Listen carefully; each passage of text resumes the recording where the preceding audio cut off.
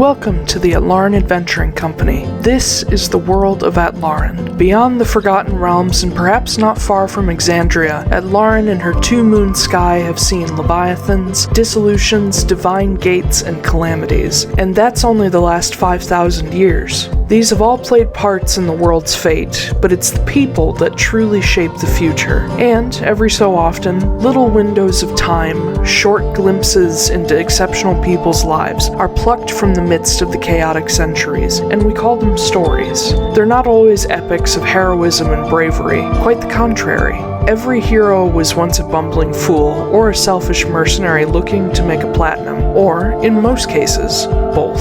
But on a far smaller scale, perhaps it is time we look at the 300 years since our last story. Much of the world of Atlaran has entered an industrial age of machines, magics, gunpowder, and most volatile of all, the printing press. Factions and nations fight for political supremacy as much with blade and bow as paper and ink, but the machinations of nobles don't mean much to our crew. In this particular window in time, it is the year 501, and despite the advancements of the world, the Antarctic continent of Frosthold is still a little behind. A trio of wanderers have unknowingly taken up a mercenary contract together, intertwining their separate threads. Each seek a form of salvation in their own way. One must undo a mistake, one must find their strength, and one must find their true place. Scrappy misfits all. This is their story, pitted against a world of danger and rushing further into the unknown every waking moment.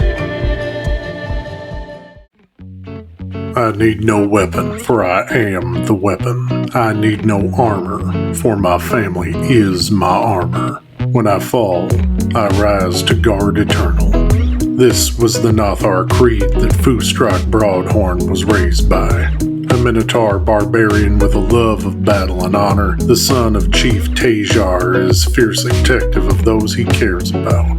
Fustrak is traveling the world to learn new fighting styles and techniques, and hoping to bring them back home to Garrett Eldathas. While not exactly smart, Fustrak makes up for it in brute strength and tenacity on the battlefield.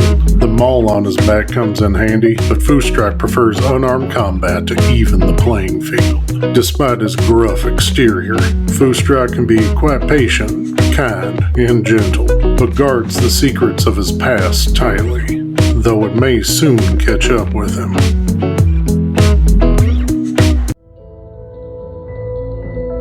If you're ever in search of polite company and good conversation, perhaps Magda Renly won't be your first choice.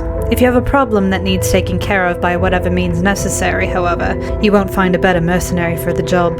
Hailing from the beyonding woods of Amnoblin, Magda has traveled the world under the employment of the Atlaran Mercenary Company. She's a human blood hunter who acquires her abilities from special concoctions taught to her by the Guild of the Gate. While she has served the AMC for many years, anyone who comes across her may get the distinct impression she has no interest in niceties and kissing ass to rise through the ranks. Even so, Magda knows that in order to achieve her goals, she needs the AMC and the Guild. If she'll ever be able to stop looking over her shoulder and finally start looking forward, she needs to play the game. But she'll be damned if she lets herself trust anyone again.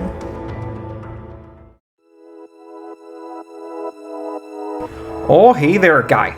My name is Noah Nicholas Nesbitt Barago, which, is probably too many names, but Ma and Dad couldn't pick one they liked best, and even after all that effort to choose one they they ended up calling me Nick, wouldn't you know? Even my babysitters growing up, old Alma and Candy, called me all sorts of things because Christ, they had a lot to choose from, didn't they? Half the time I don't even know who anyone is talking to, but I answer anyway because I just like to be helpful. Okay, where was I? Oh yeah, you can just call me Noah. I grew up in a sweet little suburb of Port Midcord called Reese's Ridge, and I tell you what, I wouldn't have it any other way. My parents have a successful little potion shop that I helped out with as a kid. My dad was doing crazy experiments with the potions while Ma was tinkering away on whatever she could find. I remember some of the other kids while I was growing up, they would come to our neighborhood barbecues and bring their toys over to show off. Why, this one time I accidentally melted poor Patty's new doll, and boy did I feel silly. After that, you can sure bet I got a good lesson in potion safety. Well, once I got older, I traveled around with the Phelan caravan since, they were good friends of the folks, and I learned a lot more on my travels. Now, after traveling so much, I've helped the folks expand the business and, created a few more things that we can stock in our stores. I came to Frosthold in search of some rare ingredients and make some new, potion things with. And I'll be darned all the heck if I'm not gonna come up with something cool to show Mom and Dad next time I come home.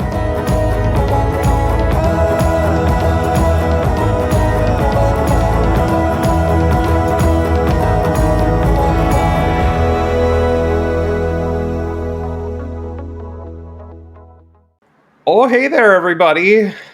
Hello, everybody. I was looking at your face like, I kept forgetting to unmute myself, so yeah. Hello, everybody. Welcome to the Atlaran Adventuring Company. I'm your Dungeon Master, Taylor Wallace, and joining me, I have Astrid Knight. Hello! Who's not paying attention. I'm sorry. It's okay. I got into a Twitter fight. Oh, Jesus. If you need backup, just let us know. We will stop. Oh my God. the stream. Oh, I'm blocking this guy. That was Okay. literally the most, first grader face I've ever seen you make. I got into a Twitter fight. And then I hit her. We also have Blake Wolf. Oh, hey, guys. Hi. It's me. It's you! And we me, the Good Lord, Wolfie. we have Zach Gale. Howdy. Thank you. Oh, boy. All right. Also, Astrid, if we need to pause the stream so that we can hear all the details of this Twitter fight, no, we're not going to do that. But Don't do it. Oh, it's fine. It's just someone saying my uterus doesn't matter. It's fine. Oh, God. Let's not talk about the real world today. Yeah. I am on your side as a also haver of uterus. Yeah. For the next 4 hours, we're in Atlaran, not Texas. Yeah. Yeah, here, if anybody tries to take away your bodily autonomy, they get their dick cut off. All right. So, last time, I wrote a much shorter recap, so hopefully it won't take 15 minutes this time. Okay. On Orn the 17th, you guys arrived on Rolegur Isle, in the late afternoon, with the captain of the fishing vessel refusing to step foot on land with you. Because, Isles, curses, that kind of thing. Oh, that's like the beginning of Jurassic Park 3. Right? 2. Just kidding. You guys collected water and a fish using a bra and a gun. Yes, we did. While you guys were setting up camp, Noah discovered a strange flowering vine that would shoot crimson sap that freezes upon sudden movement. You also made a fog bomb. I have dubbed it. Actually, I haven't named it yet. I'm going to think of a very gross name for it, though, so be prepared. In the night, you guys were stalked by a mountain lion, a gigantic mountain lion, because megafauna, and found a strange white dryad thing at the edge of the firelight, only for both to attack you once Noah tossed a light stone at the dryad. You guys did manage to take care of them without Jasper getting completely turned to ribbons. And Noah came away with spores and such from the dryad thing. And you guys also got a giant cougar skin. Got a big old cougar skin. Noah, Someone say at my age that I have cougar skin, but... Good Lord. Shish. Noah, using an experimental elixir, was able to hover up and see over the island, and you spotted a spire in the distance, surrounded and topped by lights, and you saw what was probably Verndhjarta Isle in the distance, completely shrouded in fog. The next morning, Orn 18th, you guys traveled fairly safely to a hilltop near where you saw the spire, but it was gone. And that night, Jasper woke you up to see it had reappeared, and a small figure was lugging bags of some kind of feed to the edge of a torch circle around the spire.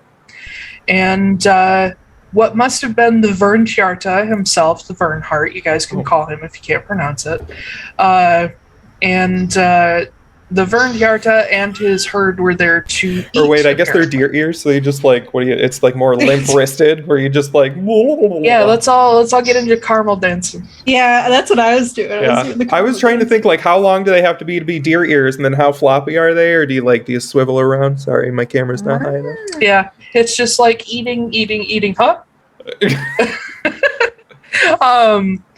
That's what I looked like when I ate too. You guys watched for a while until the spire and the figure disappeared again. The Verndhjarta remained briefly to dig around in the dirt where the spire had been. What are you doing? And he looked across straight at you guys. His horns his antlers flashed blue, and you see all these hooked points on it. And he disappeared into the fog with his herd. You guys did notice in the night that pretty much all of the forests and lowlands of the island were completely covered in fog. Mm-hmm. You guys were out of the fog, being on a hilltop. So the morning of Orn the 19th, you guys have woken up and you've made plans to travel across to the other hilltop and wait for the spire to reappear, if I understand correctly. Yeah. So, as you guys wake for the day, everybody give me a perception check. No. Oh, that's going to go really well. Oh, yep, it went really well. 8. 9. Nice. Oh no, nat 1. Oh, cool. So for a total 8, of 4. 9. Nice. All right. There's nothing. It's the island is gone. Who had the 9? Magda. Okay. Not that it makes a big difference. I just want to know who had the highest. As you guys wake up in the morning, you do notice, because it's obvious, that the forests and lowlands are still covered in fog, but it is starting to burn off, at least out away from the trees. You see once again the little ancient stone village that you guys previously spotted out on the north end of the island being overgrown by trees. And looking across to the other hilltop, you can just see it as the fog is like rising and burning. You can just barely see the other hilltop still completely bare, as it was at the end of the night. Okay. So, what are you doing? All right. Well, I gotta put on my Magda voice. Well, we have to, we probably want to be there when that guy shows back up. Yeah. Probably be wise. So, do we want to go there now? Do we want to kind of take our time? What do we want to do? Well, first I've got a couple of things I'd like to do, but maybe we can collect some more of that weird squirt vine sap. Last time we did that, we got attacked by plants that looked like people. So, just so you guys know, considering the valley between the hills, it'll probably take you like 4 hours to get to the other hilltop, assuming nothing else happens. So you would probably reach there by like noon-ish.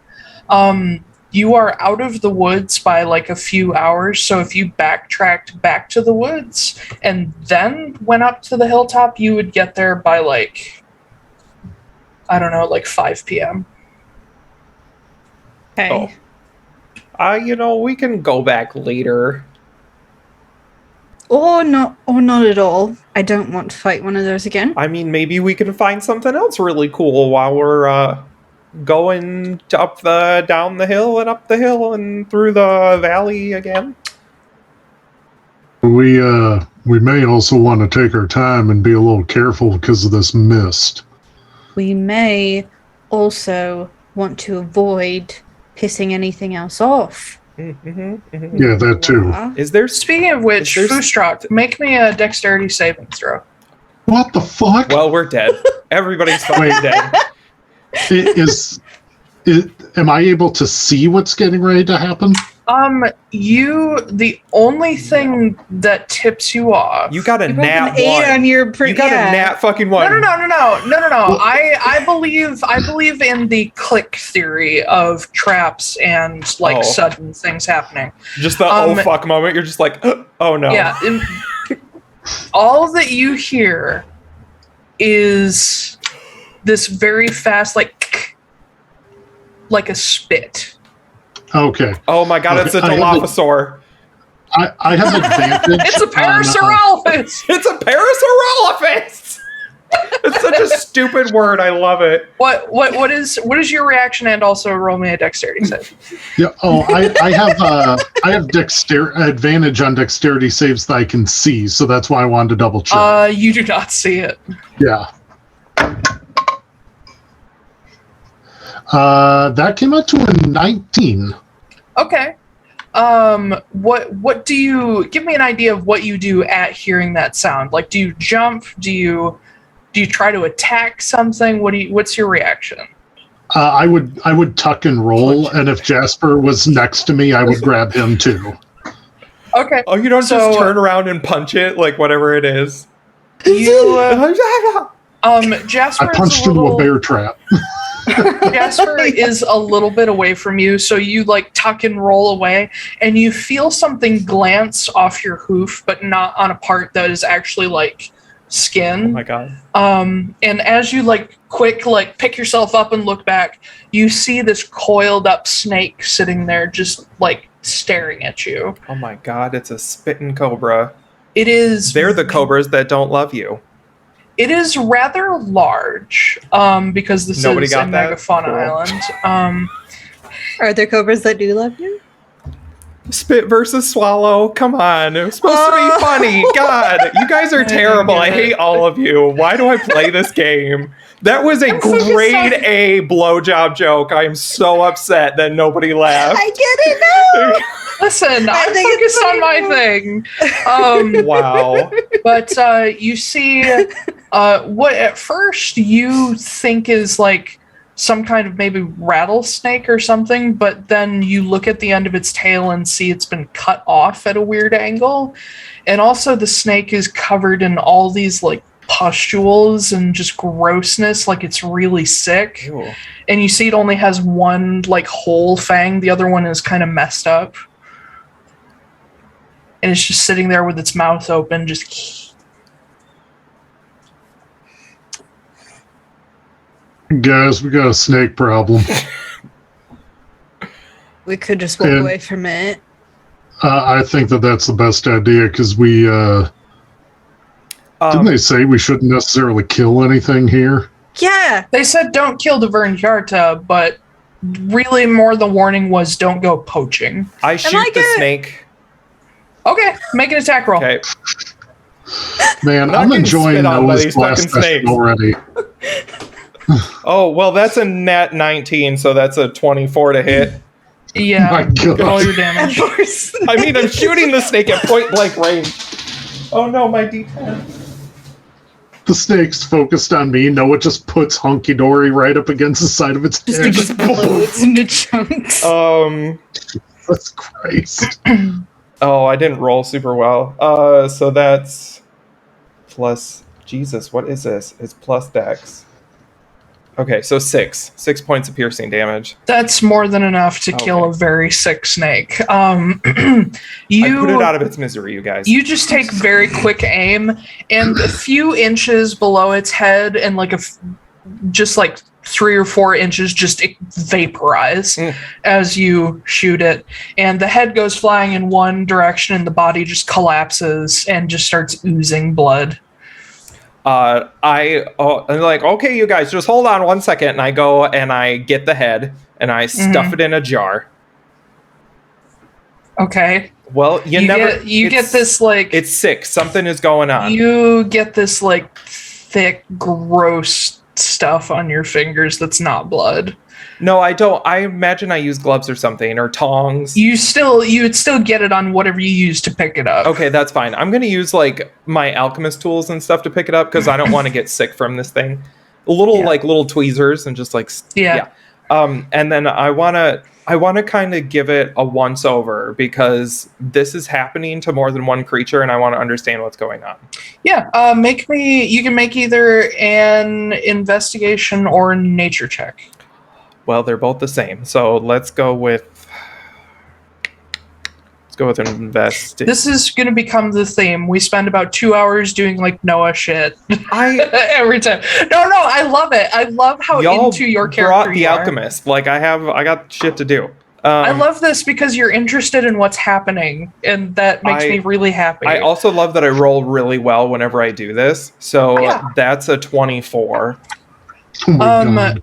So the head itself looks like dead snake. Some of the damage is like this snake is an older snake, so some of it's just like natural damage over time, maybe fights with animals. Mm-hmm. But the more recent, like sick looking like evidence on it is the body has these weird like blisters under the scales that are just, some of them are just oozing this horrible thick yellow liquid.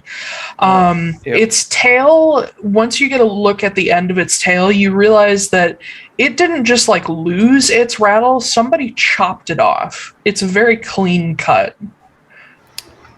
How am I going to make maracas? I'm never going to be able to dual class and bard at this rate. Just put some seeds inside a coconut. You'll be fine. Yeah, there you go. I have your potions. Yeah, there you go. I can just Okay. Anyway, continue. I'm sorry. Am I the only one who doesn't want to keep getting attacked by dryads or whatever that thing was? Did I know that was a dryad last night? I would say by the end of the fight, once you realize it collapsed into like seeds and spores, you're pretty sure it was a dryad. If we keep doing this, we're going to not even make it to the Verndhjarta. So in the distance. No, I'm kidding. Jesus. But Helena told us to figure out what was going on to get information. So this seems like a thing that shouldn't be happening. So I'm checking it out. Can we do that without, incurring the wrath of shit that's going to definitely kill us? I mean, the next time we see a snake that's gonna attack us, I will let you try to reason with it. Also, in all fairness, the snake did attack us first, and so did the puma. We could have just walked away from the snake. Fuck that puma. That is what I say. The puma, listen, I understand the puma, okay, but the plants, totally avoidable. Yeah, that no, snake, we ain't fucking with any plants no more. No idea. Also, what was Noah's investigation check? 24. I'm gonna give you a little something extra. Oh God. Please don't make it gross. It has syphilis.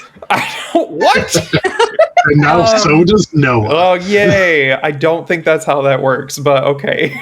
Anyway, you do notice that as you're like examining the body of the snake and not touching it too much because you don't know what's happening to it. It's sticky. You do notice that like the grass in this area is weirdly kind of short and a little bit stunted. Okay. Like typically in wild areas like this, like wildflowers and grass, wild grasses will be fairly tall, except for when, like, of course, animals come through and eat it. But it looks like this hasn't been touched in a long time, and it's still a little on the short side. And it's kind of sickly looking green. Now that you can see all of this in the daylight, it's just an off color. Is that color just here, or does that extend to the other hill? Does the other hill look greener? The other hill does look much greener, more natural. And looking out over what you can see above the fog, there are some places where it's a little more yellowed and some places where it's a little greener. It's sort of patchy. And as you're examining this, you do notice that there's signs of trees having been here like not that long ago that have like all rotted away enough to the point where you can't see them above ground anymore, but you can see like hints of root systems still left and like little mushrooms here and there. Okay. Whatever is happening here has been happening for a while. Can I also take like, I'm gonna do that cool geologist thing where they like stick a thing in the ground and take a little thing of dirt, like the little tubes of dirt. Yeah. I do that, but like I'm also gonna stuff that into a jar. Okay. How just far so down do you go? Do either of you guys have a shovel? No. I got a hoof. I mean, hoofing it might work. What Got a little do I hoof have? fingertips. Yeah, the ends of his fingertips are actually like hoof material. They're little tiny shovels. I have a Dungeoneer's pack. Does that mean I have like a You have pickaxe or something? castanets on your fingers. I'm sorry, what'd you say? I have a Dungeoneer's pack. So you should have like I've got a hammer. a hammer. You may have a crowbar. I do have a crowbar, a backpack, and a backpack. Up a pack? And I got pythons, so I can just like stab the ground with pythons if I want to. Those are meant for stone. No, I know. But I bet you they'll dig a hole. No, they're a spike. They're not a digging tool. Yeah, but it'll break it up. I don't know. Sure. Yeah. It's Looks all right. like we're doing it Foostrock, by hand. can you help me like dig down a little? Of course. Oh, Yeah, I'll help dig that hole. okay, how far are you going? 25 feet. It's gonna make Yeah, it a we'll real be here bitch all for me day. to get out. That will take. Let's go like a- let's go like 2 or 3 feet and see what it looks like. Okay, that I would say to make it so that it doesn't keep collapsing on you. This will take about an hour to get that far. Okay. Especially with having to get through like the grass root systems. That's what the pythons are for. Yeah. Or my hand axes. Yeah, I mean Those will I help can too. shoot the ground as well. Hi, baby boy. Oh, is it a baby? Shoot the ground. Good lord. A bullet actually won't be that effective against like super dense roots It's a because it'll magic just bullet. slow it down. It still won't be that effective. But yeah, you guys. Fireball, though. Good lord. You guys spend a while like breaking up like a square of ground and like pulling out all the grass roots and everything and then digging down a ways. The first thing you notice is that the root systems are super, super dense and not that deep. That's not good. Yeah. You don't see a lot of wildflowers or like wild bushes in these like more sickly looking areas, whereas in the green areas it's like super diverse plants. What you do find just below the grass roots is these sort of gray green, what at first you think are roots, but then you start to recognize them as vines from what you saw of the flowering morning glory-esque vines. They're underneath the grass. Titan, get away from the screen, please. Thank you. He just hopped up right in front of me and was like, "What do I do?" But yeah, you find some of these vines, and you see they have like little like they almost look like pustules where the blooming flowers should have come out, but they didn't because it's not above ground. And you see that they have their like little curly like extra roots just extending in all directions. You have to kind of dig around them unless you want to try to dig through them. No? Okay. No, we're not digging through them.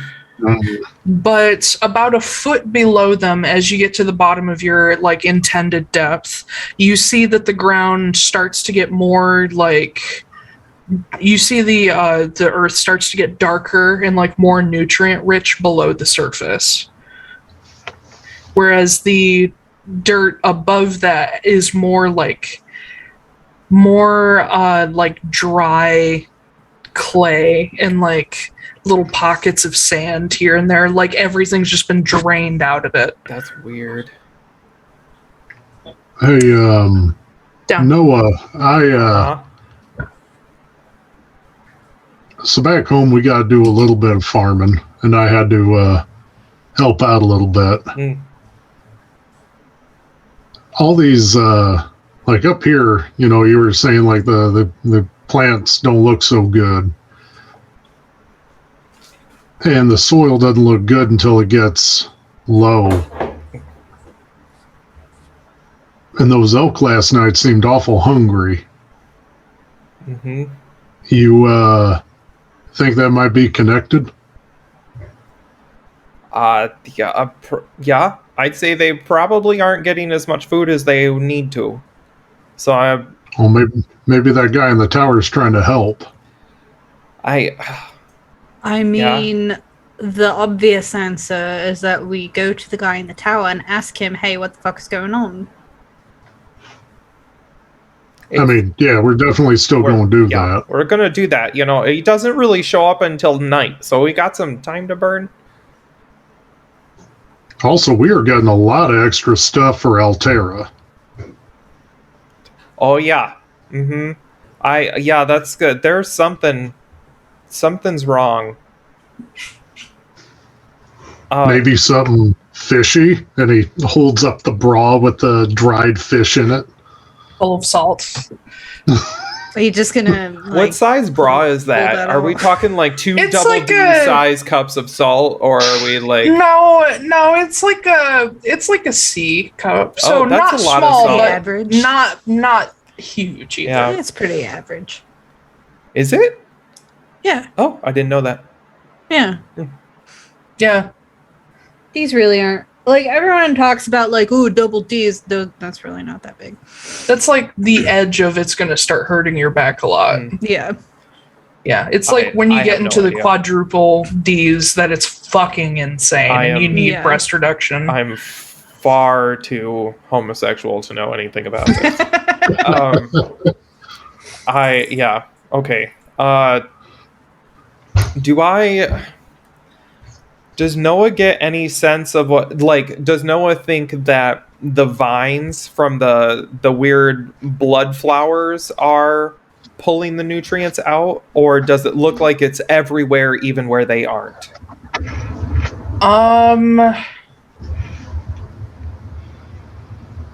Make me a nature check. Okay. Mm-hmm. That's gonna be, what is that? That's gonna be a 16. Okay. So that thought occurs to you, like, is it the vines doing this? At Corey. Yeah. I'm glaring right into the camera so that he knows. Anyway. The triple D. Oh God, Corey. Yeah, that's why I was like, no, he threw in the words honky dory instead of hunky dory, and the chat caught it saying, "Is this a racial slur?" And I'm like, Oh, no, is it's that not. why it's highlighted? Yeah. Oh, I was trying to figure out why it's highlighted. Allow. Yeah, I already allowed it. where? God damn it, Corey. I love. It's hunky dory, asshole. Well, Anyway, yeah. Also, honky is only ever used for white people. We're so who a bunch of honkies. Yeah, Twitch. we're a bunch of fucking white bread. Excuse you. I'm not. I'm like 1/47% something else. Sorry. Maybe. I'm actually 2% freckles, so my skin tone is much darker. I have like 1% moles, so clearly. No. Anyway. I need to stop looking at chat. Anyway, the thought occurs to you, is it the vines doing this? And you start to sort of dig around in slightly more green patches just below the surface of the grass to see if you can find vines. And in the areas where you can't find vines, it is a little greener. Okay. Okay.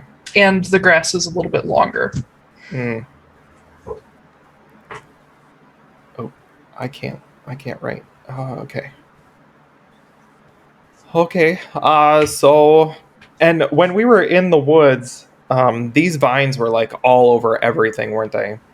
And they had the little fingers coming off of them because they're parasitic. I said that immediately. Doing a lot of this now. Little curly fingers. Yeah, they have these underneath the grass too, and they like curl up into the grass root systems. Okay. They weren't everywhere in the woods. It was like 1 out of like 7 trees had them, but they did like grow across branches and into other trees. Okay. Creating almost like webs above like the average area where like animals would walk through, like a canopy. If I go back to the snake and I take a look at it again, especially the blood and the pus and like all that stuff, would anything about it make me think that they're connected?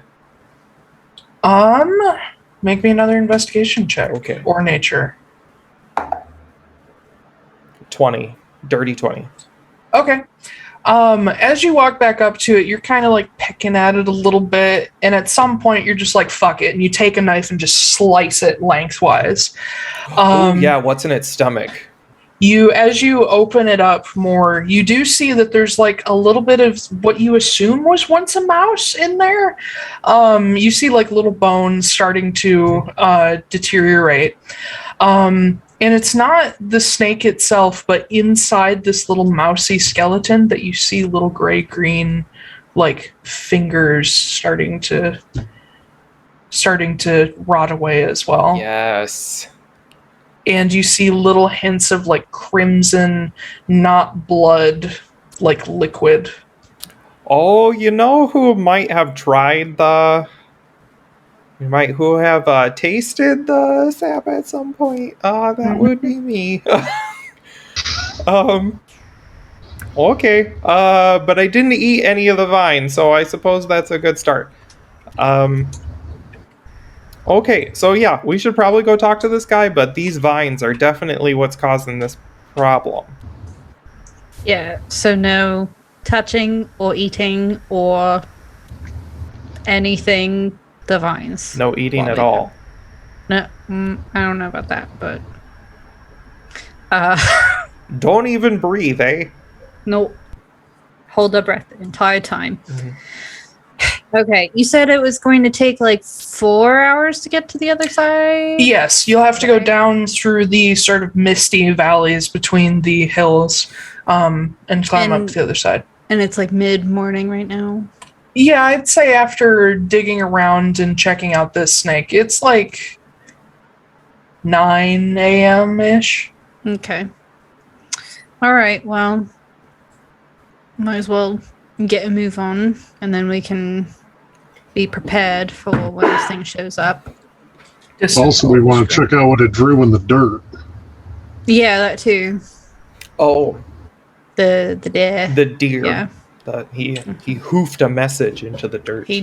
Maybe. Or he could have just been a deer and was doing like the deer thing, where the deer thing. You know, where they kind of like mock their hooves a little bit. They do that. Yeah. Like, especially in rutting season. Yeah. Oh. Where they're kind of like back the fuck off, yo. Oh, you mean when they're doing the sex tap? Is that the sex tap? That's what it is. They walk up to see what happens. Noah is taking this over. Let him do Don't correct me. No, you see what they do, and this is really weird. I learned this back in Reese's Ridge on a camping trip with my school. We went on a field trip to the woods, and they You're They no told us- Elkin Harris anymore. They told us about the deer. They go out to the woods when they're feeling kind of sexy, and they find a big rock, and they slap their hooves on the rocks to let the other deer know that they're in the mood. And then they all just come running. And then if you hear a lot of taps on the rocks, that means there's a lot going on in the woods, and you should probably stay out, because they can be sort of grumpy when they're doing that kind of thing, you know. Ooh. Again, whenever you open up your mouth, I don't believe anything you say. Oh no, it's the honest to one of the gods' truth. Okay. Who Yeah. do I worship? I don't know. Do you? Do I? I mean, you're from Midcord, which means the nearest temple to you is actually the Temple of Diana. Oh yeah, that's the honest to Diana truth. The Praise actual... her. The High Priestess of Diana is technically the leader of Midcord, so yeah, sure. Mm-hmm. Right. We'll go with that. Cool. All right. Well, if we hear a bunch of tapping, best not go. Whatever. I leave. I throw up. I know what you're trying to do. Yeah. Hear a bunch of tapping, best not go weapon. Oh no! If there's a tapping, there's a bunch of whapping. Yeah. I was more doing like a game grove segment, alright. Oh my god. Can you imagine Anyway. just walking into the woods and hearing like the Servine version of a WAP? Oh my god. Actually, Strumming on a all I'm thinking lyre. of is the Bad Touch Now by like the Bloodhound Gang. Like, you and me, baby, ain't nothing but mammals. so let's Anyway.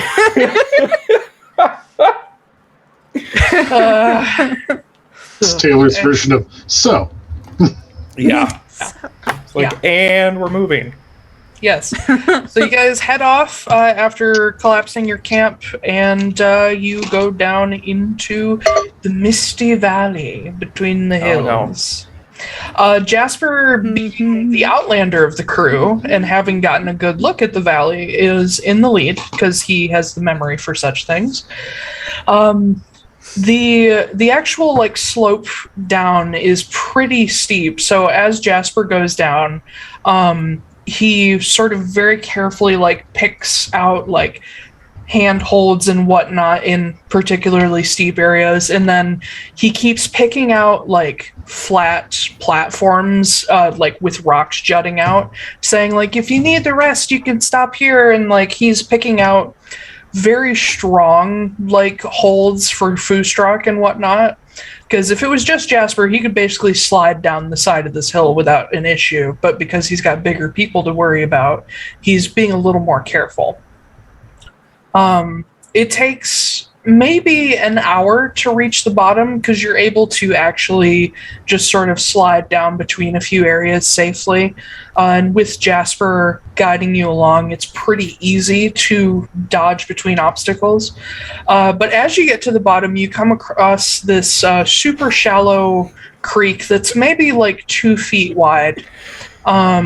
And as it flows through, you can see all along the banks are longer, greener grass than in some of the other areas, and like wildflowers and even some saplings starting to grow here. But you see that some of the saplings are already twisted up with these gray-green vines that are starting to grow out these little finger-like roots trying to reach for other plants. So it's like you have a little pine sapling that is almost turned into like a bare bonsai-esque looking monstrosity just by these vines trying to reach off of it. Mm-hmm. And you see the the purple flowers with growing all over the place and just all aimed in different directions. You do see in the creek that there are little teeny tiny fish, like of all different colors, just swimming along. But otherwise, this area looks like it hasn't been that badly affected yet, and the water is crystal clear. Jasper sort of hops over and begins making his way up the other side, which is much steeper to the point where he's having to actually hand over hand climb. I need you guys to give me athletics checks. Oh, hell yeah, I'm so good at this, you guys. Oh, I am so good. Oh, that's gonna be a 5 minus 1, so 4. Nice. 16. 9 plus 7, 16. All right. So with Jasper, Fustrock, and Magda, you're able to make your way up steadily, but not nearly as fast as Jasper, because obviously he's smaller and just quicker. But after he does that 10 thing that minutes, kids do on the stairs, where you're just like Yeah. on all fours. Yeah. Yeah, Yeah, kinda. totally. Just kids. No, I know. As I do soon as too. I find stairs that are steep enough, I do it every time. Mm-hmm. But after 5-ish minutes or so, you all look back to check, and Noah has managed to slide back to the bottom a couple times. Oh god! Oh. And because you keep sliding down, your boots hit the mud next to the creek, and then it gets even harder to climb. And at this point, Jasper looks down and is like, "Do you need help, Noah?" Yeah, how you doing, Sport? Oh no. I'm doing okay there, champ. It's just it's a really tough climb. I have a rope. Can I throw down a rope to him? I was going to do the same thing. Yeah. Jasper slides back down a bit to Magda, who's the one right below him, and he says, "Yeah, give me your rope." I give it to him. And he takes it, and then he pulls out one of his daggers, and he jams it into a crack between two rocks, and he takes out he grabs another rock and sort of hammers it in, and he ties the rope on. He just starts sliding down the hill toward Noah. You know who has a Dungeoneer's pack with pythons in them and ropes and things? Yeah, you can use them the rest of the way up. You guys can use them on the rest of the way up. Okay. But yeah, Jasper slides back down to you, and that pretty much uses up Magda's rope. But he has his own as well. So he gets to you and sort of hands you the end of the rope and is like, "There you go." Okay, thanks. So if you guys start using pythons, go ahead and make me new athletics checks with advantage. Is Lorcan keeping up too? Yeah, I almost forgot about Oh my it. god, Yes. I forgot about Logan. You know what? Fuck that guy. Yeah, he's managing. He's my God. not an outdoorsy guy. Oh my god. Even though he's a nature lad. Yeah, I was about to say. He's not. No. He's not a camping guy. What? Did you get a with one? advantage, it's another 4. Oh god. This is So this is gonna be it. This is where Noah fucking dies. He's like, I'm stuck between two hills and I can't climb them. Go ahead, I'll catch up. No, it's okay, I have you to guys. eat the I'll vines. see you in the afterlife. Okay. So as you guys keep on going, and Magda would be in the lead, so it would be you driving in pythons as Jasper is sort of climbing up and down between you guys. He's overdoing it at this point. But at some point you just hear ding, ding, ding as more pythons pop out, and Noah starts sliding back down, and Jasper's like, "Oh fuck." This is the worst scene in Homeward Bound, where you're like, please get out of the fucking hole, you guys. Fustrock, can you just carry him? I mean, I was going to say that if we get up to the top, I can just pull him up.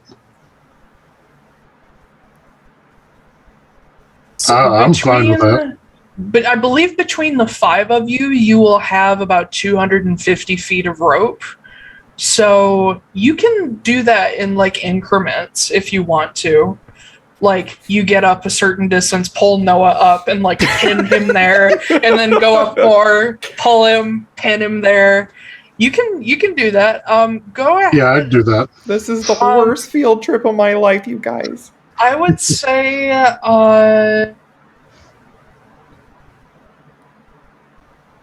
I would say, Fustra, go ahead and give me a new athletics check with advantage for how well you manage to pull Noah with you.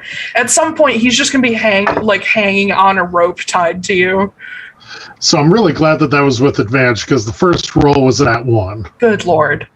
The second one ends up coming out with a 17. This is where Noah dies, you guys. This is it. You guys manage. Noah, at the very least, when you pull him up a ways, he can like cling in place, and like Jasper stays with him to make sure he doesn't fall. Lorcan can pretty much take care of himself, but it's Fustrak who's doing like the most work of like climb, pull. At some point, the cliff is so sheer that Fustrak, you just tie the rope to your waist and just free climb up to a ledge and get Noah up there.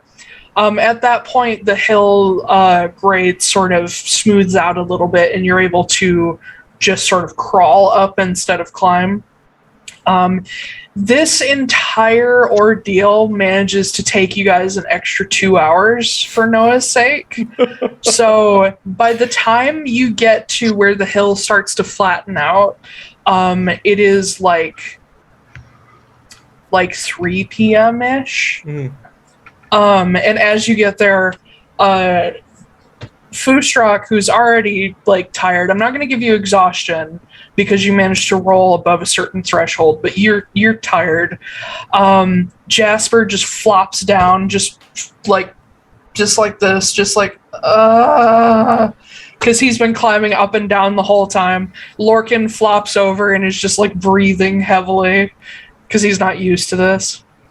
Perhaps we've earned a little bit of a break. Short rest, if you would. Noah, you've got most of your energy still left. Oh yeah, I'm fine, you guys. That was great.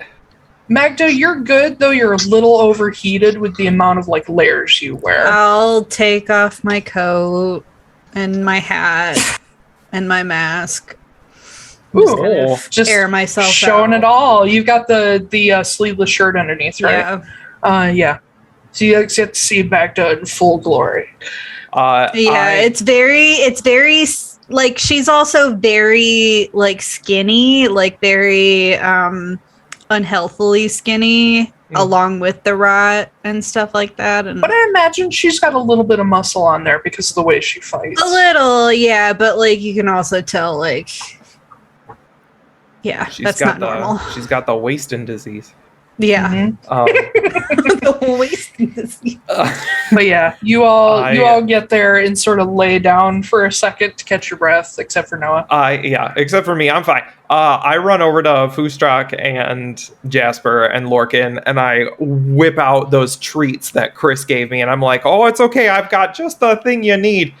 I just stuff them into each one of their mouths. I'm like, "It's okay. Just eat the carbs. It'll help." Yeah, Jasper's like good with it, but Lorcan's like, if I eat one of those, I'm gonna throw up. Maybe like, that'll help. Save it. No, just save it for me. I'll eat it in a bit. I give Fustrak and Jasper one, and I also eat one because why not? Yeah, I've got so many treats. Just drinking water. Hydrating. Oh, I didn't even offer Magda one because I know she's still got like the last 3 I gave her. Yeah. But yeah, at some point Jasper picks himself back up and is just like sort of stretches everything out, and he's like, "Okay, are we camping here tonight, or are we planning on moving again?" Depends on how this interaction goes. Okay. The person in the tower, I guess.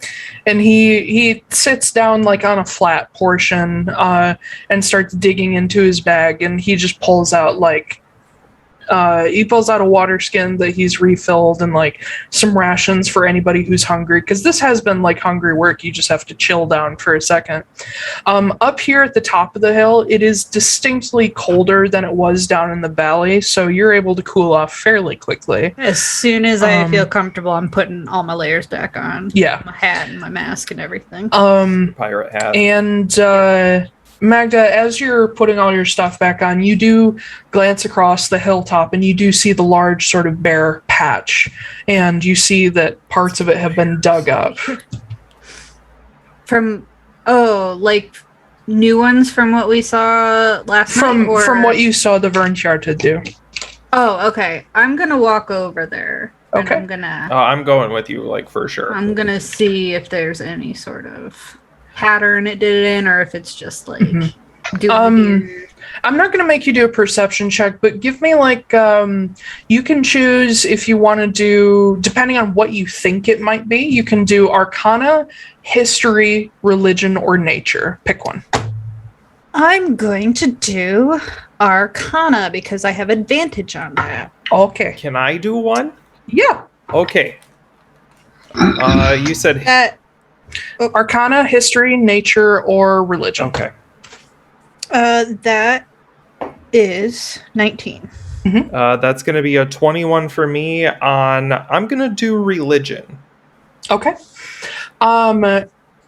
So, Magda, as you step up to it and look at it, approaching it as if it may be magical, the first thing that strikes you is that it does have some of the similar elements to magic circles that you've seen casters use. Teleportation. There are bits and pieces of it that do remind you of a teleportation circle, but it doesn't quite look right. There are several elements missing from any circles you've ever previously seen. But what you do see written in it is not just like arcane runes, but words. And you read Thunar, correct? Yes. And then Noah, you do as well. I think everybody in this group knows Thunar. Yeah. I believe so. Yes, except for Lorcan. He's not from here. He doesn't need Thunar. But as you're looking over it, Noah chose Religion, right? Yep.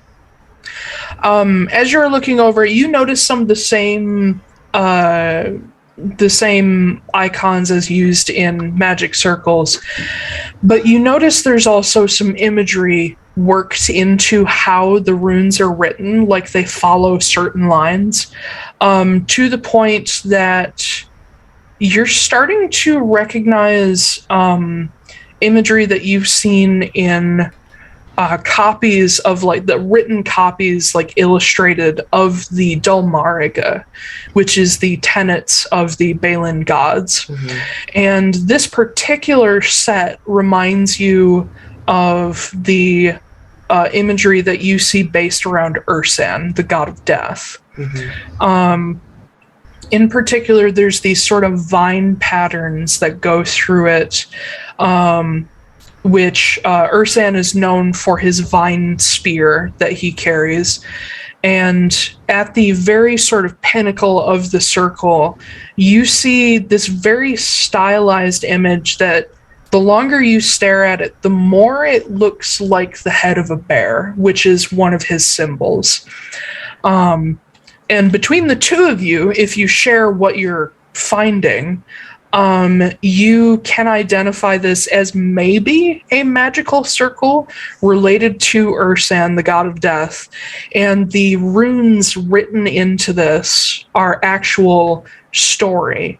And you see laid out, I don't have the specific wording to it, but you see laid out essentially the anchor of Ursan is being uprooted.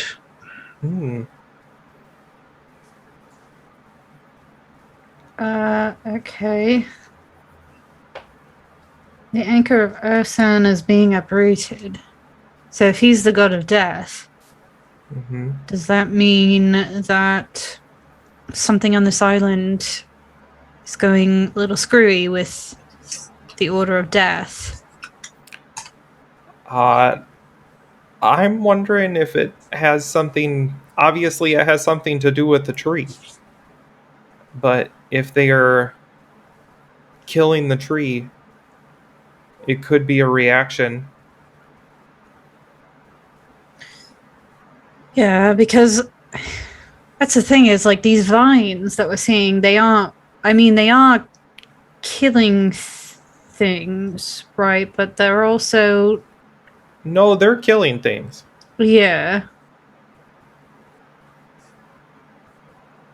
They're so the little tiny roots that are coming out and attaching to other plants, they're sucking the life out of the plants. Yeah. So That's what I'm saying. they're Like destroying everything. It isn't that nothing here can die, but there's something. Is it just death that Ursan is related to? Ursan is the closest thing that Atlaran has to like an elemental partner. He is considered the god of death primarily, and then balance specifically of nature. Oh, okay. So the whole ideal behind Ursan, and Magda would be fairly familiar with this because you're from literally along the Pilgrim's Path in Amnoblin. Ursan's entire thing is the balance between the natural world and death recycling into life and so on and so forth.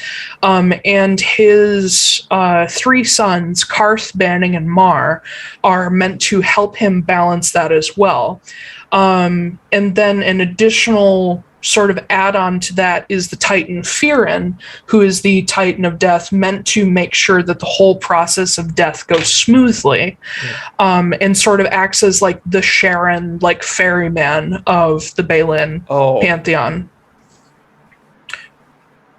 I forgot that's pronounced Sharon and not Charon. Yeah. And I was like, who's Sharon? It's the secretary on the 3rd floor. She's a bitch. Yeah, she's terrible. He is sort of the ferryman of the ferry person, I guess, of the Balin pantheon.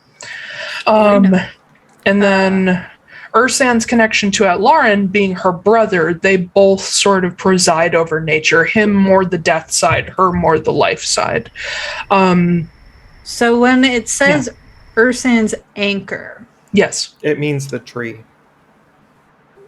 The big tree. The Awaz tree, yeah. Yeah. You have heard, being that you ask, you have heard people refer to the Awaz tree as an anchor tree. I think I do remember that now, actually. Though no one knows for sure if the Awaz tree is the actual anchor tree. Okay. It's just a real big one. So this whole time that we've been on the island, there's been too much fog that we can't see the Awaz tree, correct? Yeah, you cannot see anything but the very shore of Verndhjarta Isle at all. Even when Noah flew up there, it was shrouded by fog. It was shrouded by fog. It wasn't just gone, right? It is fog, yeah. Okay. The thing you've noticed on Rolegur, because Vern is a separate, smaller isle, Roligur's mists sort of ebb and flow. So during like the high point of day, the mist will burn off until like late evening, but then it comes back in the morning. Verndhjarta Isle, the mist has not burned off the entire time you've been here. Okay. And it's sort of hazy. Mm-hmm. Okay. Lore. Yay. Obviously. And now we can give it to Lorcan. What can we give to Logan? No, nothing. Lore. I was being stupid. Oh, lore. He's the lore Okay, master. Logan. Okay, so obviously there's something wrong with that tree then. Yeah, I would say so. Okay. Great. That'll at least, give us an idea where to start. Yeah. Well, we'll wait for the tower to come back, talk to that person, and then I guess if it's on the other island, we can't really swim that way unless somebody has a boat. But you do know that there's a bridge. Oh, there's a bridge. Or there might be. You've heard that there's a bridge, but it's been there for a while. Okay. Or, all we have been tasked with is to let Helena know what's going on. So if we do find out a little bit more details, we could just go back to her and be like, hey, something's up with the AWOS tree. Give us money. Yeah, I suppose we could do that. You know, if you want money, I can just get some for you. No. Okay.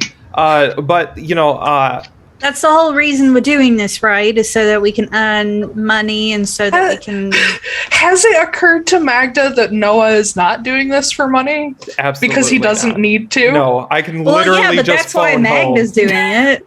Why else would Magda be doing it? She's doing it to earn the Black Cast Gorilla. Like, yeah. I'm doing it to get my bird eggs. So, you know, you can do whatever you want. But... like, it's just the way you said it. Yeah. Well, you know, we can keep working on that. But the Altera guy, he wants more information about this place too. Yeah, so we can tell him that too. I suppose. Don't you think she would give you a lot more of those bird eggs if you maybe fix something while you were out here? I guess it depends on her supply. I mean, she's got a whole bunch of birds. She has one bird. She has two. She has a mated pair. She has two. She's got birds boinking in the back. And they only lay eggs once a month. Maybe they've been laying eggs for the past 700 years. Also, if they're mated pair, then most likely one of them is male, so it doesn't lay eggs. You don't know. Maybe it's a seahorse dad. Maybe. Yeah. Which means he still doesn't lay eggs, he just holds them. Mm-hmm. Whatever, fine. But, you know, maybe if we fix a little bit, she can help us more, or point us to somebody who can give you more of your bird eggs. I love that Ash has gone from the exasperated, everybody have fun, Mom, to the just, let me go home and drink, Mom. Yeah. Oh, yeah, you've done a complete 180 on the Yeah. momness. Magda's definitely Still mom, though. a wine mom, where it's like, for sure. all right, let's... And Fustrak is her long-suffering husband. Whatever. I mean, And Noah's the kid you have to take to ballet 6 times a day. Yeah. And fucking Jasper's the only good one, and then Lorcan's the fucking useless friend that they brought home whose parents kicked him out. Yep. Yeah. you know, you are also saying this, Noah, supposing that we can actually fix anything. Exactly. I mean, I don't know if we can or not, but we can at least take a look. If this is all, I mean, yeah, we can try, but like, if this is all God stuff, what are a bunch of assholes like us going to do about that? I mean, are you sure you don't want to, like, make a deal with them or something? Also, isn't that kind of the deal that happened back on the first Obsidian Day? It's just a bunch of normal-ass folks fucking with gods? I mean, yeah, that's like the gist of it. I'm pretty sure they were like super cool and did a really good job. Not everyone. What about us ain't super cool? Not everyone can be. We are super cool.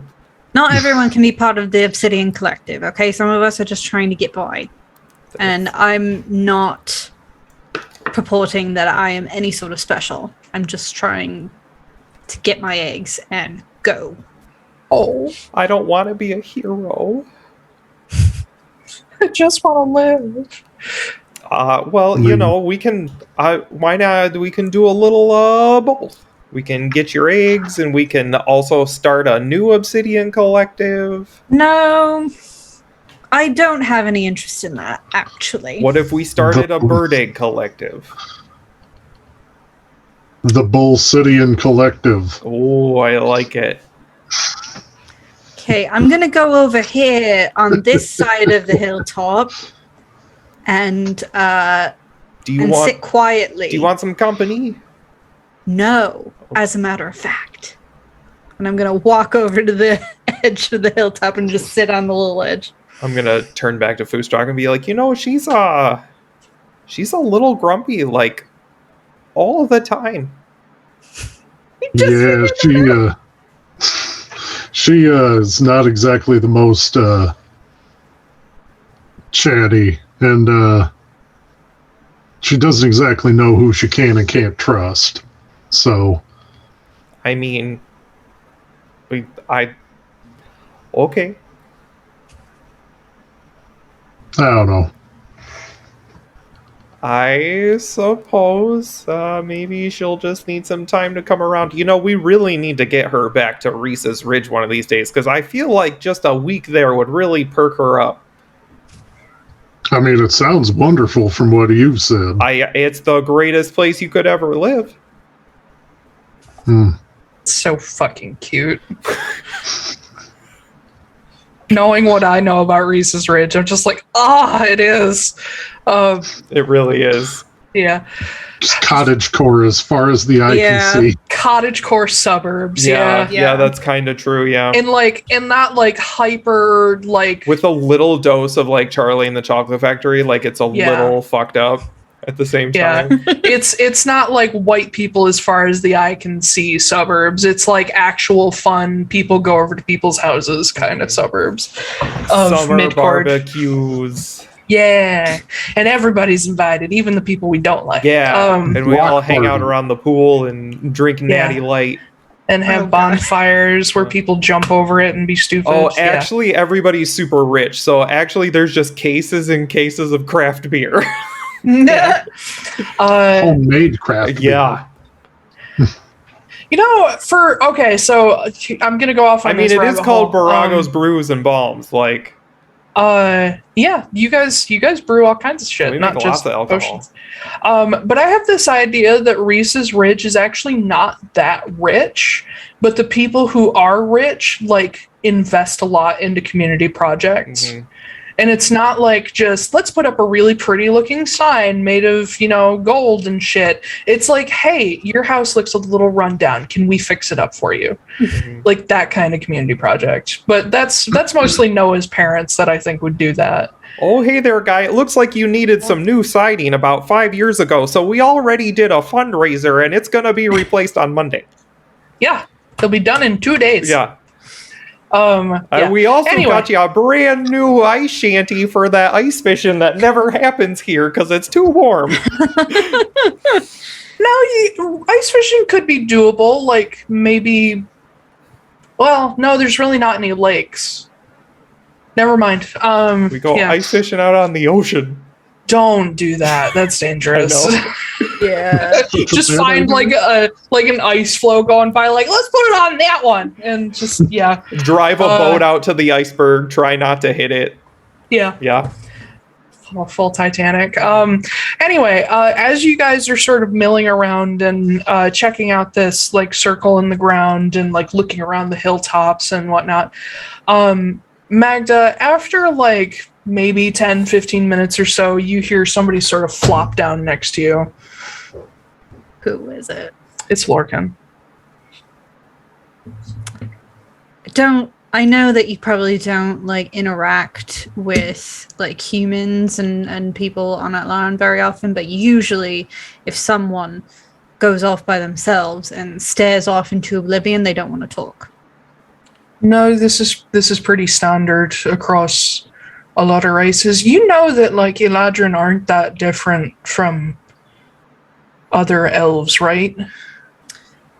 Well, I don't know. You said you've never been here before, so just thought... Yeah, but there are humans and wood elves and halflings and all that sort of thing in the Feywild. Great, so you're just bugging me for no reason. No, not for no reason. I didn't figure I'd get too much of a chance to actually talk to you one-on-one with all those, with those two chuckle fucks back there. Jasper's pretty alright.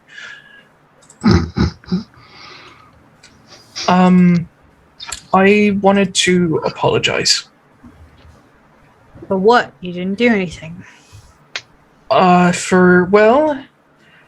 An additional apology for the things you've been through that I clearly don't know.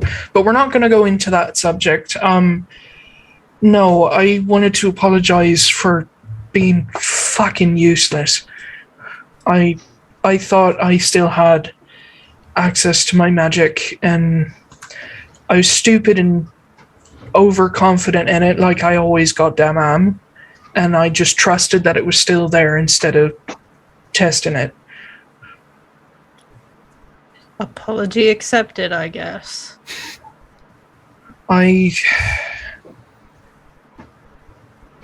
After all you told me, I wanted to be useful and not another burden, but clearly fucked that up too. So I appreciate you tolerating my presence and not just leaving me behind once you realized I was worthless.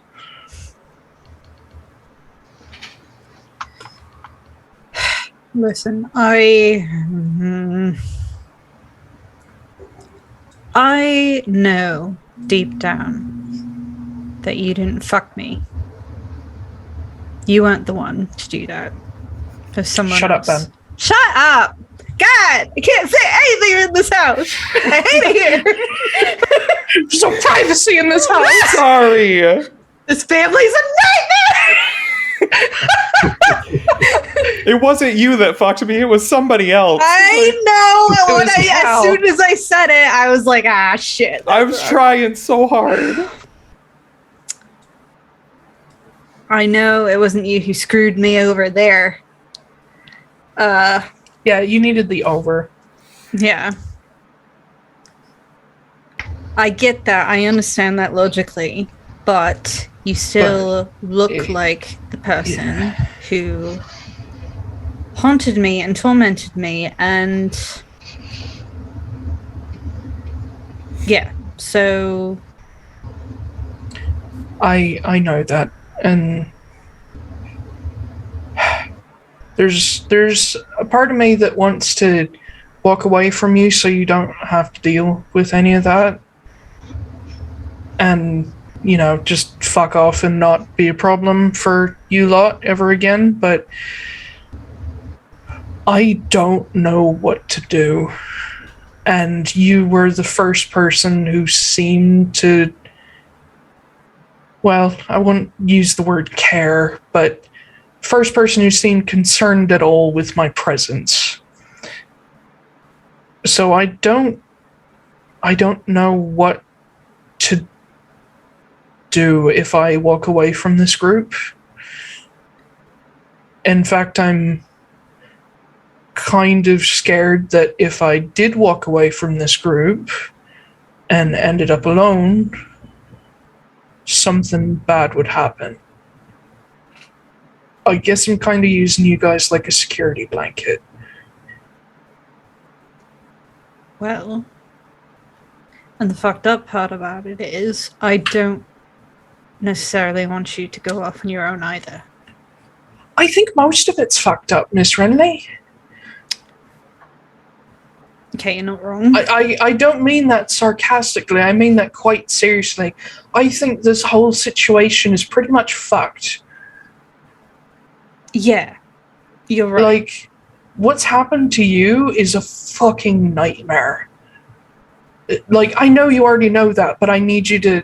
I'm trying to let you know that I don't understand, but I get it. And, like, what's happened to me is a nightmare in its own right. And I'm overwhelmed, is what I am. And I feel like I'm just a problem for you guys. And I'm worried I'm going to overwhelm you and you're going to get sick of me. So... I guess, I don't know what I'm trying to get at. I'm just rambling, trying to make myself, you know, wanted or something. I don't know. Here's the thing. I don't want you to get the wrong impression here.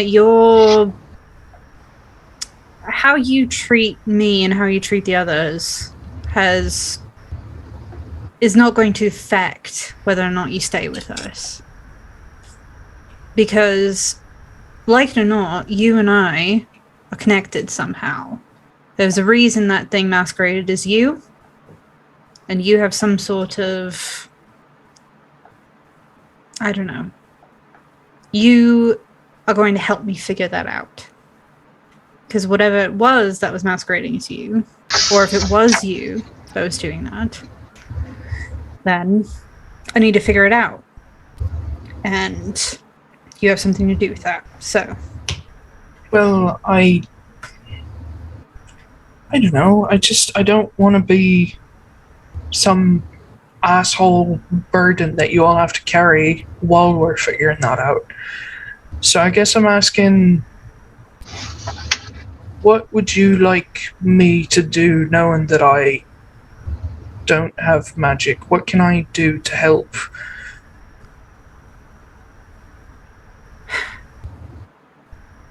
Pick up a skill.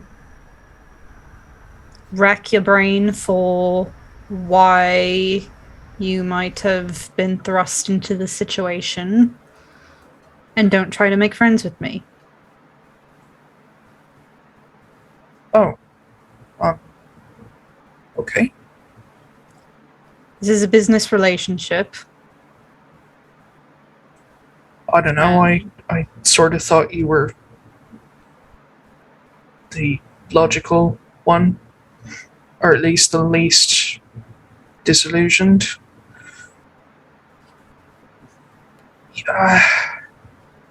You get the reality of how the world works. It's not fun and games. I don't even know this world, and I know that. I guess I trust your suspicion of everything more than I do benefit of the doubt. And what part of that makes you want to be my best friend? I wouldn't ask you to give me a title like that. That seems overbearing. I don't know.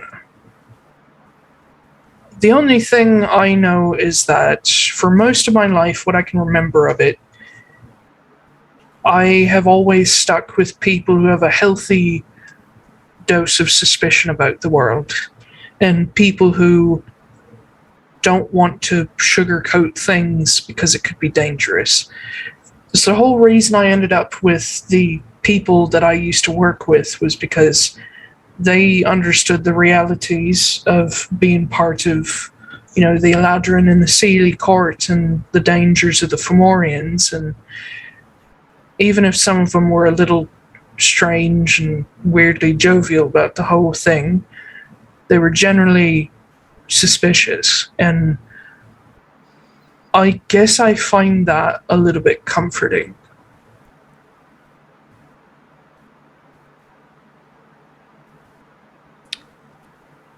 Yeah, I guess I look over at, Noah, whatever he's doing. Oh, hey there, guy. Yeah.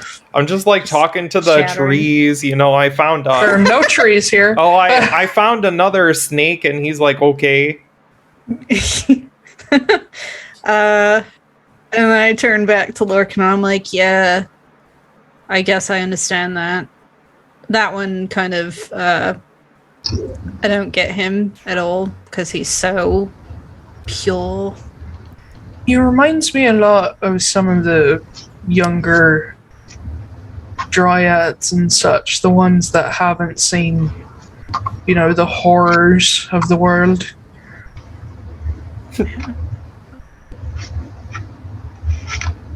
I guess it's something, but... Well, at the very least, it keeps things lively. I guess we can't all be a bunch of sad sacks, but... No.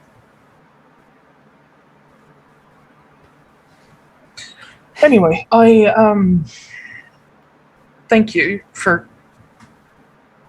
listening to me ramble. I don't really know what I was trying to get at altogether. I just felt like I should say something.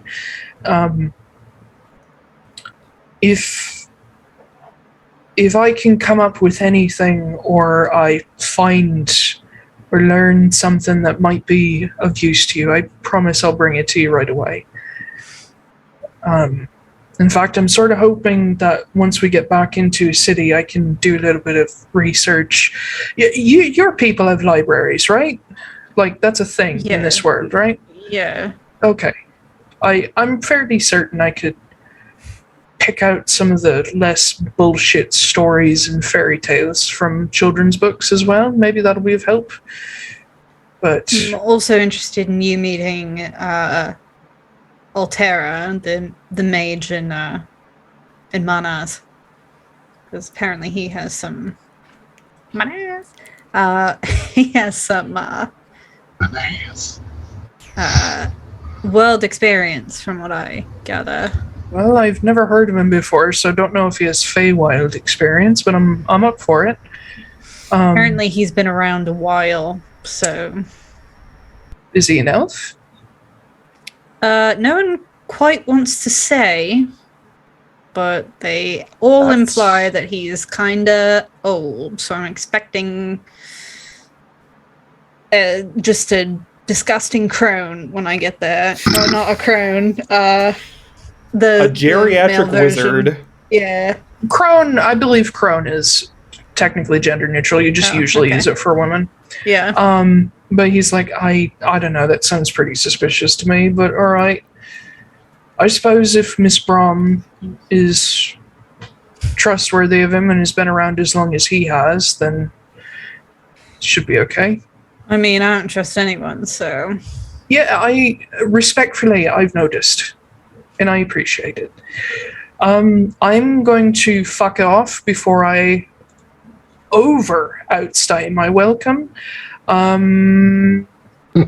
Yeah, and he stands up and walks away. Okay. He immediately approaches Fustrock and says, "Hey there, big man," and he sort of like lightly punches your shoulder. Yeah, what's up? Would you be willing to teach me how to use this thing a little bit better? And he like taps the hilt of his rapier. He's like, I already kind of know the basics, but I'm not great at it. Oh, that's got a little bit more finesse to it than what I'm used to, but I'm sure I can teach you a couple things. Fustrock just cracks his knuckles. And Lorcan takes a tiny like half shuffle back and is like, just try not to break anything. I've learned that I'm very frail. He just reaches over and pulls him in and leads him away by the shoulders. Yeah, you take Lorcan away to work on some of that. Meanwhile, Jasper has gotten very distracted and is just like digging around the place and like finding like rocks, and occasionally he comes across a shell and he's just like, why is this here? That okay, and he like takes it and like walks around, and yeah. While all that was going on, can I say that I was doing something? What were you doing? I'm trying to find a way to... I don't know if I busted out the alchemist tools. I'm trying to find a way to neutralize the blood sap. To neutralize it? Yes, to just make it completely inert. Okay. Or maybe something that'll react to it that destroys it, causes it to self-implode. Well, you know it does dissolve in water. Yes. Like, as long as it's like a slow combination, it'll actually dissolve. But if you just like slap the two together, it'll freeze. Mm-hmm. Make me a nature check. I'm not going to give you advantage on this one because this is kind of out. Okay. Whoops. Okay. I muted myself. No, I know. Nature, that's going to be 15. 15. With the materials that you carry, you just start, basically you dole out like little droplets of the sap, and then you just put different shit in each drop. The water does dissolve it, though once you sort of mess with it, the water will still freeze, though not quite as like viciously and quickly. Mm-hmm. It's a little more of a slow freeze. You combine it with like different herbs that you have that really don't do anything. You try acids, you try like an arsenic that you have on you. Damn. Arsenic is useful. Yes, it is. For several applications. Mhm. You try combining it with just a load of stuff, and the only things that seem to make a difference are water, which slows the freezing reaction. You try setting it on fire at some point, which does seem to evaporate some of it, but instead makes what's left of it condensed so that it freezes even faster and becomes more volatile. Fucking nice. Okay. So, like, if you boil off some of the liquid, it's just like pure freeze gel, basically. Yes. I am creating Bengay, you guys. Hell yeah. And the only other thing you find that reacts with it a little bit is anytime you put like sand or stone to it, it starts to steam as if it reacts like super fast with like earth, and freezes and then starts to melt immediately and just turns to steam. Okay. Did I try blood while I was at that? Do you want to? Absolutely. Go for it. I want to try a drop of blood. I want to see what it does. Okay. You like prick your finger with the needle and you just squeeze like a little drop of blood onto it. And as it hits and sort of, you see the darker red and the lighter red sort of just do that thing that you do when you put dye into water, where it just swirls into each other and eventually mixes. And then you see this like little dark spots start to form in the sap, and then you see a little gray-green shoot pop out of it. Fuck. And then another one. Oh. And another one. Oh god. Can I light it on fire to kill it? Yeah, that'll burn it up pretty quickly. It freezes in the fire and then just melts. Okay. All right, everybody. Hey, everybody gather around, eh? We got some things to talk about. There's some holy cripes, you guys. Lorcan comes back like holding his jaw, like, yeah. Oh, do you need me to fix that up for you? No, I'm fine. No, it's okay. I got some cayenne. I'll just slap it right on there. I don't know why cayenne would help, but that's what I chose. Okay. So, okay, everybody here, you guys, you all looking? Yeah. I take another drop and I sit in front of them. I'm like, all right, watch it very carefully. And I mix it with the blood and let them watch the reaction. Okay. Do you see how it's kind of starting to grow those crazy vines without any seeds or spores or anything? I'm assuming that's not good. No, probably not. And I light it on fire and kill it. It just turns into a cloud of mist. Yeah. So that would probably explain why all these creatures are starting to look pretty messed up. As soon as the sap gets in their body, they're done. They just become seeds. So... Oh my god, this is Cordyceps. It's like a version of Cordyceps. Do Cordyceps exist in this world? Yeah. Okay. I'll mention that. Cordyceps are fungus. Mushroom, yeah. Yeah. I'll mention that there's like these mushrooms and stuff that kind of do similar things to help themselves spread. So maybe there's it's possible that they're trying to infect other animals so they can spread over the land. Didn't you say you tried some of that? Oh yeah. Mm-hmm. How you doing then? No, pal? I feel great. Do I feel great? You don't feel different. Okay, I feel the same. Okay. He looks the same and everything too? Yeah. There's vines growing out my eyeballs. It's like, oh, it's fine. Slowly creeping out your ear. Yeah. Okay. I think it has to mix with blood directly, and that's not how I did it. Okay. Well, if you do start getting kind of plenty. Oh, then, yeah. It'll be fine. Okay.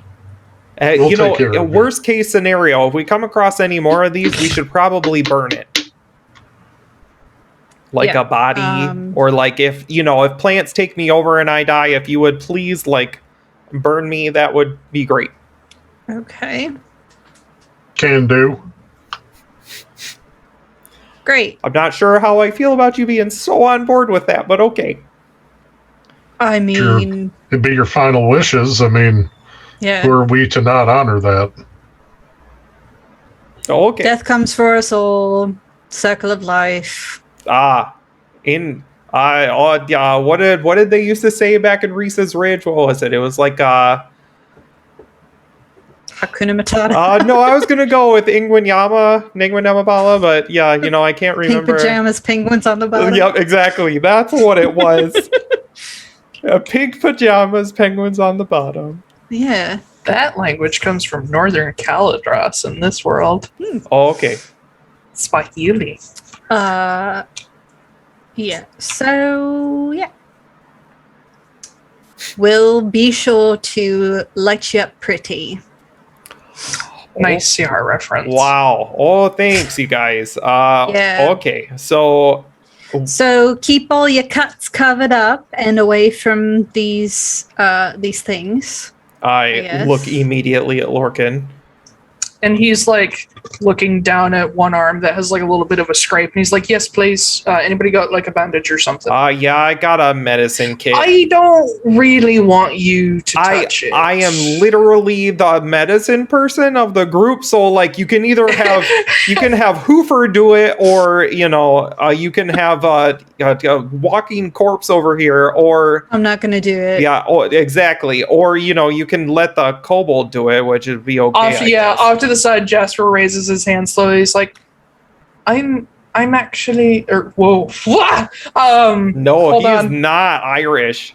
What's the gateway phrase for fucking Nord? Oh, I Well, see hey you're there. awake, eh? You're finally awake. Oh, hey there. Oh god, I'm stuck in Lorcan. Irish is so hard. God damn it. Jasper says, I can do it. I'm actually like a healer, like trained. So am I, eh? Yes, but I'm like a magic healer. You're like a potions healer. That's like It doesn't literally matter. the It's same a little thing. scrape. It's a little scrape. Why don't you play rock, paper, scissors? I don't give a shit. And Jasper just walks over and bops Lorcan on the arm, and it starts to heal. I smack him with a cucumber. Because I just have a cucumber, and I'm like, eat that, it'll help. It's a very old cucumber. Yeah, it's a little It's a squishy. pickle. And Lorcan's just like, this is weird. This, and he looks at Magda. He's like, how did you get mixed up in this? No, this is a Fucking- very well-known thing back in Reese's Ridge. Like, when you got a cut that needs to heal, you eat a pickle. I'm Believe- not from here. Well, it's the same thing no matter where you are. I lean over to him. I'm like, believe me, it was very much an accident. Sorry. My perception's way too low to hear that. Foodstruck hears it. But yeah. So you guys like, I don't know, patch Lorcan up from his little brawl with Foodstruck. It is getting toward late afternoon, early evening. Are you guys gonna stay up and wait, or are you gonna put somebody on watch, or what? Well, I don't know. Do people need rest material? I'm good. I mean, I'm okay. And Jasper kind of shrugs and says, I mean, I used a spell, but otherwise I'm fine. I'm good. You guys have been kind of like short resting for a Yeah. while now, so We can just wait up. okay. Tell campfire stories or something. Oh my gosh, I have the coolest Oh, no, story, you I guys. shouldn't have said anything. No, I shouldn't you have said already anything. started it this one day, you guys. So back in Reese's Ridge, where I'm from, which I'm sure you know As- by now. Let me cut in real quick. Lorcan like leans over to Magda and like hands you like a scrap strip of cloth, and it's just like, stuff this in your ears, it'll be better. I very casually stuff it in both my ears. Yeah. Do I notice this? So that he can't. What's your passive perception? 11. Make me an actual perception check. That's gonna be a 17. And Yeah, I can you test notice. that with my sleight of Oh, hand. yeah, okay. Oh, that's not good. 7. You notice Magda do it, and then you notice Lorcan do it as he like accidentally like stabs himself in the ear with like a nail. He's like, oh, fuck. I cast thaumaturgy to make my voice louder. Hey, bud, we may not want to be drawing attention to ourselves. Well, Yeah. then tell them to take the fluff out of their ears. I don't know what you're talking about.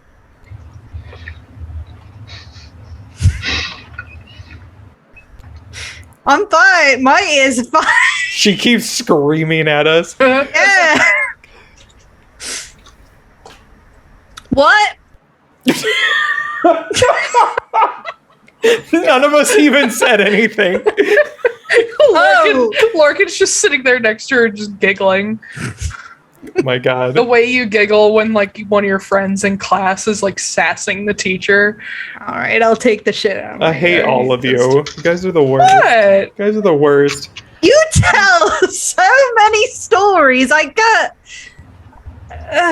Well, do you not want to hear all about all the great things that happen out in the world? And do All I the not great want to hear things. about all the great things that happen to you specifically? No, just in general.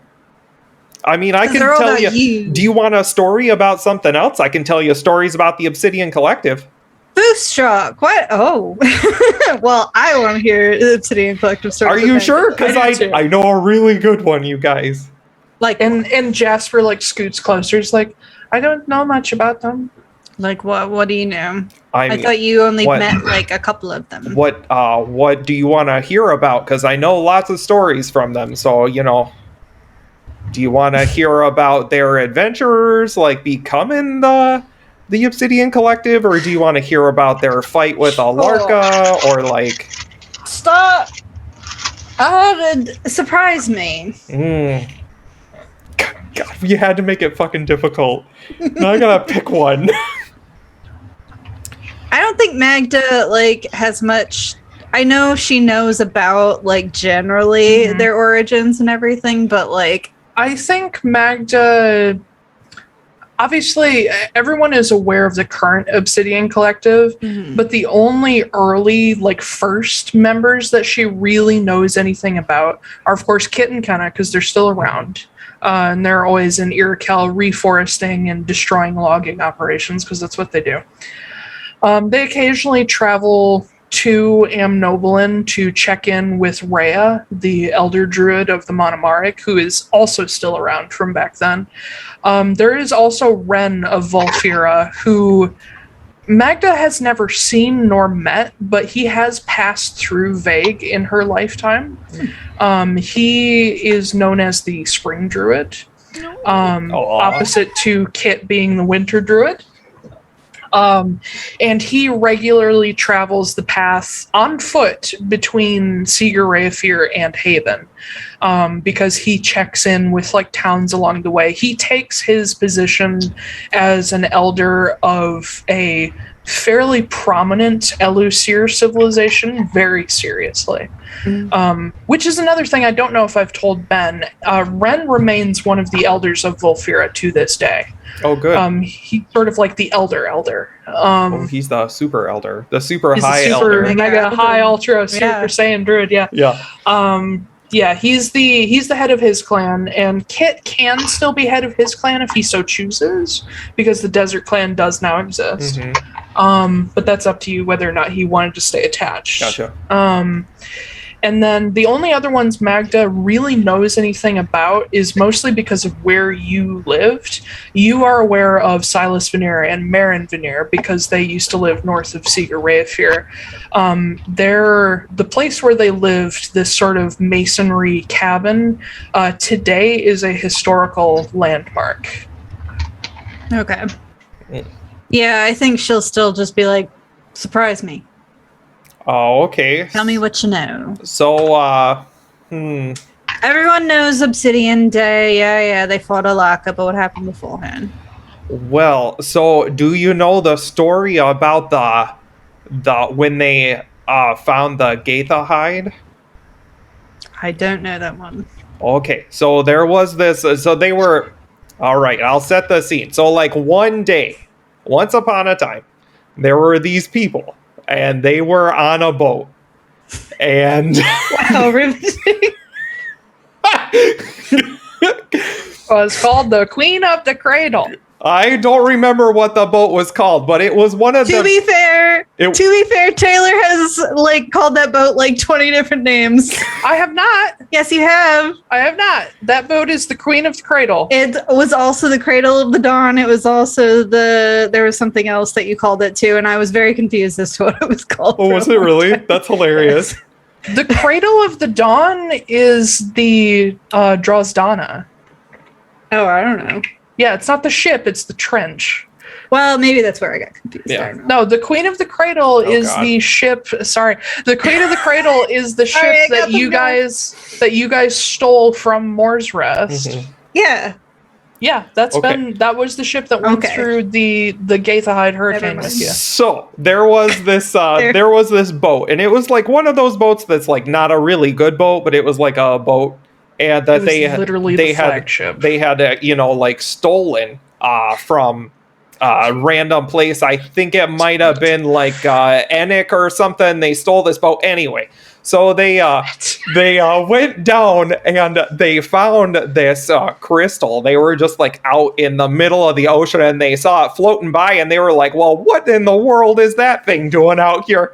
And so they picked it up and they had to, beat a seagull off for it. And it was a big thing. And then,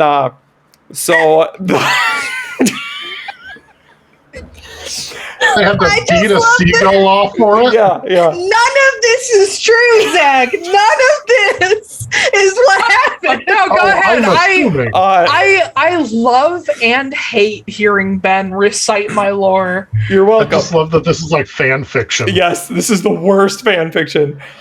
So, after they fought off this eldritch seagull who was trying to take this crystal, they, I think it was Kit who got a hold of it, and he thought that he was going to tell, what's that guy's name? It's Oscar Heidelin, I think. They told him that he was gonna take over the power of the crystal. And it didn't go very well. Apparently Oscar was really upset about it, and they accidentally summoned a hurricane. So you do know that Olga Heidelin is his name, right? Oh, thank you, Olga. That's a pretty well-known fact. Sorry, I couldn't remember his name. It was probably, maybe it was his brother, Oscar. I'm not sure. Anyway, so they accidentally summoned this hurricane, and then wouldn't you know it, out of anywhere, somewhere, anywhere, I don't know, out of the ocean came this giant, the bird, and it was. Why would the bird come out of the end? No, there was a bird in the water. I don't know, but this bird came out, and it was Senna, and Senna was like, you know what, guys, I'm gonna help you out. I'm feeling like I'm in a good mood today.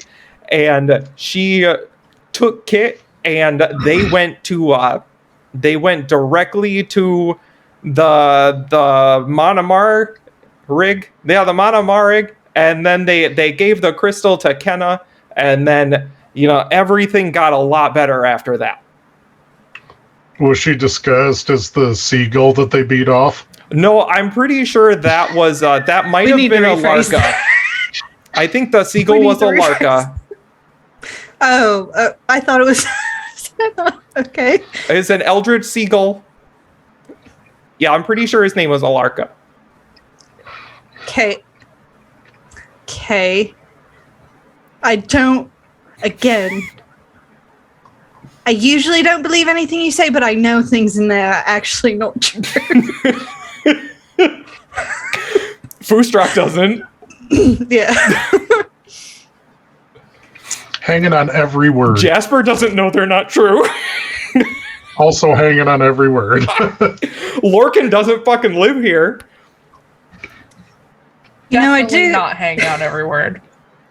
Where I come from, I actually do know a little bit about the veneers. Oh, yeah? Yeah. Oh, what do you know? That You they may have were- actually read Silas's books before. Oh, he wrote books?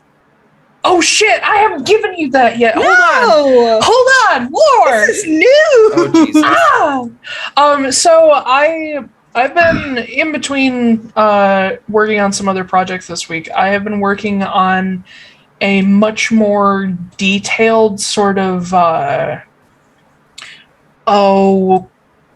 collection of lore about the current Obsidian Collective. Mhm. And in among the sort of summaries about them,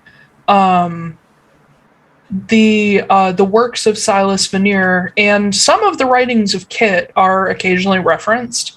But Silas is credited with, this is a new thing also that I haven't told you guys yet. Silas is credited with naming the staves for what they are now. They're known as the Lycari. It is a combination of two Thunar words meaning soul of the element. And Silas wrote... let me find it. Is this like his autobiography? No, Yeah. not at all. Naked and Afraid. It's not an... Yeah. It does contain stuff about him, but it's not by any means an autobiography. My vampire. It wasn't until about... Here, I'll actually read a little It's bit just to you. Twilight. Yeah, it's just Twilight. Says Oh, the no, I love Obsidian you. Collective... Murder, Good lord, you Logan. guys shut up. Good god. So this is a separate piece of writing by somebody else called The Obsidian Collective and the Lycari, A Brief History. One of the lines in here says it wasn't until 213 that anything was published by the Obsidian Collective to banish rumors and myths. Personally compiled and written by Silas Veneer with the assistance of the former staff of Death, Keladir, the small collection of books finally nailed down the true order of events, the demise of Kyla Urvela, and how Ilarka was truly defeated by the concentration of the 8 staves with their bearers and allies. Silas remained a private person involved with the collective's dealings, credited with setting down the vocabulary used in the modern day to refer to the Lycari. The term itself, Silas was the one who wrote it, but according to Silas's writing, the term was coined by Nyx and his bearer Kit. And it was... Yeah. So yeah, Silas wrote a whole series of books on basically all he knew about what happened, which, secret, is my in-world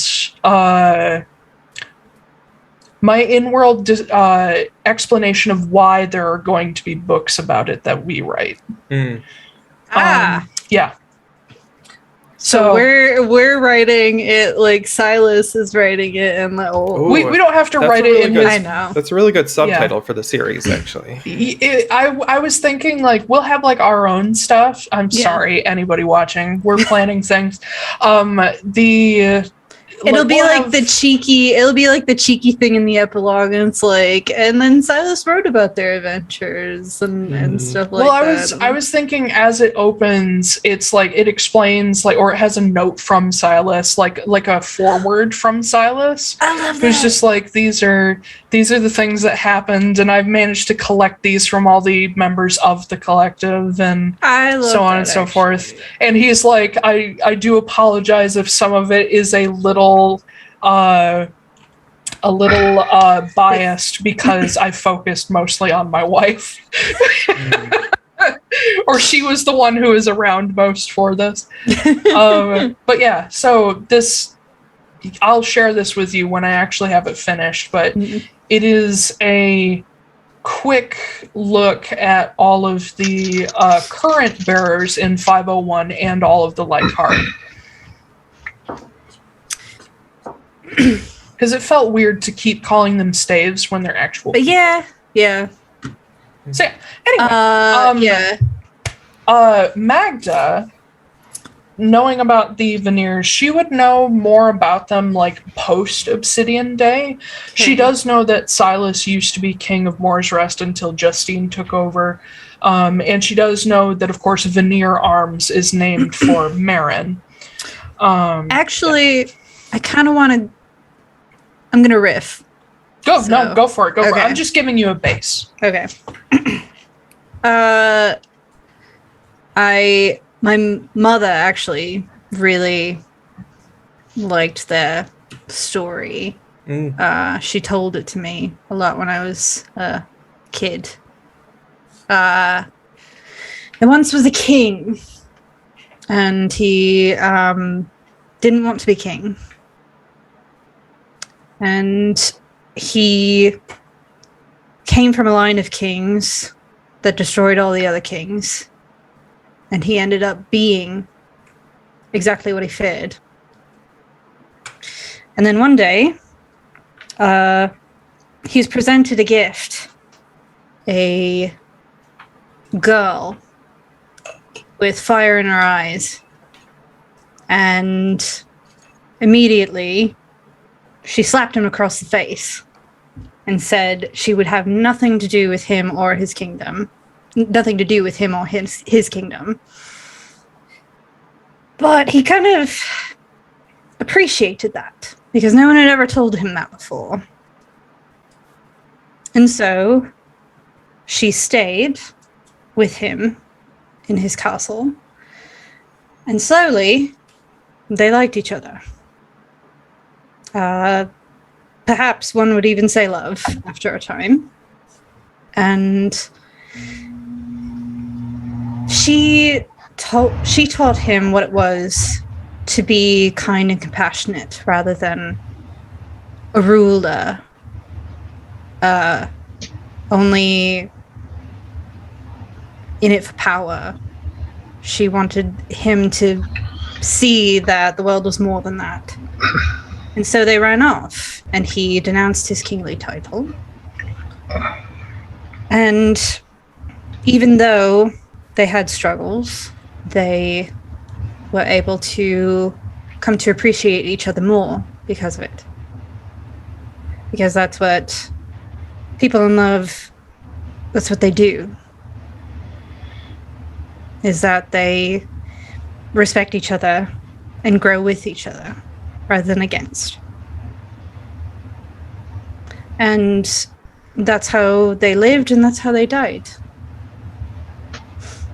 Together, yet their own people in their own rights, but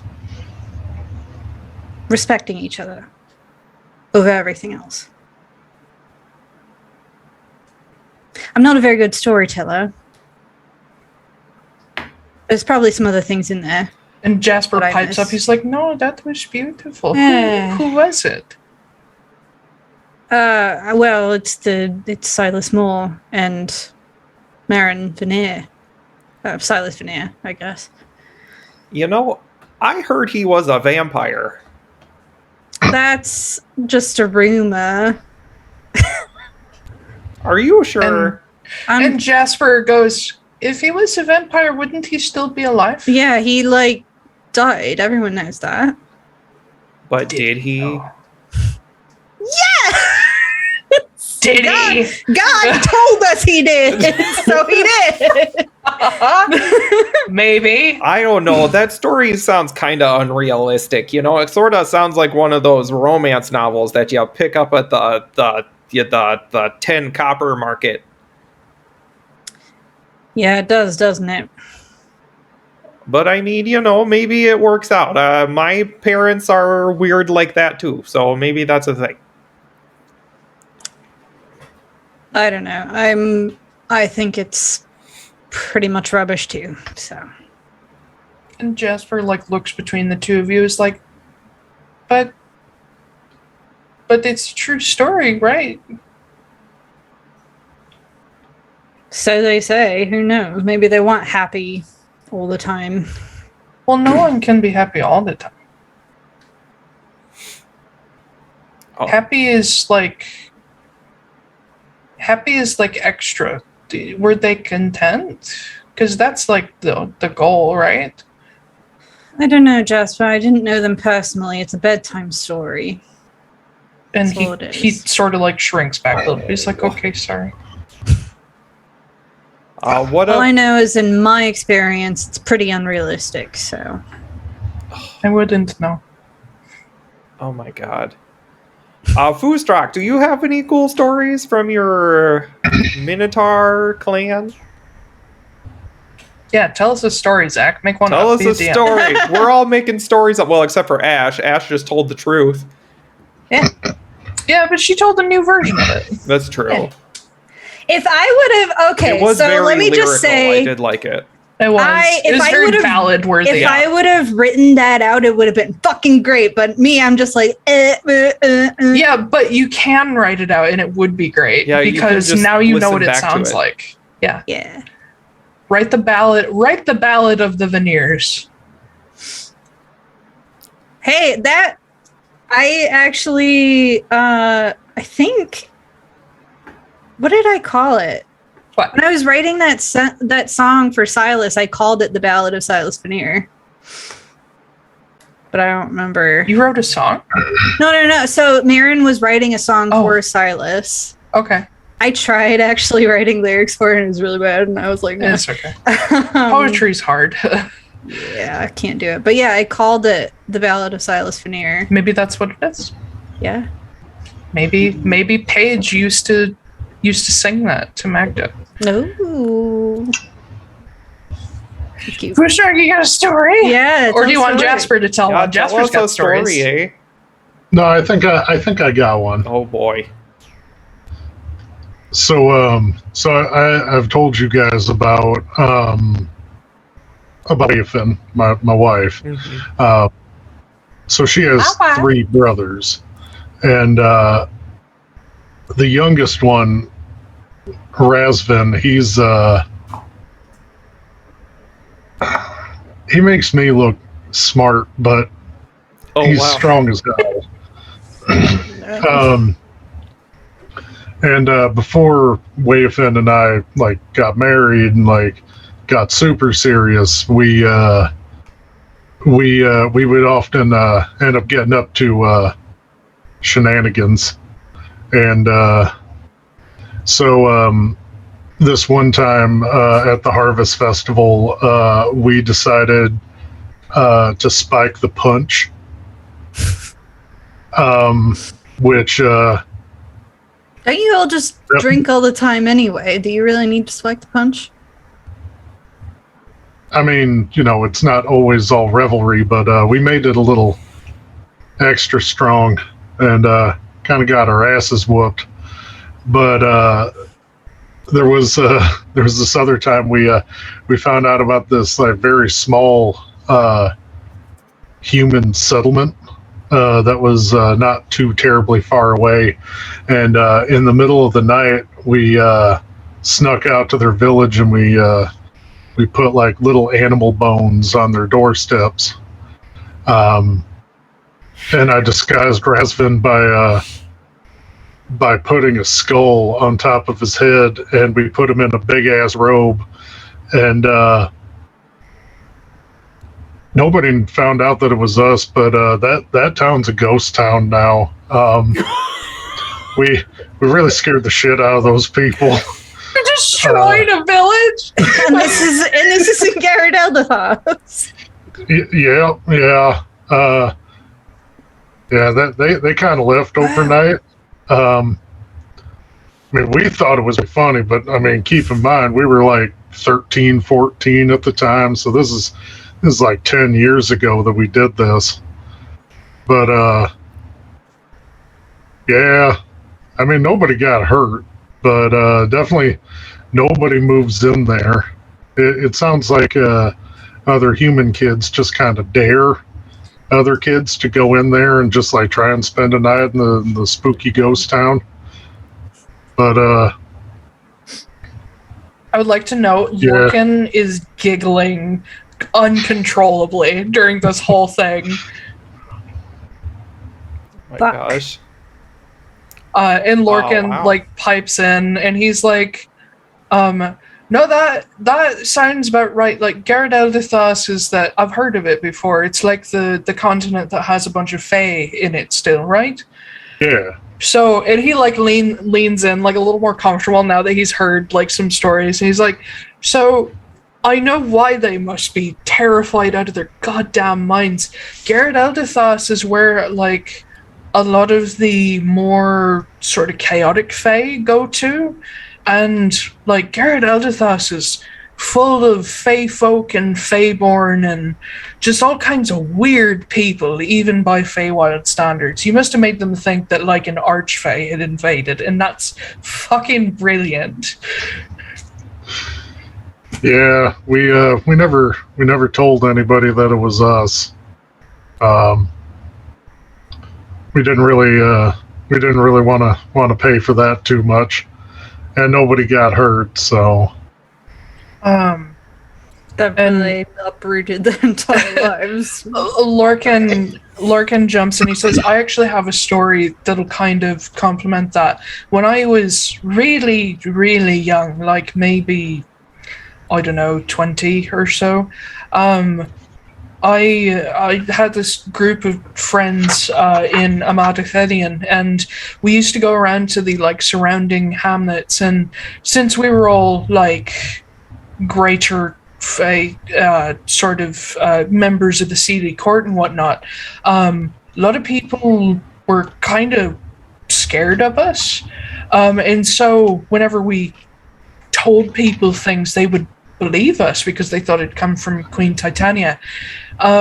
And he describes how this group of like punk teens and like 20-somethings used to go around to hamlets and like tell them like, "The queen, she is displeased with you," and scared the shit out of people. And they would do that to scam food out of them and like get into like really good wine and like make people throw them feasts for bullshit reasons. And he follows that up with saying, "But she didn't really like that very much, so we got into trouble a lot." Yeah, but that's how I met a lot of my best friends back in the Feywild, was people jumping in on pranks. And I mean, we never hurt anybody, and we ended up paying them back. But damn, it was a good time. Huh. And he glances over between Magda, Noah, and Jasper and says, "What about you guys? Do you ever pull any pranks as kids or anything fun?" I mean, you know, I got into potions really young, but I kind of take after my dad a little bit when it comes to that. So there's been quite a few kids in the neighborhood who have lost toys, or I think I accidentally might have killed somebody's cat once. Jesus! Well, it was an accident, you it's know. kind of fucked up, man. Well, I was trying to help the cat, you know, get better from being sick, and I gave it it had worms, and I gave it aconite instead of wormwood because they look sort of similar when they're all ground up, and No, you do know that's not a prank, right? I mean, You know that was like a tragic accident. Larkin's still laughing. I mean, it was sort of like, oops, I didn't mean to do that. And then everybody had a good laugh and we all moved on. Except for the cat. Well, the cat moved on permanently. Yeah, Fearin came From for the this cat. water coil. No. But I learned on that day that wormwood and aconite, very different things. Yeah. Yeah. Magda has also been drinking from a flask this whole time, so she's loosening up just a little bit. She's like, yeah, so I never killed any cats, if that's our definition of pranks. It's not. It's Okay, definitely great. not. But good job? Question mark? Yeah. Thank you. Just don't do it to one of us. Oh no, I'm much better now. I could have. I can fix anything, and I keep everything labeled. There were a group of kids in Vig. I mean, there's not a lot of people there, so if you have people who are the same age, then you just kind of all flock together. The fear of skinwalkers is pretty big up there. And so sometimes we would take like these big branches and just kind of like put like bed sheets over them, and then like hang them, like shake them outside of people's houses and kind of go like, and Jasper is like, those are real. yeah, but it's And they're in Frosthold too. okay. Great. So okay. I'm just saying that's what we used to do No, it's a good because there was nothing else to do. Yeah. So and Jasper throws his hat into the ring too. He's like, well, I never had a lot of friends, but I did have some when I was sort of little. And you guys saw that we had like a lot of sheep at the village. Oh no. We used to we would take some of the sheep to like some of the underground like temples and ruins nearby, where like the druids took care of them, and they're like mazes inside. And we used to take the sheep and we would shear out a number on the side of them, and so we would label them 1, 2, and 4, and they would spend days looking for number 3. oh no. That's actually really fucking hilarious. It's a great phrase. Yeah, it is. Actually, is really funny.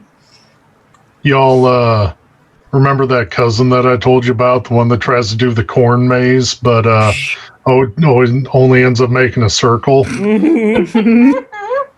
He got into a bar fight one day, and it was against this real big guy. He's bigger than me, and I didn't want to get my ass kicked, and I wanted to disarm the situation. So I paid for our drinks, and I pulled his loincloth off, and I just ran out the door with it, and he was standing there buck-ass naked in front of him. He didn't get his ass kicked. He just kind of grabbed a napkin and walked out. He wasn't too happy. But Grabbed a napkin. Wait a second. So this is another Minotaur, yeah? yeah. Big ass napkin. Yeah. A big fucking napkin. It was like one of those cloth like dinner service napkins. I hate to say it, it was not that big of a napkin. Oh no. For Gotta kind of I'm- tuck it up and I mean, to be fair, cows keep most of their penis inside their body, so. Yeah, but you can still like see a good portion of it. Yeah, that's true. Humanoid cows, gee. Yeah, I don't know. This is a minotaur. We're not going to get into the anatomy of a cow, but yeah, theirs don't like attach up their stomach like a cow. Okay, gotcha. Yeah, that's not a thing. That would make sex very hard. That would be weird. Well, you know, there was this one time I accidentally shot my dad. What the fuck?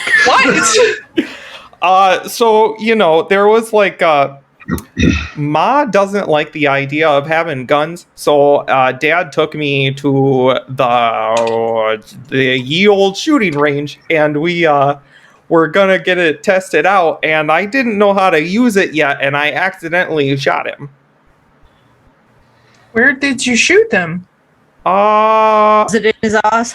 No, Is it in his ass? no, Oh. I shot him in his peg leg. So, Oh, well, that's not fun. well, I mean, Did the bird die? Did the bird get hurt? you don't know about the that's in bird. there. You don't know. About Yes, the you bird. did. Oh, did you I? told us about it. Oh Yep. yeah, Yeah. okay. You No, told us- no, the bird was fine. Thankfully, he's a little roughed up, but he looked okay.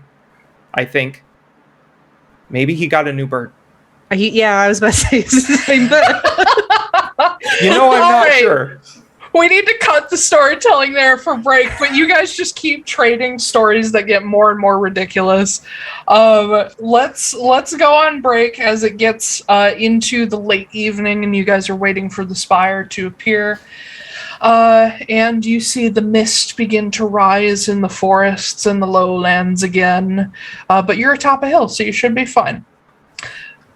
We'll see. Let's go on break. We'll be back at 7:27. All right. See you guys in a bit. And we're back, everybody. Hi. Hello. Hi. Hi. Have you fixed your mic, Zach? I sure have, yes. Okay, just check. I am so sorry. I didn't have the Yeti turned on. I'm so sorry. My crunching is registering on my microphone. It's not loud enough for really to bother, but Okay. that's fine. It would only be a problem if it were something other than a crunch, I think. You mean like Like if it was gushy. Oh, that's why I muted myself when I was eating mac and cheese beforehand. Mm-hmm. Yeah. Don't worry, Ash never Yeah. does, so it's fine. But we can never hear Ash, so it's fine. That's true. You can't mute this. Okay, Jenna. Oh my god, so not even joking. I literally saw somebody like give me a weird look as I was driving down the road the other day, and my car window was down and I just yelled, "Ooh, beach!" Like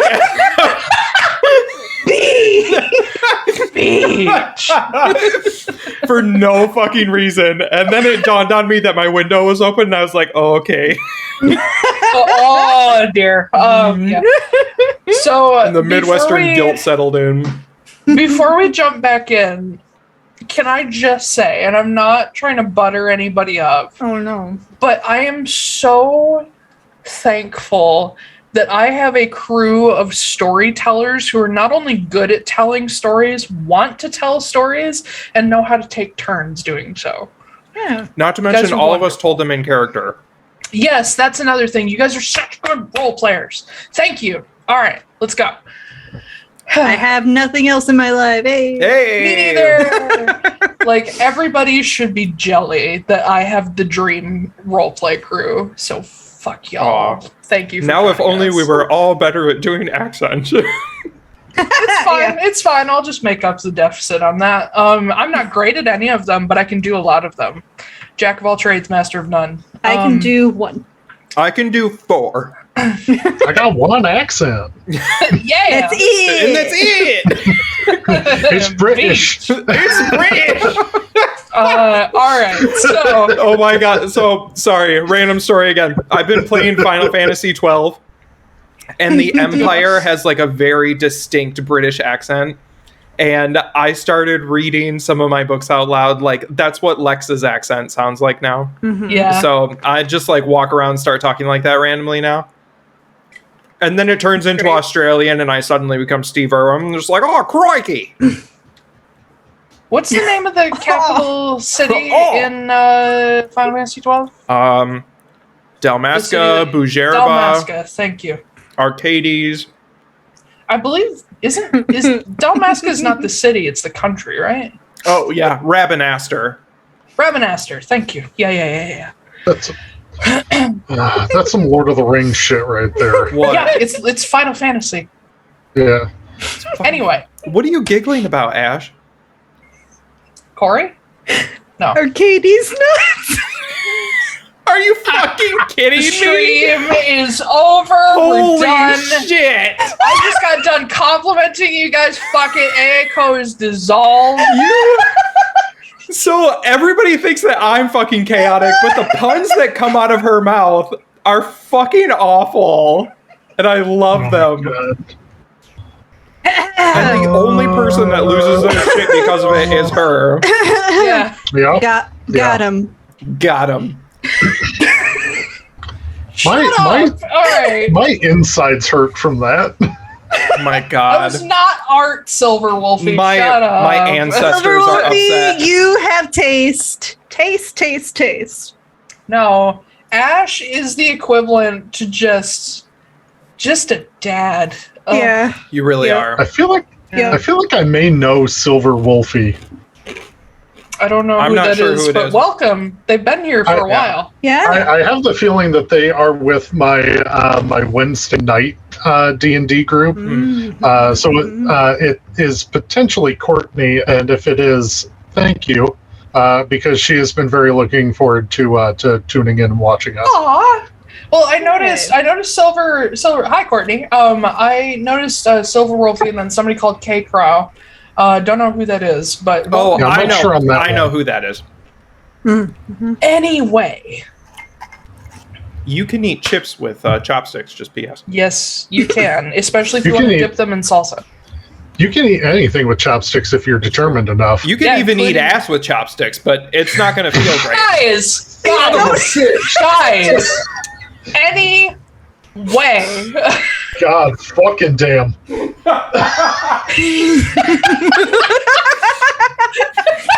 It's been a little while since we've lost our fucking This is shit. not- Okay. This is not pack tactics. No, Oh my god. no. No, but Zach's reaction was beautiful. Thank you. Anyway, God fucking damn it. it is late evening on Orin the 19th. You are atop a hill where a spire should appear if all goes. Yes, thank you, Coop. Yes, the post-break break. We've had some long post-break breaks Mhm. before. I know. Oh my god, Pack Tactics was like an hour. Anyway, Yeah. There was one that we talked no. about crockpots forever. Oh yeah. Focus, Taylor. Yeah. Focus, Taylor. Don't encourage it. It's late evening. You guys are around a fire. You just finished telling a bunch of stories. Everyone's kind of in Oh, that balls. late evening, starting to drift off stage where you're trying to stay awake, but nothing's happening. And it isn't until almost midnight that who has the highest passive perception? I think it's Foostruck. I think it is me with 13. I think so. What is Mine's Noah 11. have? Yeah. Mine's Yeah, 12. I was thinking of Ember, but yeah, Noah has Mm, low too. Foostruck, out of the corner of your eye, you notice you notice these little tiny flashes of light. Just very dim, fiery orange flashes. And as you turn and look, you see that around this ring of bare ground, these standing torches have appeared, and each of them sparks and begins to catch fire slowly. Guys, I think we have company. It's like watching all the candles and shit light up inside the Sanderson house. Just I still have some treats left, so yeah, we should be good for company.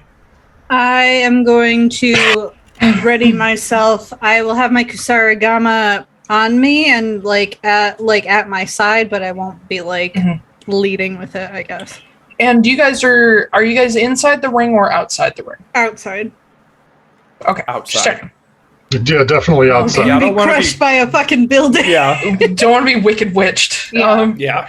But as the ring Dorothy. of torches appears, as you're watching it, you're like, okay, when's the spire going to appear? And as you're looking at it, it doesn't occur to you right away that it's starting to appear until it's there. It fades in so slowly that it's hard to tell it's even happening against the dark night sky. But as the point of the spire suddenly bursts into bright orange flame, you are suddenly faced with this completely smooth, conical spire tower that has it's not made of blocks or anything. It's just one solid piece of stone topped by a conical glass shape at the top that's lit up orange.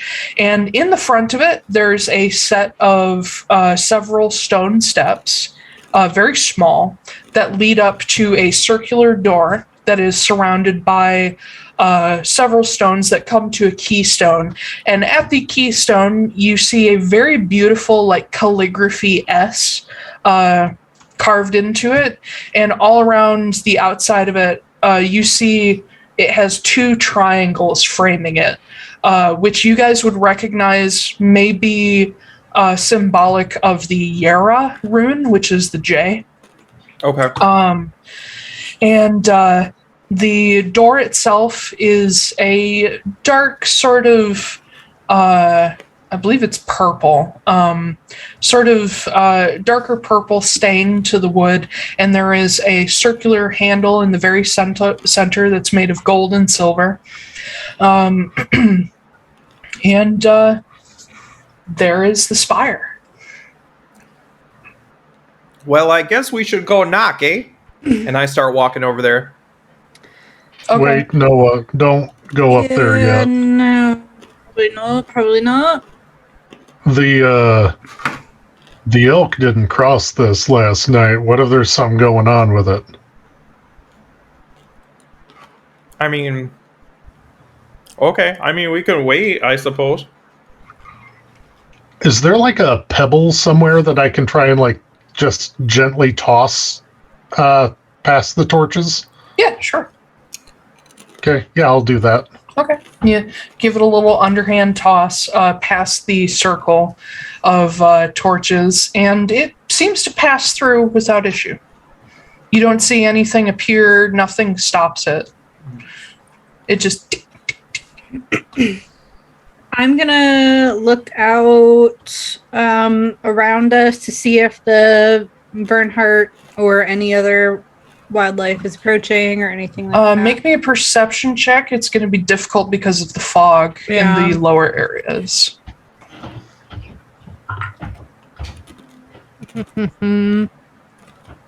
9. Glancing around the lowlands and the other hills, you don't see anything. It's all just obscured in fog. Okay, I will just wait prepared to see if anyone comes out of the tower. Anyone else doing anything? I'm gonna use thaumaturgy to raise my voice and just be like, "Oh, hey there, hello. Is anybody home?" Your voice just echoes across the hills. Mhm. Diddly diddly, neighbor.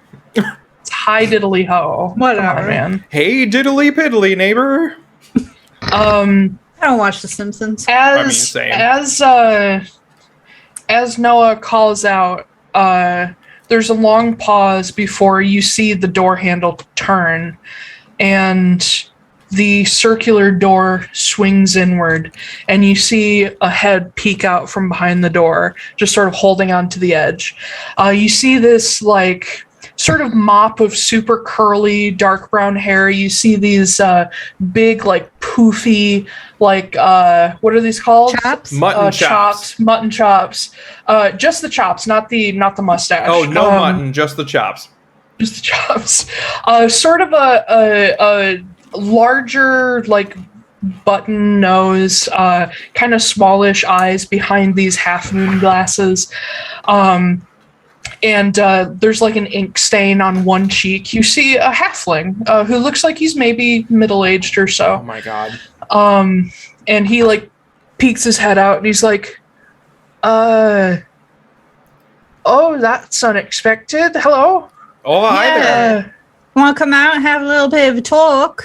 Well, that depends. What's your business? We're here to save the island. Okay. We're here to save the Verndhjarta. Oh yeah, the deer. Yeah, Hold on.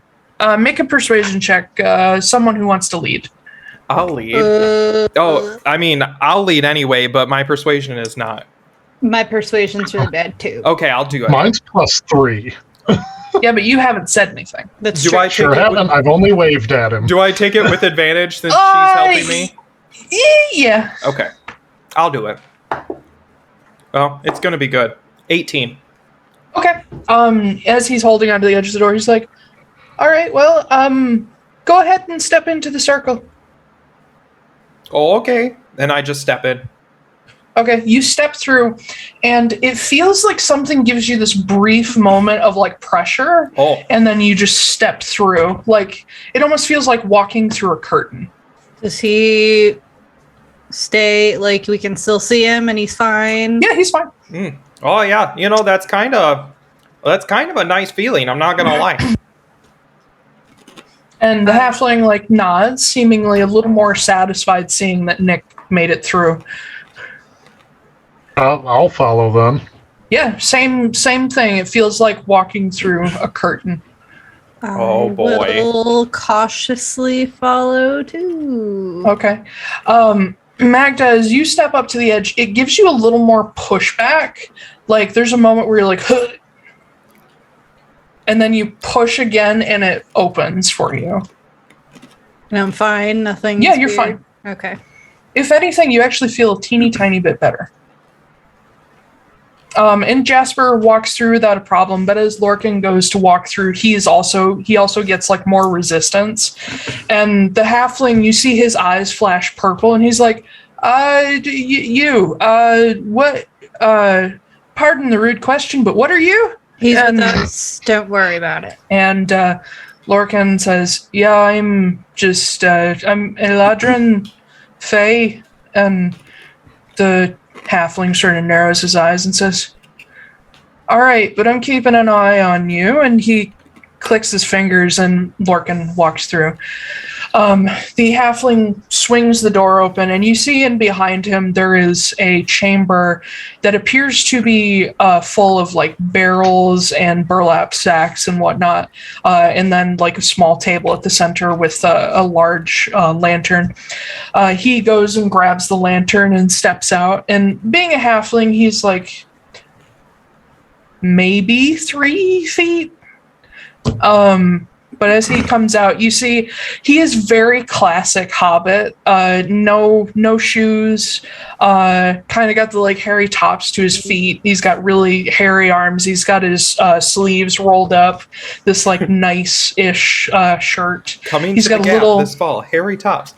He's got like a little like cable knit sweater vest on.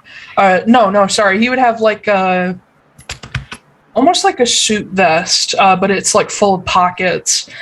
Just sort of normal dark trousers rolled up to the knee. And he steps out, lifting the lantern up. He's like, I don't believe I've seen you folks around before. And he looks up at Fustrak with like particular interest. It's like, wow. Wow. Hey Hello. there. Welcome. Can I help you? Any particular reason you're on? Well, not my hill, but this hill. First of all, what was that? And I kind of jerk my head back toward the circle. Oh, it's just a measure of protection. It keeps out things with bad intentions, and also tends to keep out things infected. With what? Oh, the plants. Well, with the ulmatom, of course. The who to what? The ulmatom. You know those vines down in the forests? The blood squirters. Oh, yeah. It's not blood, but yeah. Put it in chat for you so you can spell it. Oh, no, I'll just make it up. Okay. Ulmatom. It's ulmatom. So it's an AU. No, it's a I know, I'm just fucking with you. ULMATOM. Ooh, like an ultimatum. Kind of. Or like an ultimato. God damn it. But yeah, he But as he comes closer to your group, he walks up to Noah in particular. He says, "But you've been messing with it, haven't you?" Yeah. Well, when you see new things and you're, a potion maker, you gotta check it out. Did you eat it? I might have just a little. Yeah, he definitely did. That was drop, like the first thing that he did. Just one teeny tiny drop. It was like the first thing that he did. So you ate the sap. Yeah. Mm-hmm. Okay, well that's not as bad as it could be. But come down here. Oh, okay. Do you want me to crouch or do you want me to lay down? Yes, please. I'm short. Oh, okay. I crouch down. Sorry. As you crouch down, he grabs you by the face and opens your mouth and starts examining and looks in your ears and looks in your eyes, pulls them down, and he even tilts your head back to look up your nose. He's like, any shortness of breath, any sort of sick feeling in your stomach, or always feeling full when you haven't eaten? No, not that I'm aware of. Although that hill that we climbed up, man, that was sure hard to get up. Well, why do you think I picked this hill? But as long as you're not feeling weird, how long ago did you ingest this? Oh, about 24 hours or so. Okay, then you should be fine. And he sort of pats you on the cheek. What happens? Sorry. No, go ahead. What happens if you had a bit of resistance getting into that circle? Some people feel more than others. Sort of depends on the things you've been in contact with. What have you been in contact with? We don't have all night. Well, it is made to keep out sort of evil things. You don't look particularly evil to me, so... I'll pull my mask down. What about now? Why would illness make you evil? Oh, damn, he's woke. I'll pull the mask back up. He actually walks over to you. He says, would you like me to have a look at that? Do you know what it is? No. Not really. We looked at it. It's a demon. A demon? I will crouch down. And he pulls your mask down and starts doing the same thing to you. That's kind. That's all right. That's my personal space, but all right. He's like, well, you're gonna have to get used to it. I'm a doctor, and he's just looking you over. He's like, I'm a doctor. That looks a little more like desiccation than rot. Wow, do they pay the big bucks for that, or? These are just my starting observations. It'll take a little more for me to know exactly what I'm dealing with, but that's certainly magical by nature. I'm going to crouch down next to Magda and be like, hey there, champ. Okay, so here's the thing. When people are trying to help you, it's really hard for them to do that if you're just being a huge see ya next Tuesday the whole time. So, if you could just let the man do his work, maybe he could help you and make your life a little bit better, and then you'd be a little less miserable, so the rest of us would be less miserable. Okay. And the halfling is like, oh, don't worry about that. I'm used to this. I'm my kid's doctor too. He just called you a child, just so you know. Mm-hmm. But he lets go of you after he gets done looking at it. He says, well, that's certainly cursed material, though I'm assuming by your face you already know that. Yeah. Yep. Yeah. I'll have to give that a little more research to see if I can do anything about that. It just occurred to me, I have no fucking idea who any of you are. My name's Audrey Selbin. I'm something of an ecologist. Fine to meet y'all. You seem like... Did he say Audrey? Did I say his name right? No, Aubrey. Sorry. Oh, I thought you said Audrey. I did. It's supposed to be Aubrey. Okay. Aubrey Selbin.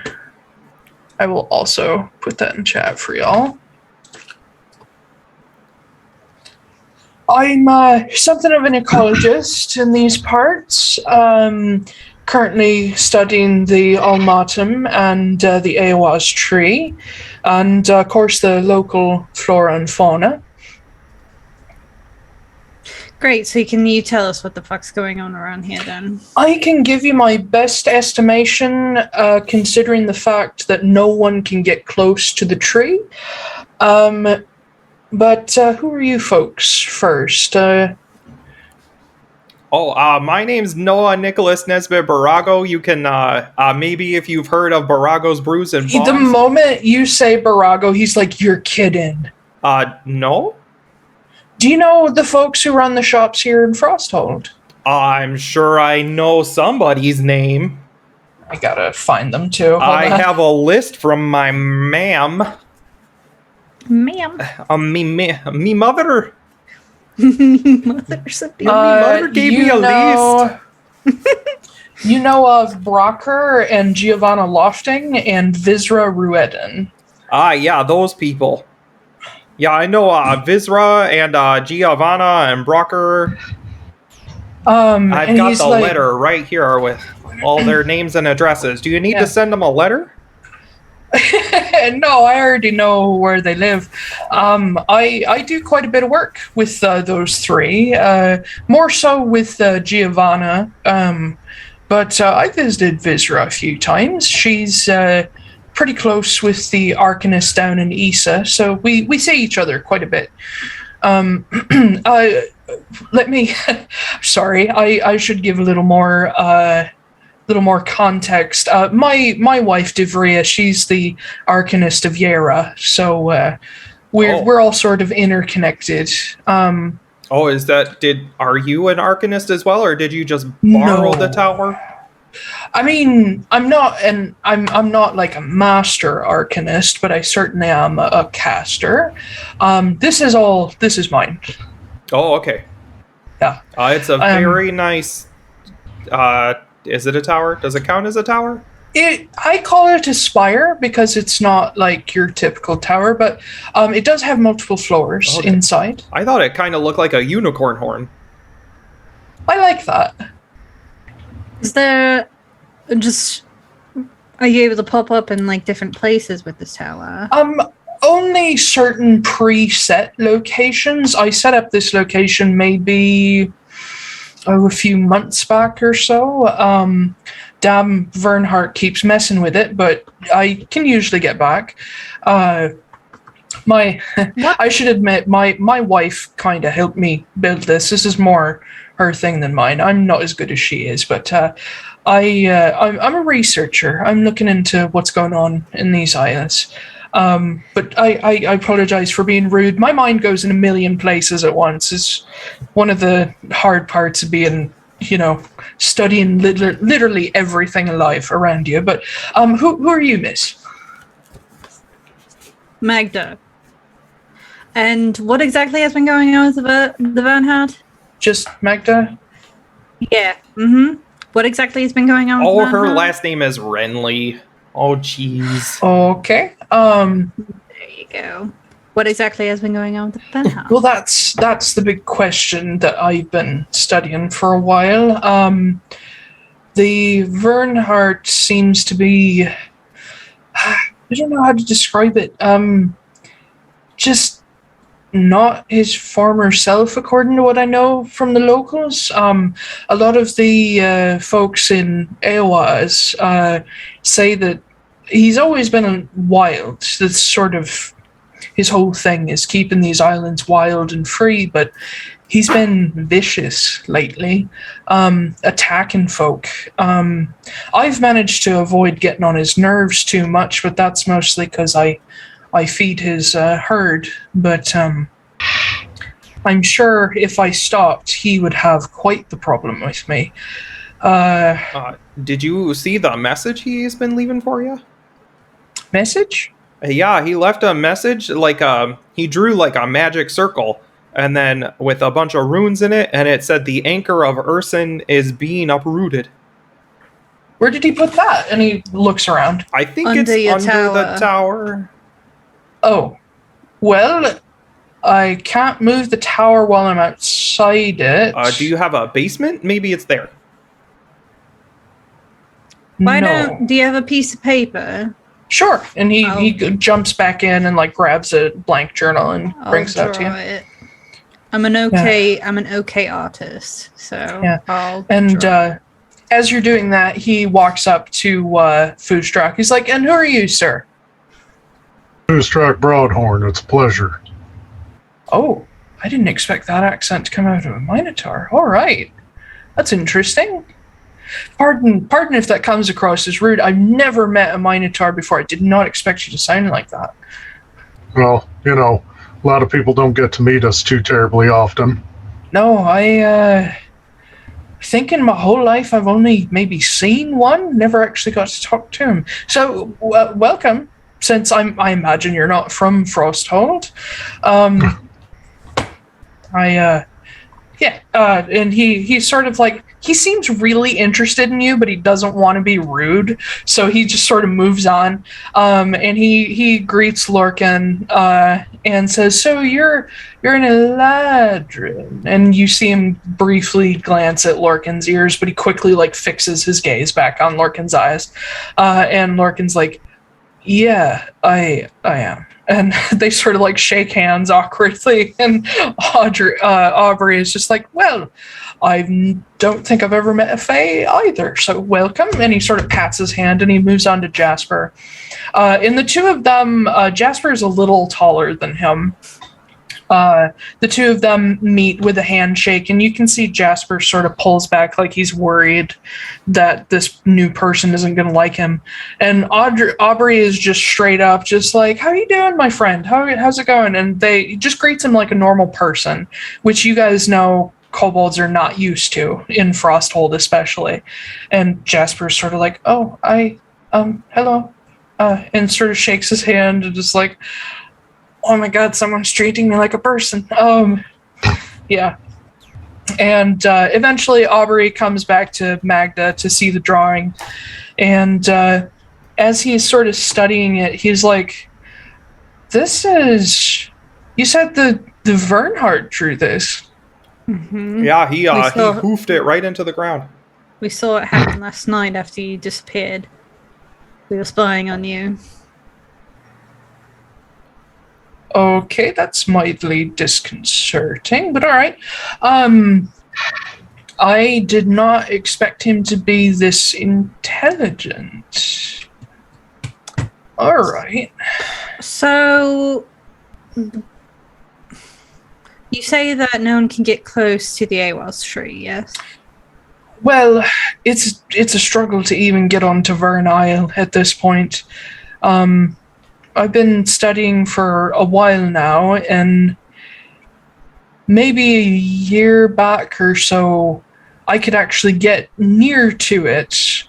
Not up close, maybe 50 feet away from it, but now I can't even get within sight of it anymore. What stops you from getting there?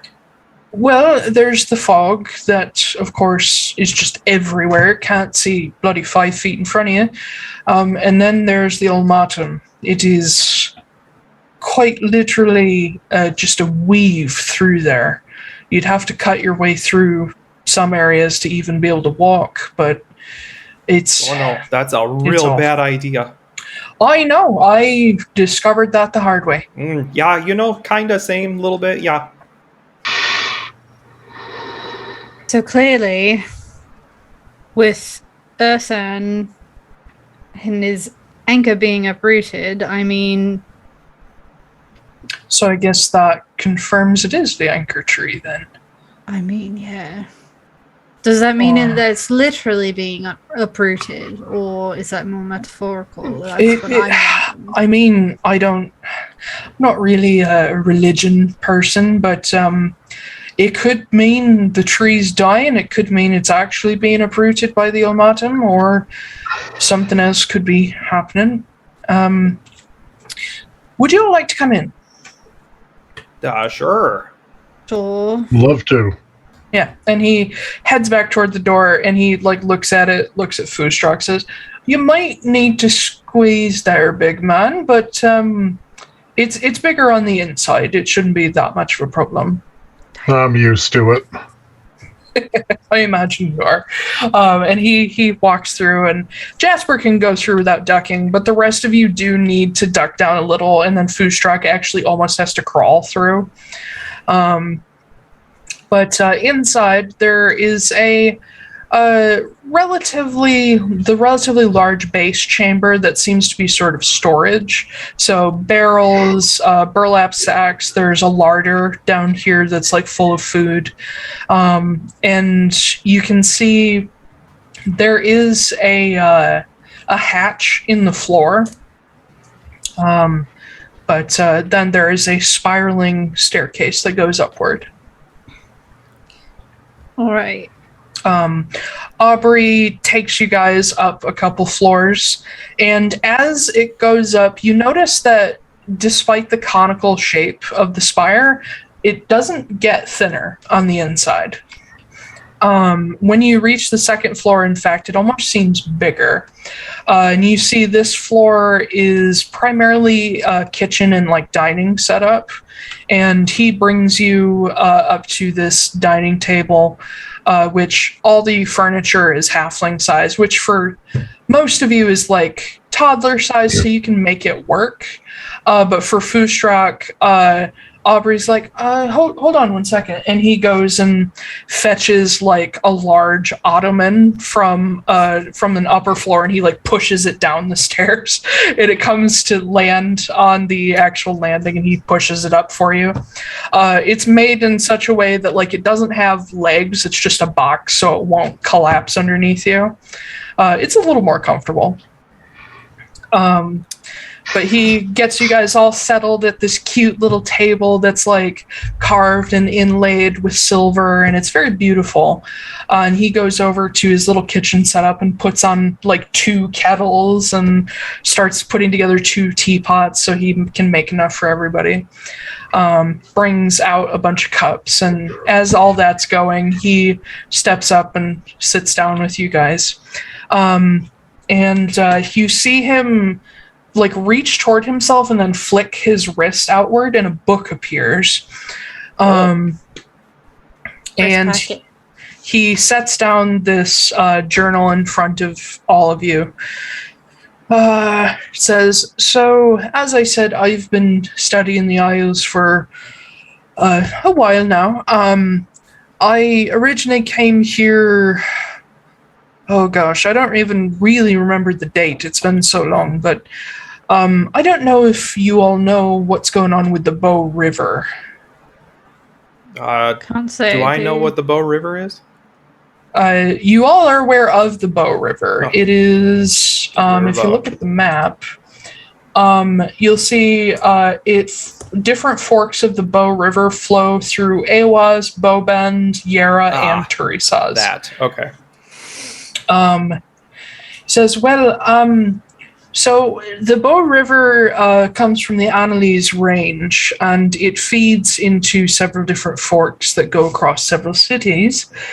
And just ahead of the first fork of the Bow River, there is a mining operation going on that's been several decades in the making, but within the past 10 years or so, they've broken into some deeper areas, and they're starting to dig up toxic materials. These people, I'll say that politely, decided that they were just going to use the river to wash away all the waste material. And so tainted water's been flowing down to Yara, to Turisaz, Vandervoort, Eowaz, Bowbend. And so of course, this is a problem because that water is everyone's drinking water. First, Divria, my wife, and I tried to pursue this legally to get them to stop disposing of their waste materials that way. But unfortunately, they own the land, and they owned enough of the river, enough of the land under the river, that we actually couldn't stop them based on current laws. So, knowing that it's going to take us years to get laws actually passed, we decided to find a way to deal with the tainted water before it gets to the settlements. I've been doing sort of studies along the river from the origin to the ends to see how the water's affected. And one thing I noticed when I visited Bowbend was that the water wasn't tainted there. So I worked my way upriver, and it still wasn't tainted when I got to Aowas. And so I was pretty confused. Like, what is purifying the water before it gets to these towns? Hello, Titan. And eventually, when I reached the outlet of the river into Lake Sing, that was where I started to find tainted water again. And then by the time it reaches the city, it's not. So I narrowed it down to Rolegur and Vern as potentially being the sources. And then I realized, obviously, it's the Awas tree that's purifying the water. I have evidence from other anchor trees that they do a similar thing. So my wife and I decided that we would try to get a cutting from the anchor tree and plant it along the different forks of the river to make sure the water was purified before it gets to the towns. And it would also certainly help with the problem of Yara polluting water before it gets down to Turisaz and Vandervoort. All of this, ecological nonsense is to say I need pieces of the tree to keep people from dying of, lead poisoning. So I've been here for a while trying to get at the tree to get a cutting or two, and the ulmatom has made it so that I can't get close enough to it to even take a branch. And there is also the issue of, if I did that, would the Verndhjarta try to kill me? But we'll deal with that when we get to it. If this thing is intelligent, we could talk to it. Ask if perhaps we could gain access to the tree. But my question is the ulmatom a result of something going on with the Verndhjarta, or is what's happening to the Verndhjarta, whatever is happening to him, a result of the tree being choked to death, or is there something else entirely that all of this is just symptoms of? When did the ulmatom show up? From what I could find, the ulmatom is is native to these isles. It doesn't grow anywhere else. But it wasn't until this past decade or so that it started growing out of control. Normally, ulmatom, when it was not acting like this horrible parasite, was actually mutually beneficial for the forests. It would absorb waste out of the trees, and it would absorb impurities from the water in the ground, and any unsavory nutrients that the trees would only be made sick by. It would thrive off of those. And the more the ulmatom grew, that meant the healthier the trees were. But now the ulmatom is eating everything. Perhaps... I think you... Oh, go ahead. Oh no, I was going to say just perhaps if it were over-inundated by an immense amount of toxins, then... Well, I do have theories about that. another thing that grows very well on these isles is all sorts of mushrooms, both edible and inedible to people. And that is because there is a very fast but very healthy life cycle happening on these isles. All of this megafauna that you see, they're not as long-lived as your average animals because they're so big. But their shorter lifespan is natural to them. So they're constantly breeding, dying.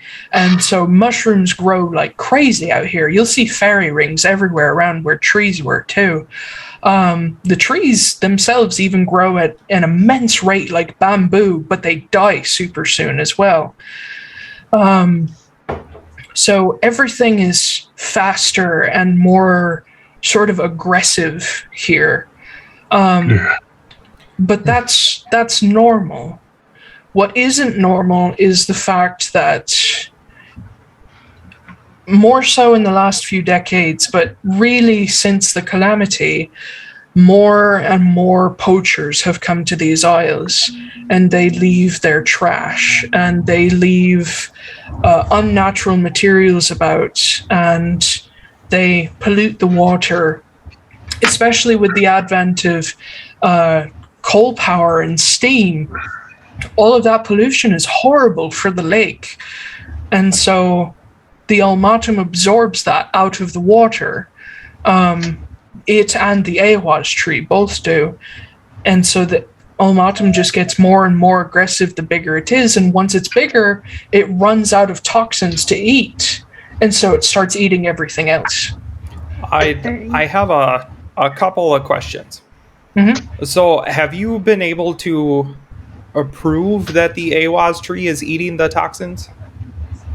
I haven't been able to prove it necessarily, but before the ulmatom was so out of control, the water was already being purified. So it is my best assumption that the ulmatom and the tree are either related, or the tree on its own has been doing that as well, because the other anchor trees do it as well. My second question is, do we know what kind of sap flows through the Ahwaz tree? I've not been able to confirm that. I haven't been able to get close enough. Because I found something really interesting. Yes. And I pull out one of the vials of the sap from the thing. Like, this has a very interesting reaction to blood. To blood? Would you like to see? If you can do it safely? Yeah, just have some fire ready. Hold on. And he runs up the stairs again.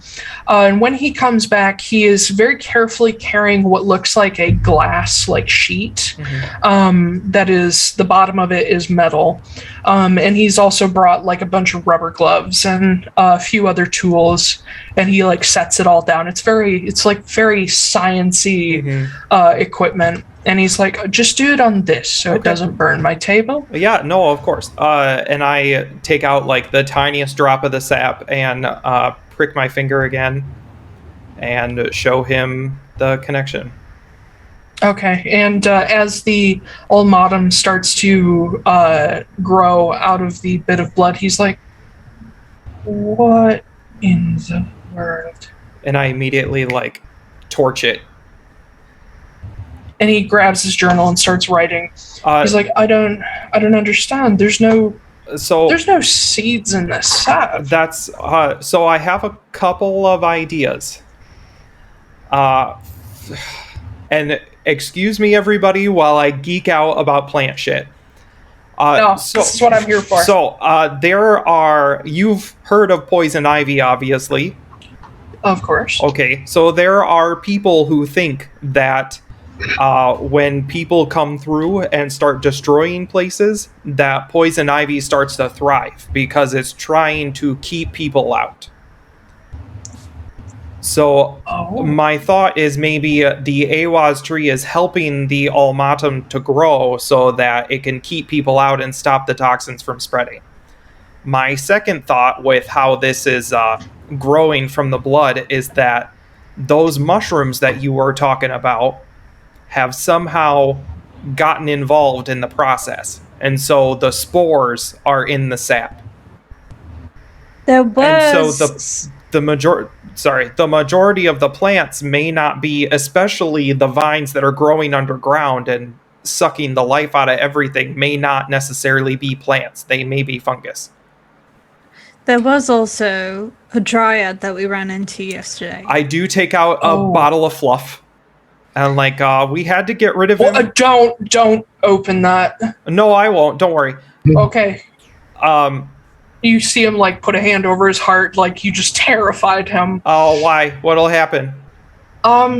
So this is terrifying, and he points at the charred spot where the blood used to be. He says, because these dryads, they will appear anywhere there's ulmatom, and when they die, a new sort of wellspring of ulmatom will show up.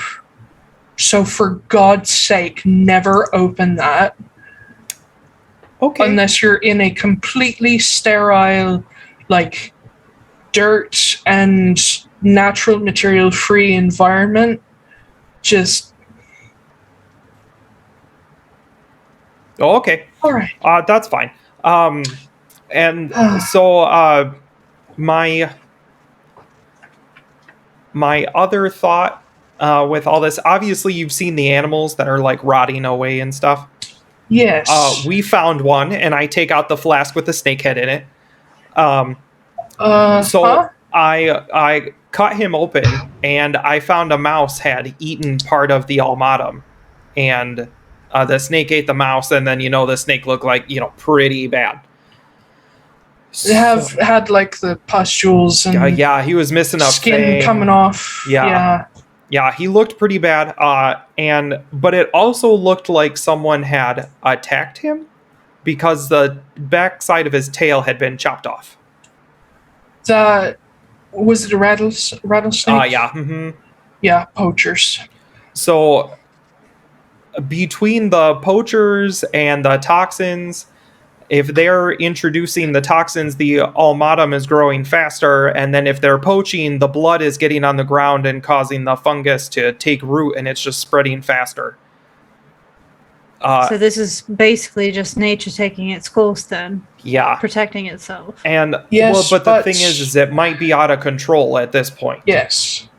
That's my concern, because nature, even when it's trying to save itself, it will not kill everything. I got a good example of that because I'm also super into stupid eco shit. So there's this plant called purple leaf loosestrife, right? And it grows in waterways that are congested with toxins. But they've been watching it. It will grow to the point where it will kill everything else in the waterway, including making some of the water inhabitable for the animals. But uninhabitable? Uninhabitable, yes. Okay. But then once the toxins are out of the water, the plants naturally start to go away and die and be replaced by natural species. So it's... but in this case, it looks like the ulmatom is getting hit by a deluge of toxins, and so it has no reason to go away. So the solution then would be to get rid of the toxins. I might have an idea for that. It's not super legal, but I've got an idea. Is there anything that we're doing really super legal? I mean, we're just collecting information. It depends who you ask. By the standards of the people who, have the magical power in this region, the arcanists of the Rune Ring, I'm sure they would support what you're doing, but large companies and actual, lobbyist-controlled lawmakers would probably call it illegal. But you have the backing of, I imagine, a couple of arcanists, so you'll be fine. Helena sent us here. Oh, really? How's she doing? I mean, she looked to be in health. Good. Um, She's good. I just never heard it phrased that way. It was the most neutral thing I could think of because I didn't ask her. We're also working with the Atlaran mercenary company and have made some connections with some higher people up. I think. Oh, I Altera, honestly- yeah. Well, no, I meant. Oh, you're working with Sokolov. Alistair? Well, yeah, we're doing some errands for Altera, but also General Sokolov, who runs the mercenary company, has some connections with the Obsidian Collective, and I know at least a couple of them are interested in environmental causes. Perhaps we could. Well, I would say pretty much all of them are. Mr. Veneer's kind of, I don't know about his position because of his, big company, but whatever. I'll be quite honestly with you, Miss Magda. I'm not big on the Atlaran mercenary company, but as long as they're not causing more of a problem, we just sort of live and let live.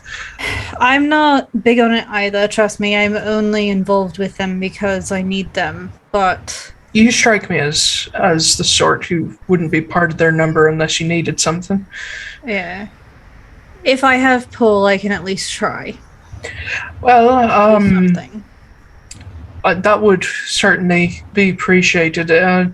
I don't think people realize just how dire this is.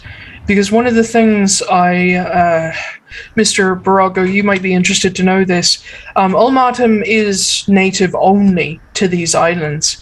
But I've been worried that a poacher is going to carry spores off the island. Mm. And I am terrified at what would happen if it started spreading in the Runewood. Because the Runewood makes up a majority of Lind Peninsula. Or, wait, is this called the Lind Peninsula? What is this called? I don't know. It's not my world. What is this peninsula called? Lindvale. Well, no, Lindvale is the strip of grassland between the Silverwood and the Runewood. Then I do not know. It's the... Hold on. Okay. I need to know, because it's going to bother me. Peninsula. No, it's called the Lindvale Peninsula. My bad. Okay. Oh, kitty. Kitty. My family kind of knows some of the Obsidian Collective as well. I could. Oh, I'm well aware of your family's connections, sir. I could try to reach out to one if we needed help. Oh. Where is this mining operation? It is from? it is south of the first fork of the Bow River in the Annalise Range. It's a ways off. What? Is right here. No, yeah, I can see it. It's quite a ways away. Yeah, that's quite a ways. We can. Here's what I'm proposing. We could try to do it the bureaucratic way, and if that doesn't work,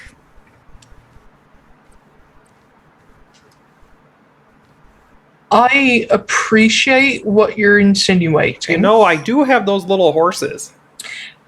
But there's a few problems here. Their entire operation currently is legal and protected, despite the damage it's causing. Devria and I have been working away at the bureaucratic route for a while, but big sweeping laws like water protection take decades to work their way through and get enough support to pass. And if we were to pass that law, we would have to make sure that any city involved with this company, because they're not based out of Yera, we'd have to make sure their city agreed with that law in order to actually enforce it upon them. and I believe they're based out of Isa. And Isa is notorious for being difficult to pass regulations through because of the Glacier Watch. Oh, those fuckers. I'm not saying the Glacier Watch is responsible for the mining operation, but they have a very strong control of Isa, and one of the things that the Glacier Watch very much dislikes is anything that makes their job on the line harder. And any ecological regulations would make them have to spend more money on things like cleanup of their camps and making sure any water sources they go near don't get polluted. And it's just a big mess. It's a necessary mess, but it's one that they're going to resist. Do we know what kind of toxins are getting dumped into the river? Is it just lead or is it something else?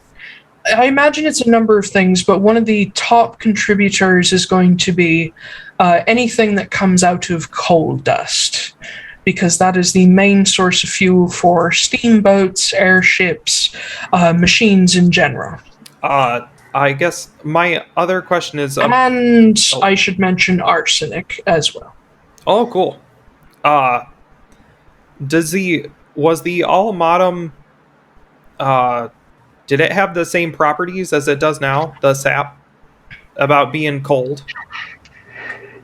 I'm not sure. From what I could discover, ulmatom sap, which...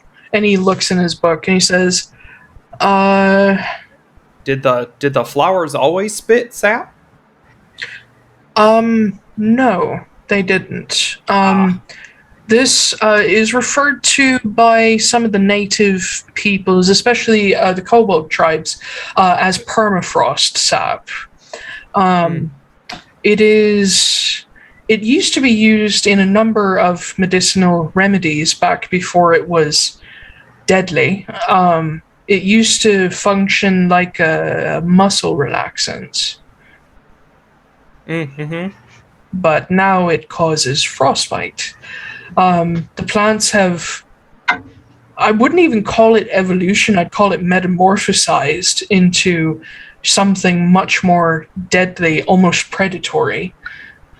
But they seem almost completely reactional, though. They don't attack of their own accord. No, but they do remind me of some of the what's the word? Some of the characteristics of more predatory, even carnivorous plants. There really aren't many of those sorts of plants in Frosthold. Ulmatom is currently the most vicious that I know of. This is all well and fascinating, and I do sympathize with this because it's awful, but from the sounds of it, the 5 of us aren't going to do, or the 6 of us, however many the fuck there are in this room right now, we're not going to solve this. No, this will probably take years to solve. Anybody coming here expecting a miracle is crazy. Well, we have our information, I guess. Information? Helena tasked us with getting information on why the Verndhjarta is being a little, Oh, so she's finally ready to devote some resources to this project. We'll see. Was she resistant before? I don't mean that to be an insult to her, but Awaz has had some problems in the last few years, and she hasn't been able to help us out lately. I'm not even sure she knows I'm here. But we've also been trying to keep this project quiet because if the fucking bureaucrats who, work on this hear of us trying to do this, they're gonna get defensive and all that nonsense. I think working with her will be beneficial to you. She also has the glacier watch wrapped around her pretty little finger, so... Does she, or are they just scared of her? I mean, either way. They probably also want to all sleep with her, but, I can't blame them for that. Anyway, Magda just steers around that. I would definitely appreciate her help, and Alistair's if he's interested in this. we are headed there next, so we can put in a word for you. I'll have to bring some of this back to Devria and let her know what you all have found out and anything new I've come up with. And I'll send a letter ahead to Alistair as well, just to make sure he knows we're involved. And hopefully, once Torisaz picks their new Arcanist, we can get them in on it too. Isa is busy with their own things, and Northeast hasn't been very open to the world lately. But we'll see if we can get some of the other rune towns in on this. Being that all of the rune towns are in the rune woods, I would certainly hope that they'd be concerned. Because even if we only keep it contained on these islands, that'll be enough for me, just to make sure, it doesn't spread and literally destroy everything. I can also put in a good word with the company. I know you don't much care for them, but... Honestly, I'm open to any help at this point.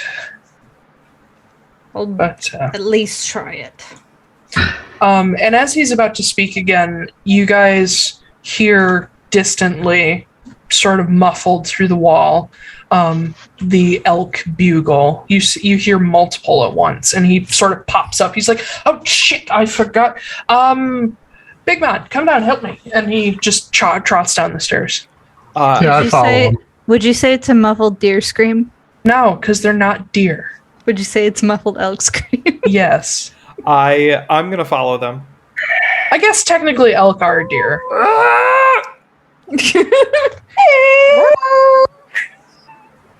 You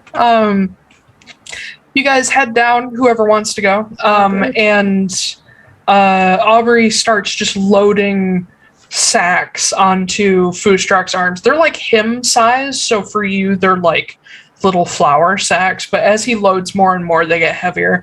And then he picks one up over his shoulder. Jasper grabs one, and Aubrey sort of kicks open the door. He manages to just turn the handle and sort of kicks it open. And outside, you see gathered around the front of this ring of torches is just a mass of elk.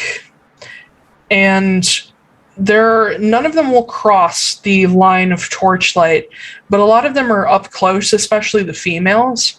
And you see that a good maybe quarter of them have what look like wounds and blisters, and a number of the males have antlers that have just rotted off.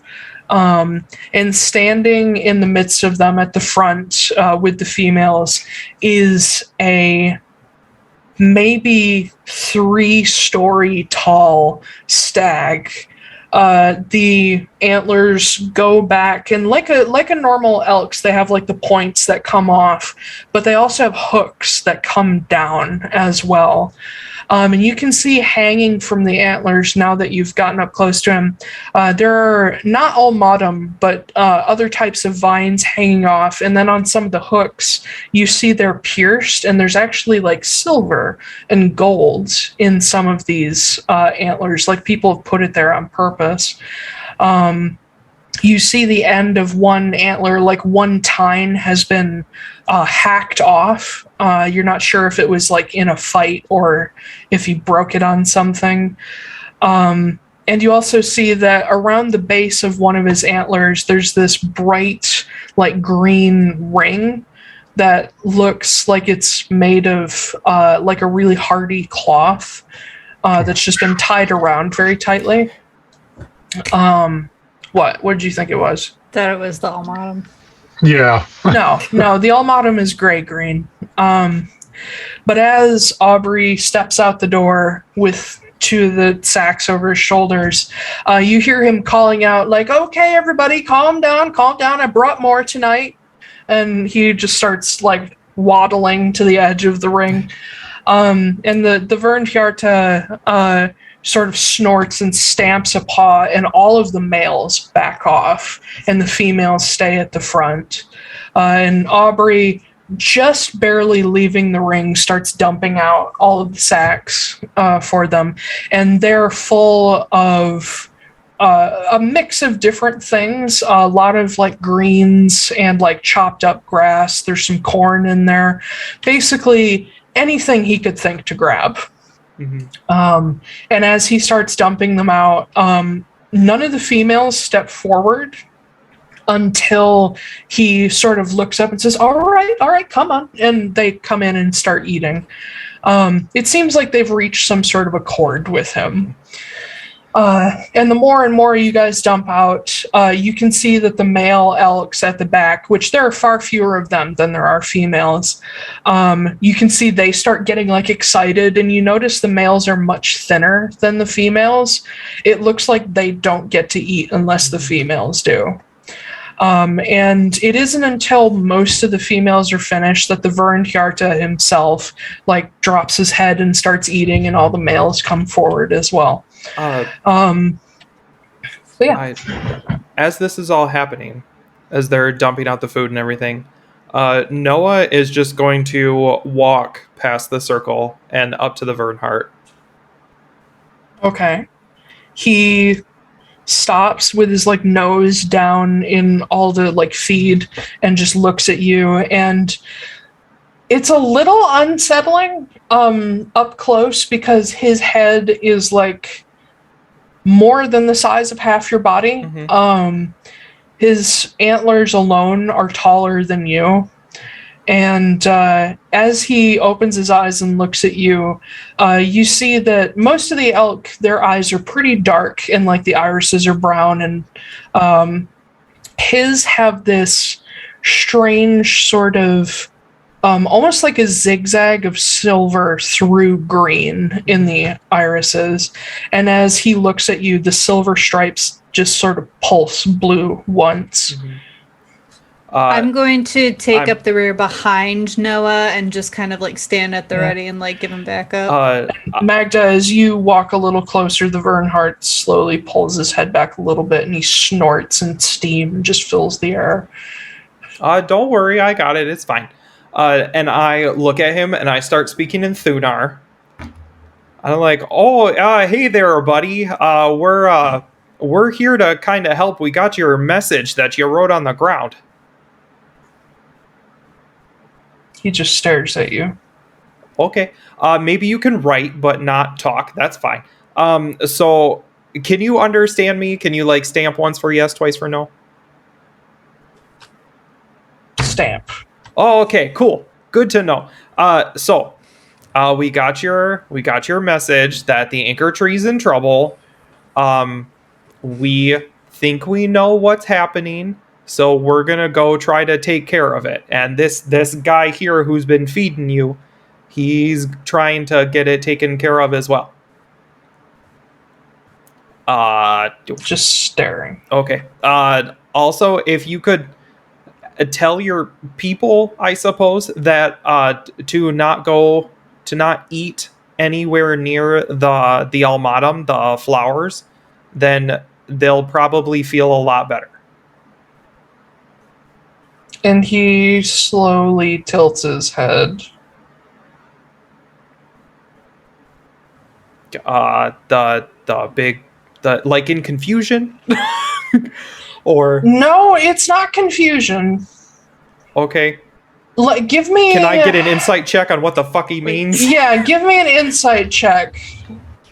Because it's hard to read an expression when you're used to people expressions. True.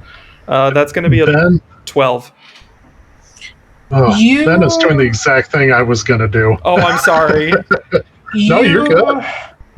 It may be your experience with Foostruck, but you do manage to detect what you think is essentially the "Are you stupid?" look. Like you saying not to eat the vines is impossible. Why impossible? You don't know. Oh, that's true. If you why? If you eat the vines, it'll make you sick. And he nods. Oh, okay. So he thinks I'm stupid for saying it because duh. That's not the only reason. And he sort of like casts his head to like motioning for you to look at all of the male elk in particular, who versus the females, one, there's fewer of them, and two, more of them are sick. Oh, okay. Because they're starving. And he just casts his head across them like, look, like what choice do we have? Gotcha. Okay. So that's fair. I totally understand. Oh, and I should also mention this. Being up close to the Verndhjarta, you will notice that there is a little bit of, like, this, like, almost like, oh, no. Like, just, like, the flesh is starting to bubble up and peel along one side of his face. Oh, no. Okay. I'm gonna turn back to Aubrey. I'd be like, do you know any way to neutralize the effects of this, or do we not know yet? I mean, the only things I've been able to see to get rid of this stuff is, of course, it dissolves in water, but other than that, fire. But obviously that's not going to work on these. Okay. I don't know. Okay. Yeah. So, I mean, I look back to the Verndhjarta and be like, just do what you can. We're going to try to get it figured out so we can save everybody. And make me a persuasion check with advantage, just for fun. Oh, boy. Okay. Persuade that elk. Yeah. That's going to be a 19. Okay. As you tell him this, he starts to tilt his head forward, which means his antlers just loom over you. And he slowly tilts down one side, and you see hanging from one of the tines it looks like it was once an earring, and it's been like hooked to the tine, is this little silver piece that has the image of a man's face with a bare head hood. Where the upper part of the face is shadowed, and he lowers it toward you. I reach up and grab it. Okay, you take it. It's a normal sized earring. Mm-hmm. It has like the earring hook through it, and he picks his head back up and sort of pulls it back so his chest is puffed, and looks over all of the males that have now completely just demolished all of the feed that was left, and they're like sniffing around for more. And he gives this like grunt, and they all look up at him and sort of hang their heads and start walking away. Okay. Oh boy. I immediately cast Identify on the thing, the earring. Okay. Because I always have that prepped. Of course you do. I do. 2.5. I always have Identify and Detect Magic prepped because nobody else in this party can do that. Grab the specifics. Sorry to steal your thunder, Zach. I will let you talk to the next deer.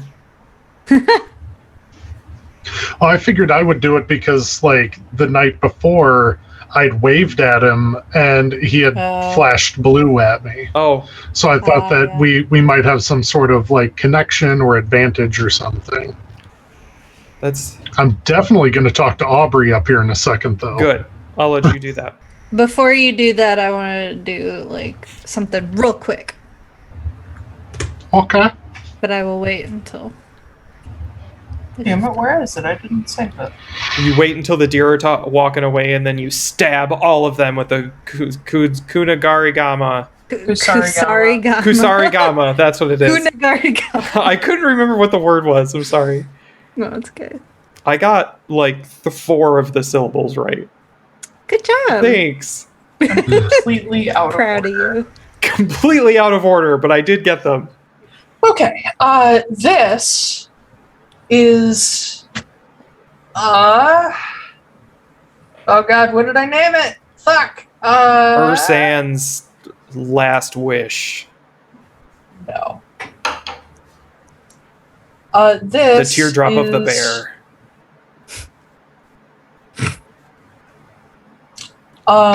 This is known as the Berserker's Earring.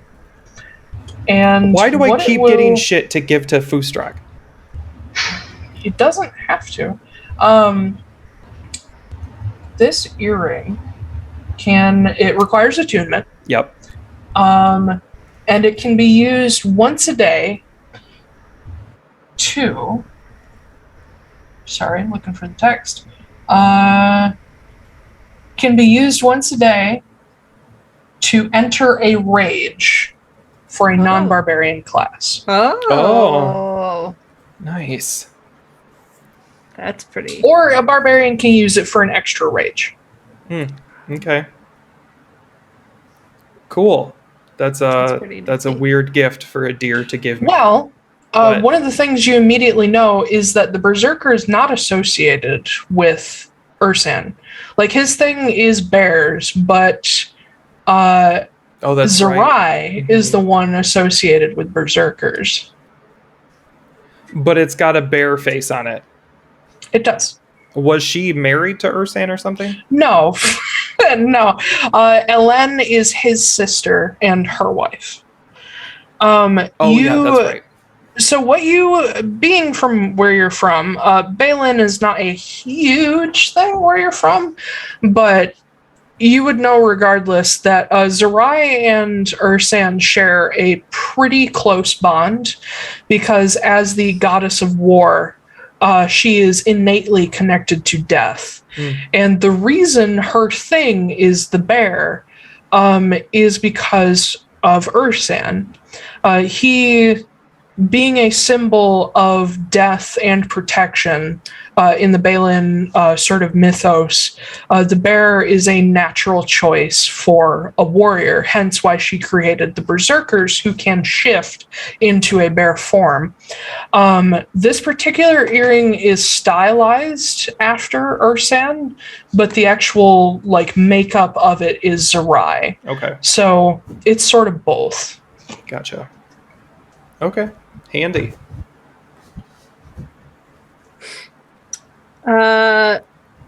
Yeah, when Noah's doing that, I'm gonna walk up, like, cautiously to the Verndhjarta, because, like, yeah, I'm sure he's not, like, super cool with a bunch of people, like... He's not, and in particular, he doesn't seem bothered very much by Noah, but as you approach, he seems a little more suspicious. I just want to say... What language are you saying this in? I'll do it in Thunar. Okay. I just want to say that... And I'm gonna pull my mask down again. I know what it feels like to be infected by something unwanted. And he lowers his head down so he's eye line with you. His head is almost laying on the ground. He's huge. I will do what I can, although I don't feel like that's much.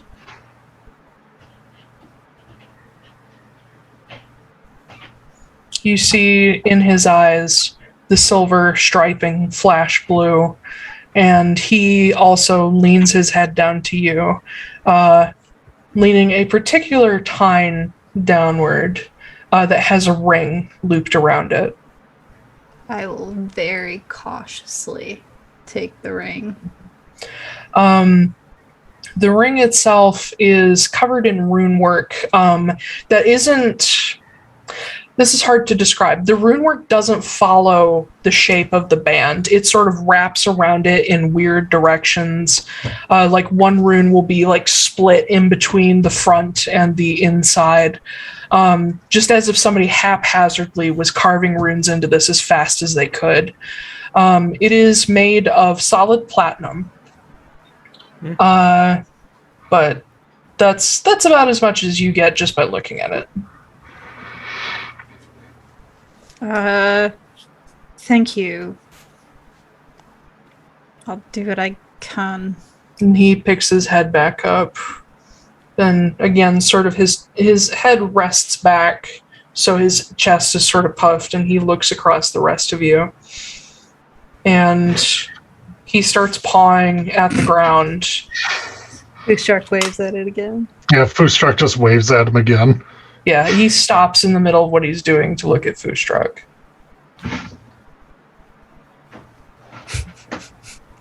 The antlers flash. I like that. It's pretty cool. And he keeps digging. It doesn't take him long, but he carves out one rune for you guys.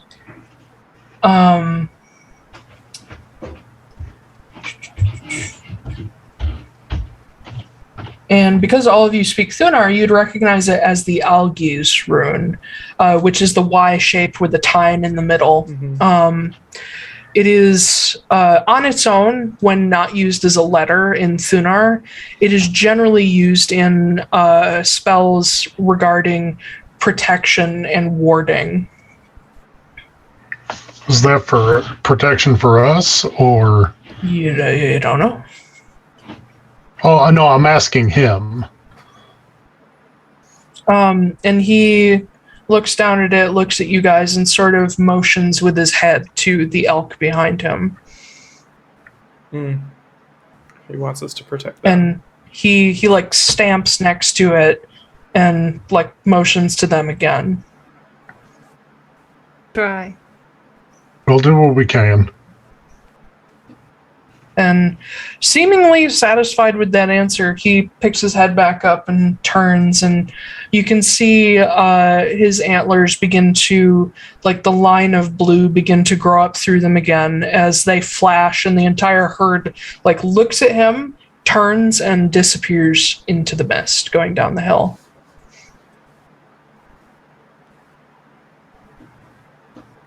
I'll go back. I'll be like, okay.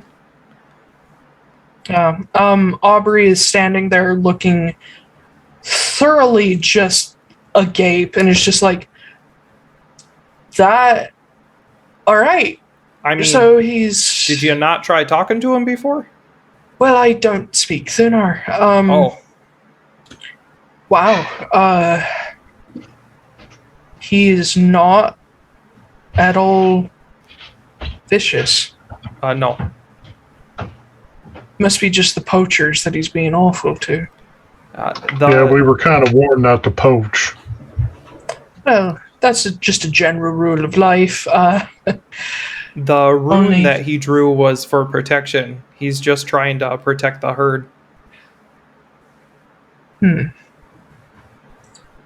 I think I need to think about some of this. I do have to get back to Yera and report this to Devria. Where are you folks headed? We're going to Manaz. Manaz. Gotta get some 2x4s. I can't I said remember. big money at Manaz. We're gonna go see Alistair. Well, like I said, I'll send I'll send a letter ahead to him. I should be able to Vodro post him something. But I appreciate what you've all brought to me. I'm glad you found me. This is unsettling, but also heartening to know more of this. I got a couple questions for you, Doc, if you got just a sec. Of course.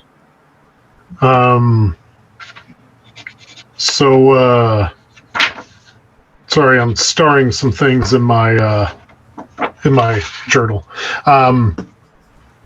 That vial of fluff that Noah had. Yes. So I'm the one that killed the dryad. Yes. And I was kind of like, in front of it when it exploded. How bad is that for me? Well, that depends on if you breathed any of it in or if it got its claws in you. Claws? I don't think I took any damage from that. No, I think it was the cougar mostly. I don't remember if I inhaled it. I was pretty pissed off at the time. Well, lean down here.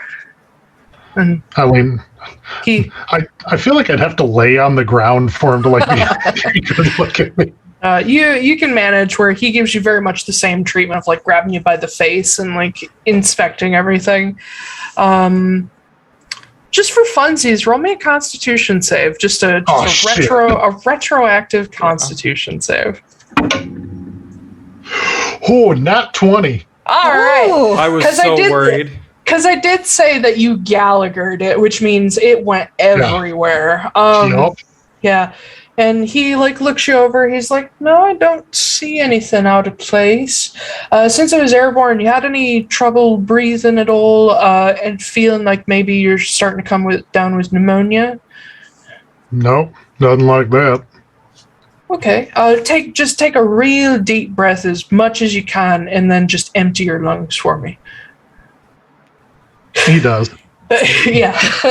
Yeah, and as you do it, he's listening very carefully. He's like, no, that sounds about right. I think you're all right for the moment. But if at any point you feel like you're coming down with the flu, a cold, if you get feverish, pneumonia, anything like that, anything that affects your lungs that's out of place, please let me know as fast as you can.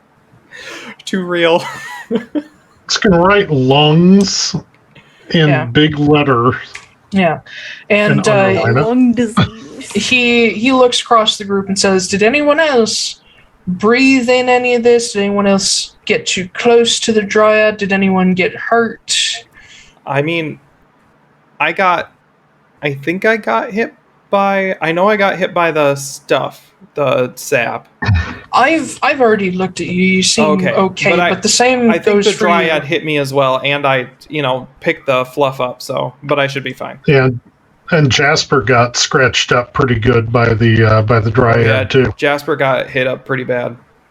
And he turns and looks at Jasper, who's wide-eyed, and he walks over. Here he goes.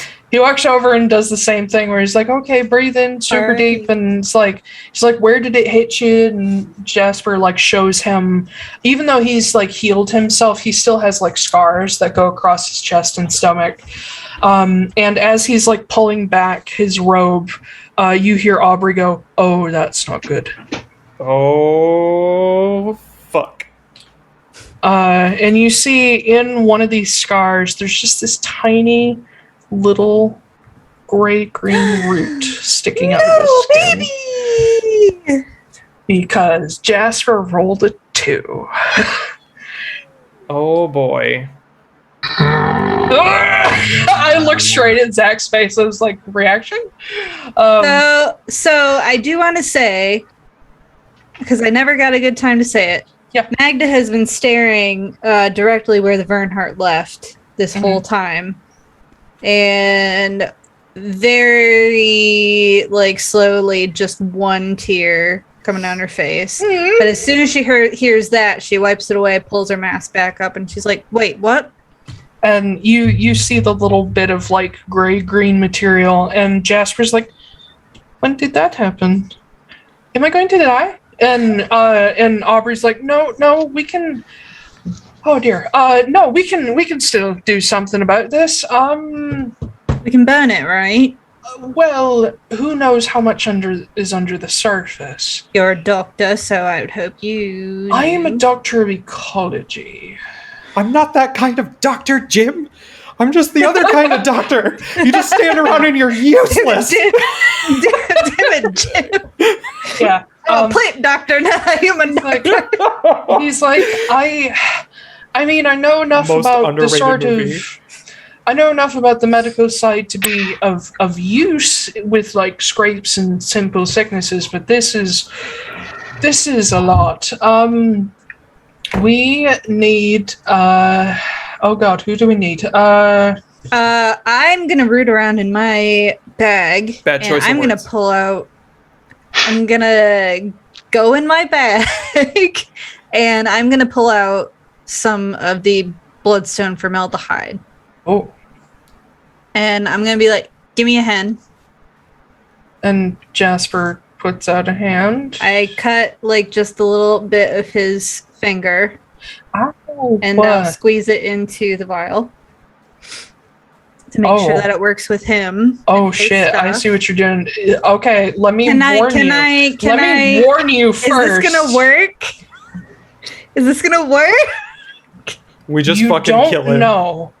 You don't know because immense testing goes into each version of bloodstone formaldehyde before the people who make it give it to a person. Because sometimes the recipes vary. Just gonna throw this out here. If Magda fucking kills Jasper, we're gonna have 2 dead party members tonight. Bye, Magda. Shark's gonna lose his fucking mind. Do you wanna risk it? Will you allow me to stop you? Yeah. Okay, and just be like, okay, no, let's, whoa there. It'll preserve him so it won't spread. He's not dying or desiccating or rotting. I feel like you would I feel like you're gonna kill him. Okay, but he's not doing it yet. But if we can stop it. He needs more of like a weed killer and less of like a preservation. When he gets close to death, we can talk about the preservation. But until then, let's. Well, if he gets close to death, it's going to be too late at that point. But Do I get to say in this? I mean, if you want, Please don't kill me. that's what we're Like- trying not to do. Like I have friends now. I don't want to die. Well, nobody wants you to die, buddy. Okay. And he like looks down at his stomach where this is like coming out from under his ribs. And Aubrey rushes back inside and he comes out with like a roll of tools and he's like, okay. I mean, we can try and see. It should just be surface level, so maybe we can extract it. Yeah, we can. I can help you with that. Okay, let's go like into a clean room, and he like grabs Jasper and like takes you guys inside. I'm gonna chuck my vial now off to the side because it's fucking useless now, mhm. and I'll go back inside. Yeah, you guys head in, and Aubrey takes you guys to a new floor that appears to be sort of. It's very clean, and it's words. Yes. It's split into several sections that are walled off by glass, and you see behind one of the glass sections there is actual ulmatom growing around a small sapling in this like container that he's completely sealed. In another one, there is a completely healthy sapling that is cut off from any other source that looks like it's bright green and doing well. And then in the last, there is this a very familiar pile of fluff. Sitting on a small metal table in a completely stone and glass room, and the fluff just appears to be sitting there not doing anything. It's not like under anything? It's sealed, so no one can get in or breathe it in, but the fluff is just sort of sitting there. It looks like he was attempting to see if it would grow without the presence of like plants or earth, which it does not appear to be doing. But now that it's there, he can't take it out. But he brings you guys into this room, and he has he has several like work tables set up, and on one of them he like throws a sheet over it and has Jasper sit on the edge. He's like, okay, so is anyone like a trained doctor? And Jasper raises his hand, and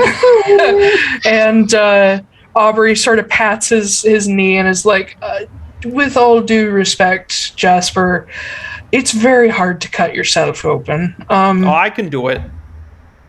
Are you sure? Yeah. And I want to do something real quick.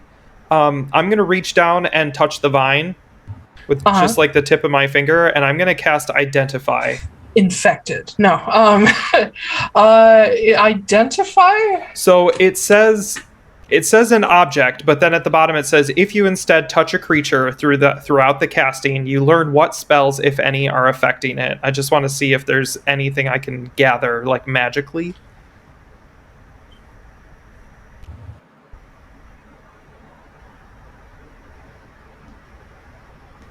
So touch a creature through the casting, learn what spells affect currently affected. Okay. I didn't know if I could like get a sense. Or maybe learn its weakness.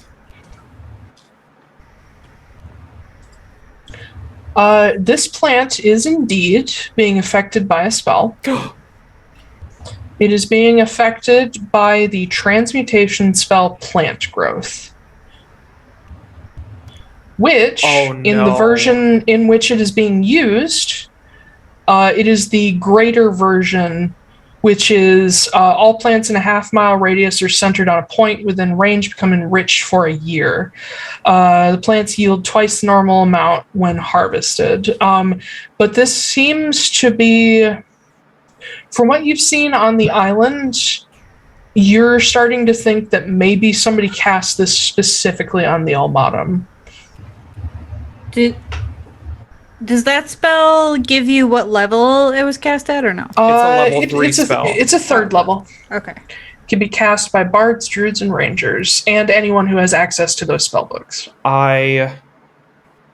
There's so much meta knowledge that that I'm so worried about now. Okay. So, unforeseen consequences.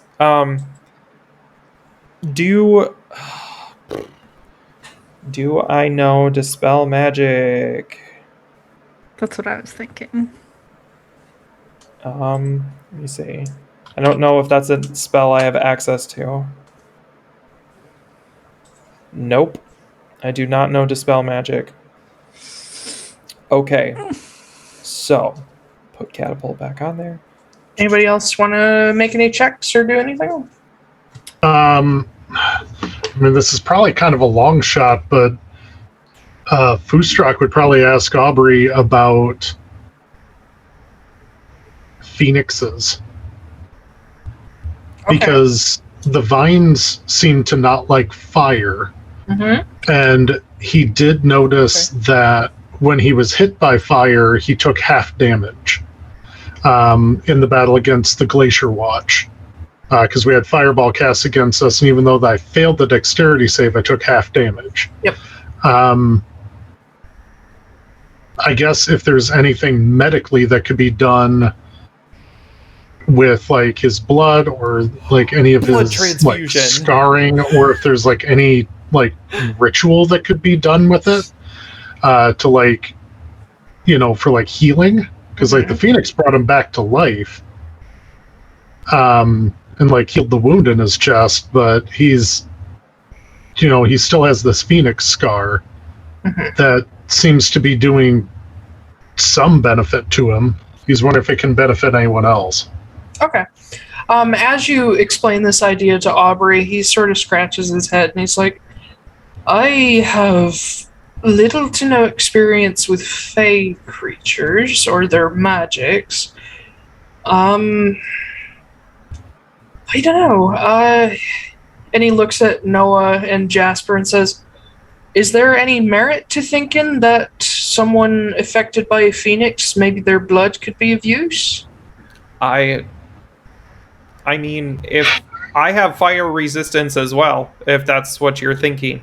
Well, that's because you're a tiefling. Mhm. That's sort of born into you from the infernal bloodline. Well, I don't know. Maybe there's something there, and I go up and I put a hand on Fustrock, and I'm like, just give me a second, and I cast Identify. on the mark on his chest? Yes. Okay. I don't know why we never thought of that. I don't know either. I didn't think of it. That is all my spell slots for the day. Damn it, Astrid still has that fucking ring. Yeah. Oh, yeah. Yeah. I was thinking about running that to see if that would be any sort of help. Sorry. Identify can be cast as a ritual without spending a spell That's slot. true. It It'll just just takes take 10 minutes. Yeah. As you identify this, it is not a specific spell, it is an enchantment. Oh. This is what is known as an enchanted tattoo. This one is a little different because it is a combination of scarification and tattoo work, but it's something that was placed all at once. This tattoo gives fire resistance. Basically, anytime the creature with this mark is affected by any type of fire-based magic or even physical fire, much like tieflings, it will only take half damage. But also, there is an element to this enchantment that confuses you, because as you identify in your vision only, you see this trailing golden thread that sort of disappears into the air for a moment. The enchantment is connected to something, but you can't tell what. Okay. I will relay all that information. Boostrak is definitely trying to find that thread. He's trying to look for it. Oh, You see nothing. a buddy. Yeah. Buddy. He not smart boy. Yeah, He no, not smart boy. that's not how any of this works. But with that, you would know that the mark would not affect Fustrak's blood in any way. It only affects him as a whole. Gotcha. It cannot be transferred. I tell Aubrey that's an enchantment. There's nothing we can do with it. Well, it was worth the question. So, I mean, I did get this ring from the Verndhjarta, but I don't know if that's going to do anything either. I mean, I can take 10 minutes to look at it. I'm kind of tapped out. It's not really my bailiwick, so. Yeah, it's hit. I'll give it to Noah. All right, I sit down on the floor and I just stare at it. With your little pearl that you use for identifying. Yeah. As that's happening, I'm just looking at the Jasper's wound and just making sure it's not growing. Not visibly, but as he's looking down at it, you can see as his panic subsides, you can see this weird you don't see this come over Jasper often, but you see his mind lock into full calculation mode as he's staring at this, and you see him sort of pull the skin to see if it's split in any way, and him testing the vine itself to see how resilient it is. And you can see just the medical knowledge going through his head of, okay, what's the plan here? As he is just trying to figure out what's the best way to get rid of this thing. Aubrey is still looking at it too and sort of talking to him I think it's only skin deep. We could probably extract it, assuming it hasn't grown extra roots down in there. Why don't we attempt to do that? Well, let's see what that ring is first. And Noah, as you finish identifying, this is a classic ring of protection. Nice. It does have a little bit of flavor to it. Let me grab the beef ring of noodles. protection. Chicken bouillon. Oh, chicken this bouillon. this adds 1 to your AC and +1 to all saving throws. Does require attunement. Absolutely, yeah. The ring itself, Noah, you would learn this about it. When the creature wearing and attuned to this is attacked, occasionally, a small bit of damage will get reflected back at the attacker by a phantasmal elk. Oh. Ooh. That's pretty dope. So it is, I have being that I've reflavored this ring, I have called it the Stag Guard ring. I hope Ash is writing all this down because I'll Yes, forget I it in the am. next 5 minutes. Yep, same.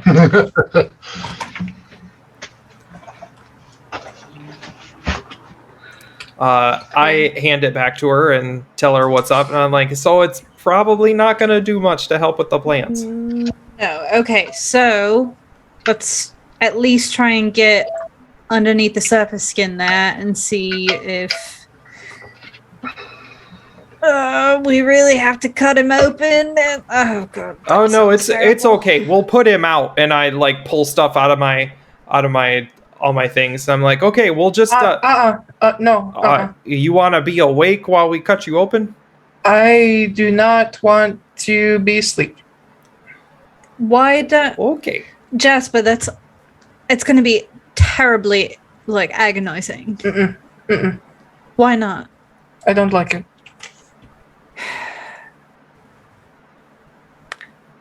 I will get down at his level. Like it's just going to be like you're taking a nap. Okay. No. Mm-mm. What scares you about it? I don't like being out of control. Oh. No one does.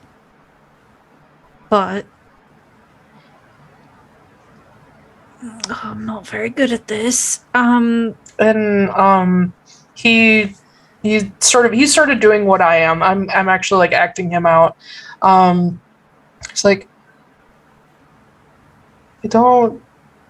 bad things happen when I go to sleep in strange places, and I don't like it. What do you mean by that? And he sort of mutters like, I have really bad nightmares. I don't like it. Well, we're here to protect you, aren't we? And he sort of ducks his head a little bit, and he looks over at Fustrak. You are your own man, and the choice is yours. And if you do decide that you're okay being asleep, we're going to be right here to protect you. And if not, we're going to be right here going through it with you. And he like looks around the group, and you can see he feels really like awkward because everyone's looking at him. This is all hanging on him, and he actually looks at Magda and says, "Will you hold my hand?" Oh, okay. And I'll hold his hand. Yeah, It's really awkward. that's okay. He doesn't care. But yeah, Teeny little hand. he gives in. So Noah. I pull a dagger out and I like hold it over him, and I'm like, all right, just hold on. And I'm like, oh yeah, I'm just kidding, guy. And then I like just trying to break the tension. It'll be fine. But basically, he does agree to be put to sleep if Magda holds his hand. Jesus fucking Christ, man. You're going to stab the kid. Yeah, Jesus. I wasn't. I learned my lesson with Well, that you're gonna cat. get him. You're gonna give him a heart attack. I mean, he'll Yeah, be Jasper's asleep. just sitting there, just Okay. Hey, I hold his hand again. Like it's just no. It's Noah. You know, he's you know, a little Prankster! So I will whip up a concoction to put him to sleep. Chloroform. Yeah. Well, I have a bunch of Pana. I mean, that won't put him to sleep, but that'll certainly put him out of it. Best of both It's also worlds. extremely addictive. Okay, maybe not. Don't get him addicted to drugs. Please I don't. mean, He's just a boy. My sweet baby boy. but what is how I have to get more clientele for Chunk? Yeah. Oh my god. Anyway, go ahead and make me a medicine check for this whole operation. Can I give myself guidance? Yes. Okay. Do I get any tools? Because I have like poisoner's kit. I've got herbalism kits. I will let you use your herbalism kit. Yes. Okay, so that's just add proficiency. Yep. And Aubrey's helping. Yep. Give yourself advantage. Woo. Sure. Okay. Well, I don't even need it. Fucking nat 20 on the first roll. All right. Plus wait. And it's plus 6 for my it's plus 1. Did you say medicine check? Yeah. Okay, so it's plus 1 for that, plus 2, so 25 altogether. Okay. Good. Yes, So I am a surgeon now. so you you put Jasper out with just like a mix of different things, and you kind of do like the anesthesiologist thing where you're like, okay, let's count, and just like you keep asking questions. He's like, okay, and just gone. Hey, and, Mom and Dad, I'm an anesthesiologist. I know you all are like you're well acquainted with like blood and cuts and stuff, but like medical version of this is sometimes squeamish. So if anyone in the actual party is just like, nope, can't watch this, like, yeah. It's gonna get real squicky. Yeah. Who strikes Dan? Yeah. So you clean Jasper up enough to be able to do this safely, and you begin just very carefully taking the sharpest, thinnest knife you have and just cutting down the edge of sort of his skin where the root is growing out, basically following the line of where it's coming from. And you get like a good half-inch in, and you see sort of the bulb of the root with all these little tiny like villi-like fingers coming off of it. And you see a couple have gotten a little longer and gone a bit deeper. And as you're doing this, Aubrey is like advising you, says, make sure you don't cut the root itself. If you break it open, the sap will get in there and it won't be good. And so you kind of have to dig for the rest of the roots, and it doesn't feel good because this is such a small person, like it would be like working on a child where you don't have as much room for error as you do with an adult.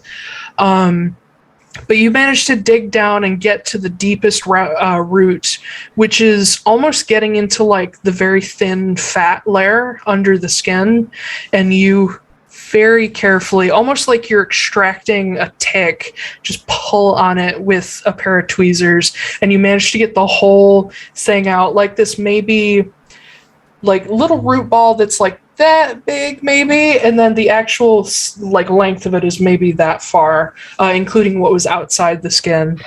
But you carefully take it out, and you do what you can with Aubrey helping you like cauterize a couple like bits that are especially bloody, and you wrap it and make sure it's all good. And it doesn't take that long, thankfully, maybe like 20 minutes or so.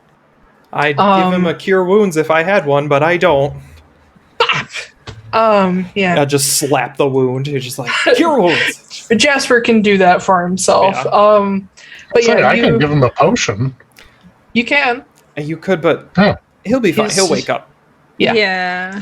Yeah. You finish that and cover it over with enough bandage to keep it clean, but you know that with Jasper's magic, he'll be able to heal it up much better than you can. And you're done, and you have a little root ball in your possession. I put it in a flask and I stopper it. Mm-hmm. And then I take out my smelling salts and like put them under his nose. I'm like, wake up! Okay. It takes a little while for him to come to, but when he Do does, this the Victorian way. Magda, are you still holding his hand? Uh-huh. He just curls straight into you. Baby. I will, like, kind of be taken aback by that, but I'll just kind of gently, like, Pat, pat. it's alright. It went good. You're fine. Yeah. I look at Bootstrap, I'm like, I'm doing this right? I'm being comforting. This is okay. That's so fucking Oh, cute. stop hitting him. Am I hitting it? Does this hurt? Oh no. Foodstrike's going to reach over and ruffle Noah's hair a little bit and be like, you did a good job. Oh, thanks. You know, I don't think I've ever actually cut any person open before, so that was interesting. I mean, you did shoot that guy a while back. I mean, that's true. That was my dad that I shot. So, No, I mean when we were by the glacier Ulsarin. march. Yeah, oh, Ulsarin. that guy. That was less of a cut and more of an explosion. Yeah. You It was a know, less graceful cut. a gun is a less graceful way to cut people. Yeah. Jasper, as he sort of comes to, he's going to be groggy for a while, so he doesn't talk much, but he's just sort of curled into you. He probably has no idea what's happening at the moment, but he's just quiet. And Aubrey sort of steps back and is like, all right, well, that was stressful. Keep a very close eye on him. But it looks like he's pretty lucky that didn't get any deeper.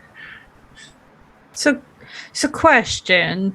Does Yeah. this spire just, like, go away? Like, does it stop existing after a certain amount of time? Or can we stay here for the night? Or I suppose I can delay my trip home if needed. okay. What if you just took us home with you and then brought us back? I can do that. Do you all fancy a trip to Yara? Where is that? It's northeast of here. Thought on that. And It's like it's yeah. probably a solid 3 weeks walk. No, great. Well, we could also make camp, I guess. I think I'd rather he stay in like a clean, safe environment for the night. So I'll take you with me to Yara, and we can come back in the morning. That way he'll have, we can go to my wife's tower and get him a comfortable bed, because I don't really have guest rooms. This place isn't really like a living place. It's more of like a travel caravan. It's like a mobile office, if you will. Okay. I love that you're just tapping the whole time. Yep. I'm just. Yep. It's okay. Baby. But yeah, Aubrey's like, so, anyone else we need to pick up, or is everyone here? It no. seems like everyone's here. Lorcan's here. Yeah, Lorcan has kept his distance, kind of. Not that blood or anything bothers him, but he's thoroughly disturbed by what almost happened to Jasper. And Lorcan's just yep, we're all here. And Aubrey's like, great, cool. And he claps his hands together, and you all feel the sudden shudder of the whole building. When that makes Jasper sort of what? And he clings to Magda's coat. And you feel the whole thing shudder, and then almost this slow build of motion sideways. And at first it's a little weird because nothing is moving, but you feel the whole tower moving. Anybody who gets super motion sick would be what? And within maybe a minute or so, it shudders again and comes to a halt. And you almost see the interior of the tower almost like relax as all the stone sets into place. And you hear this like rapid knocking on the door down below, and Aubrey goes running down the spiral staircase.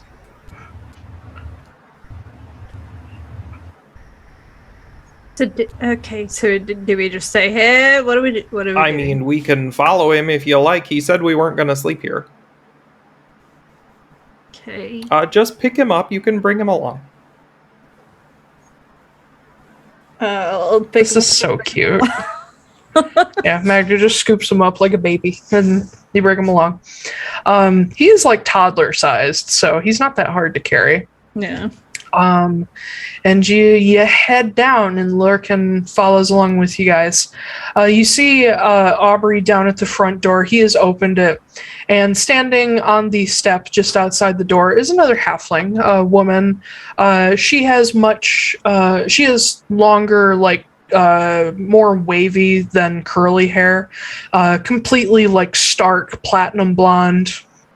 Has these very bright, weirdly amethyst purple eyes, and she's dressed in this very fine purple and gray robe that's very tightly wrapped around her, and then sort of an overcoat. You see, it's still of course dark outside. It's fairly late, so you don't really see lights anywhere except very close by. You see the foot of a much larger tower that has like all these like floating lights outside of it, and there are fireflies and so on. But the two of them are rapidly talking back and forth in a language that I don't think any of you know.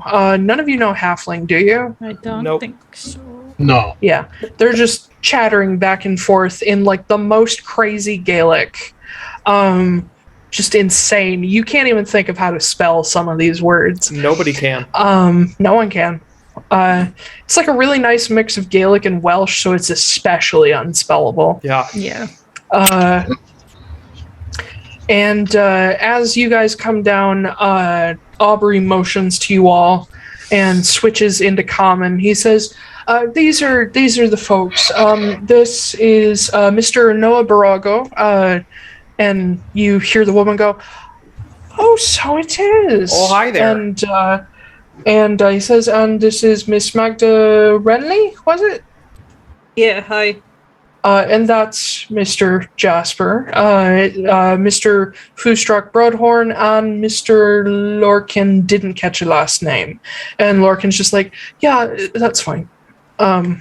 And the woman who Aubrey introduces you guys to says, "This is my darling wife and the master arcanist of Yera, Divria Selbin." And she steps into the tower. You see she's a little bit taller than her husband. She, unlike him, she's not quite so hobbity. So she has like shoes, and everything about her is much more... I wouldn't say noble, but a little finer. Like, she keeps herself much more carefully than he does. But of course, he works outside all the time, so he's always a little rough. But she steps up and shakes hands with those of you who have your hands free. And looks to Magda in particular and says, "Why don't you bring him into the tower? We'll get him all settled into a room. I have a few guest rooms. A lot of them are double rooms, so just pick whoever you want your roommate to be, I suppose. Please, come in, and I'll get food for you all as well." And she sort of ushers you guys out of the spire. The spire stands at like 10 stories tall, but they're like, but compared to this other tower, they're about even height, but the larger tower has its own like miniature spire sticking up from the center of the top floor that has a similar beacon on top of it. and you are led inside this very nicely kept but rustic sort of bastion tower. It's not this tall, thin deal like with Helena. It's much more wide and broad, and the entire interior is almost over decorated, but with like warm colors and too many blankets and rugs and pillows and too many pieces of furniture. It's all built to be of normal person size, not halfling, so you all can navigate through it pretty easily. And she first escorts Magda and Jasper up to one of the floors where she shows you into a room with two sort of single beds in it, and she helps you like tuck Jasper in. And Jasper the whole time is just sort of out of it, and he knows what's happening, but he can't talk yet. But yeah. And she makes sure all the rest of you get rooms and any extra blankets or pillows or whatever. And as she's going along, she's just like, we'll wait for formalities and all that and so on, just get you all comfortable first.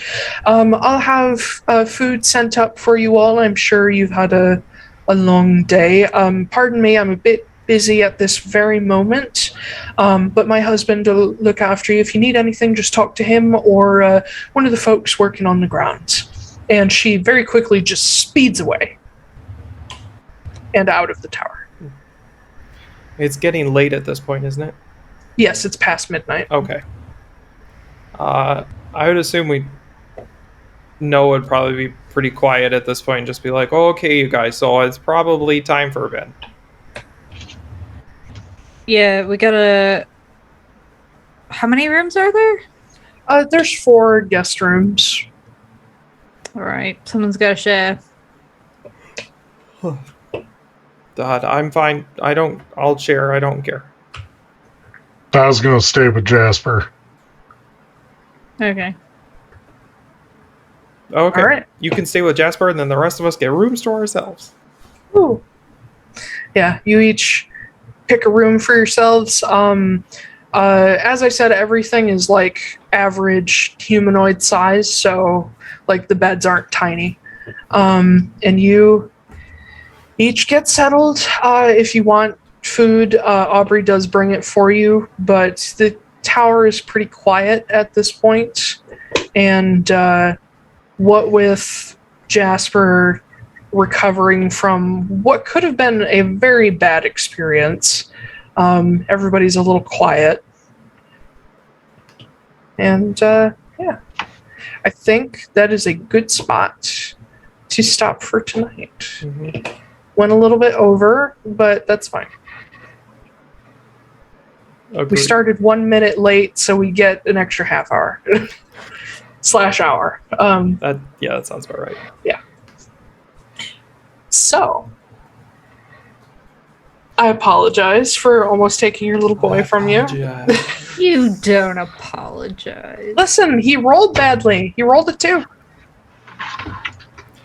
So, tell us about the stream, Taylor. Yeah.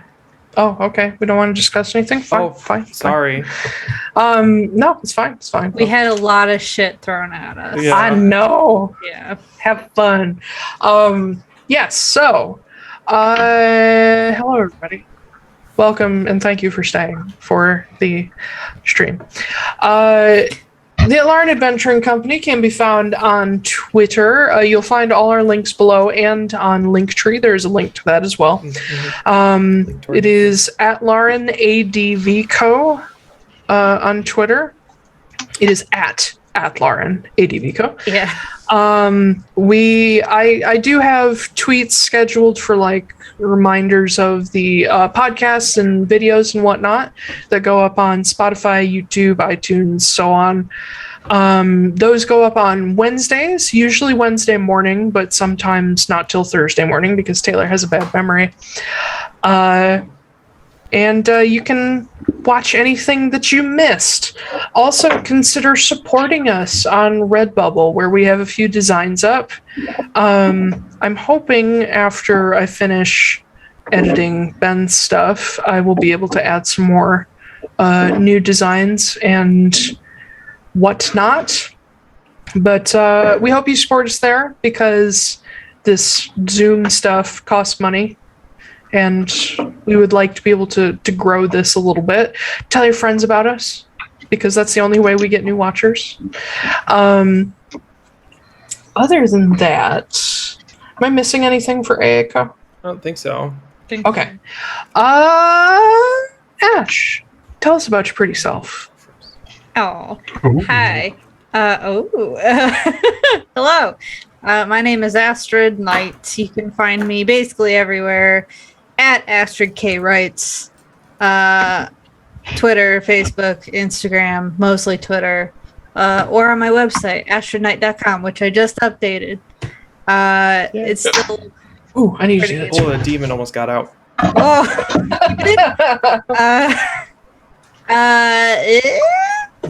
What was What's my perception check? Perception check? Oh, yeah, The book you're writing? I'm writing a book. It's about D&D. It's pretty cool. I'm almost done with the first draft of it, and hoping to get it to Taylor by the end of this month. Oh, shit. Yeah. I know, isn't Yes! it easy to hear? Hoping. No, you have to now. You can do it. Send you can us do all it. a beta copy so we can all mail you like red ink pen all over the pages. I'll probably give it to you guys too. But That's not a bad idea, because that will also help me with things that I might miss, because it's going to be a lot. yeah, It's a big book. Well, Yes, and it's I'm- 3 books. I'm hoping. No, I am hoping to cut it down to 120. You won't. I will. What's it now? gonna 180? happen. No, it's probably gonna end up at just 170.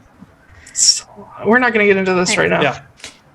Yeah, but I'm writing that, and I'm hoping to release it in the winter of 2022. So look out for that. I also have a short story in Tales from the Year Between, Volume 3, In the Wake of the Kraken, from Skullgate Media. Check it out on Amazon. I have a short story in it called "The Ballad of Tamsin the Tattered."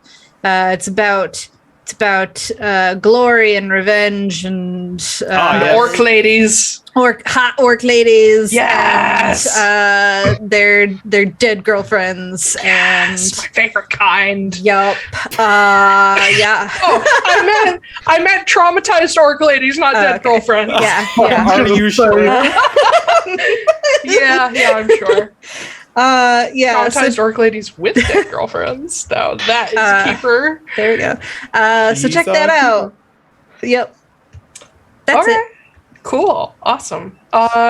Blake, tell us about yourself. Oh, I'll go next.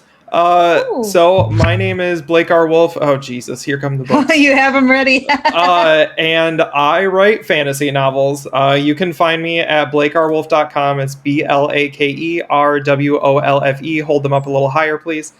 And I was waiting for you to get to okay. And advertise my books. And so book 4 just came out in July. There's going to be 5 books in the series. Book 5 is 2 chapters away from being finished. Taylor's already got all of it, and it will be coming out on September 15th.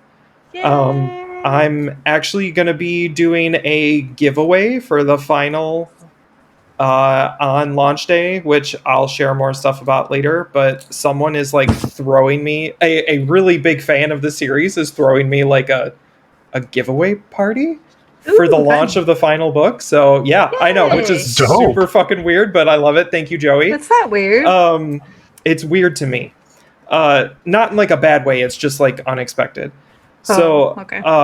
yeah, so thank you, Joey, for that. But yeah, the books are going to end. The series is going to end finally, and I'm going to move on to the next series. So it's like full of gay people. It's kind of D&D-ish.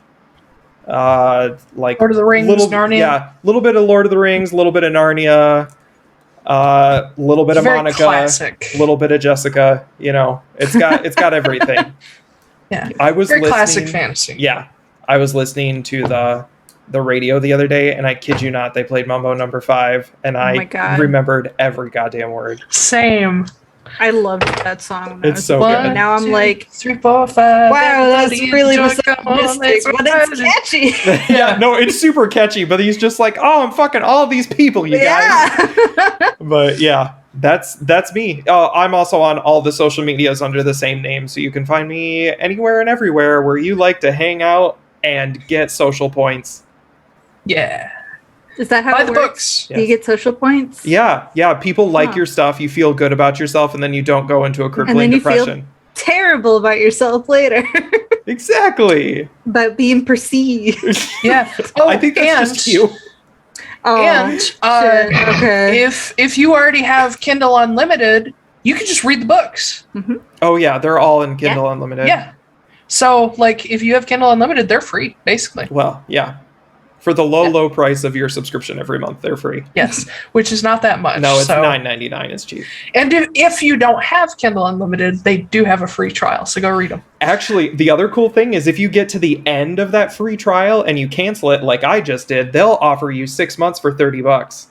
Oh. So Wow. at half price. So get to the end of your trial and try to cancel it anyway, and you can get 3 months Game for free. the system. Game the Jeff system. Bezos doesn't need money. Amazon makes enough money. Yes. Their shares are like over $3,000. They're fine. Yeah. Yeah.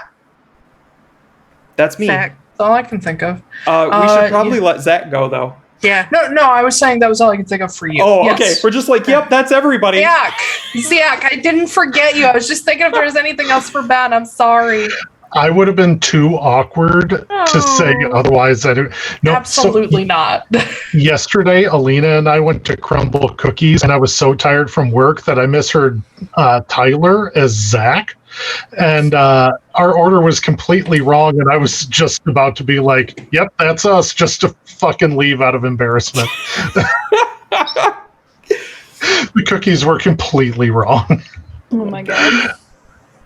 So, hi. You can find me on Twitter Who are you, at though? Zachary G. Author. My name is Zachary Gale. Last Thank you. name There you for my books. Wait, what's your name? Middle name in real life. I'm sorry, I didn't catch your name. What is Zachary Gale for What my is- author. it? It's Tyler? What? It's what? What? Tyler? Tyler? Tanisha? Tanya? No, wait, that's me. Everybody calls me Brian, so it's fine. Or Nick. I'm sorry. Believe it or fucking not, people call me Nick all the time, and I Why? don't know why.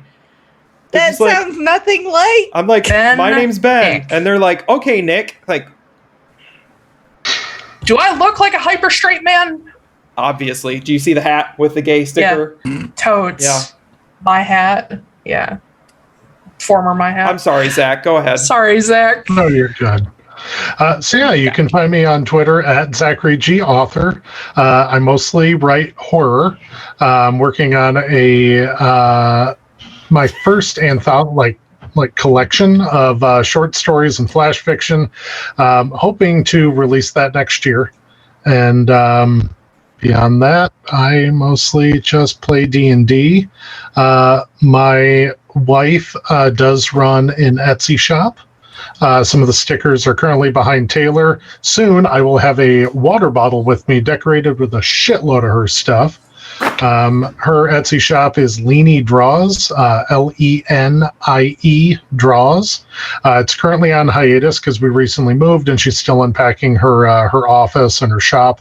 And she may actually be changing sites soon. So we will see what happens there because Etsy is making things tough. Yes, they do. So- Mm-hmm. Yep. So we will see what happens. Perhaps next week I will have more information. Taylor, But yeah, that's me. tell us about yourself. Nah. Tell us about yourself. All right, me. Wow. Jesus mean? Christ. Good Lord. Wow. Yeah. Am I that annoying? Yes. No. All right. Oh. Alright. No, I thought everybody was going to say yes. No, I thought you were actually trying to be me. I apologize. Oh, so we called Ash annoying and I called you annoying and Zach was just like, you guys are great. Ash, get your ass back here. You should have heard her earlier. I said that if she didn't believe in herself, we were all going to believe her for her, and she goes, psh. I was like, Yeah. you little shit. No, I thought you were imitating me being annoying. I'm sorry. She was just imitating herself. Anyway, hello, everybody. Everybody, get ready. Everybody, get ready. You just burp really loud. No, Why? he did the nose snort thing. Oh, okay. I thought you burped. No. I mean, that would be No. Sequel to the. okay. Hang on, Caboose, bring up this train wreck. Come on. Hello. Hello. My name is Taylor Wallace. I'm the cat herder. You indeed. You can find me on Twitter at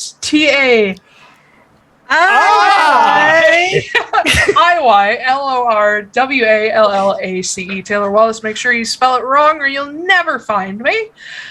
You can also find me on sonderediting.com, which, thank you, Ash, for just reminding me I need to update it with the rest of the Crystalline Chronicles. And I may have to put a coming soon for perception check up there, too. Ooh.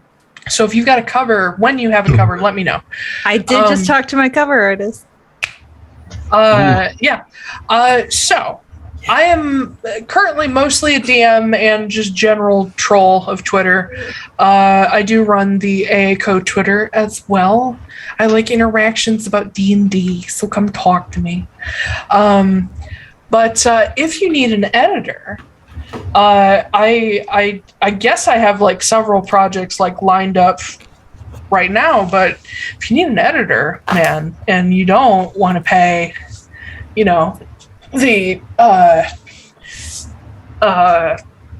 fuck, I need to come up with new ones for this. The left kidney of your firstborn kobold. Yeah, if you don't want to pay the left kidney of your firstborn kobold, let me know, because compared to other editors, I'm pretty much a lot more affordable. What did we say that your books would have been somewhere in the realm of $1,000 each for? Yeah, it would have been 1 to 2K each. Yeah, for your average freelance editor or editing service. And I like to work with new people, and I'm trying to grow my brand, so I charge less. And depending on the size of the project, we can even like figure out something else if you don't have money. So let me know. Drugs. But yeah.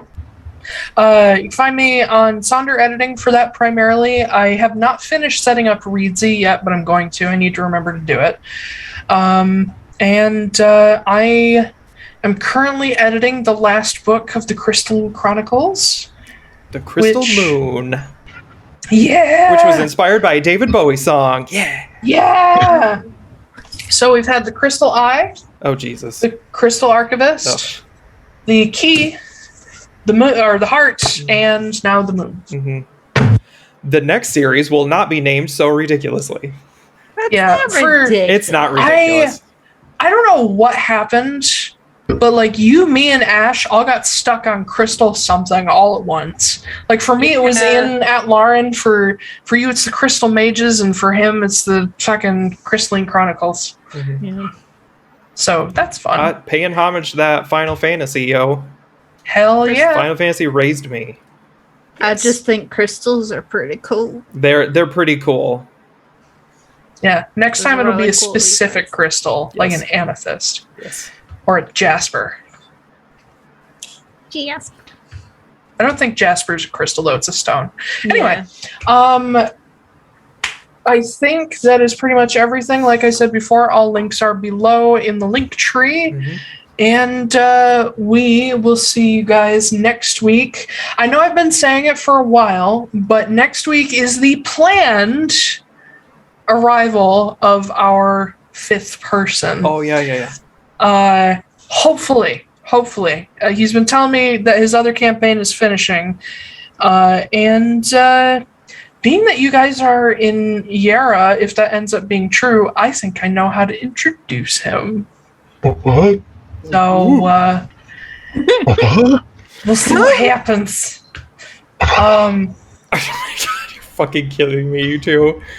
Jesus Christ. We will see y'all next week on the 11th. My god. Oh my god. Yeah, the 11th.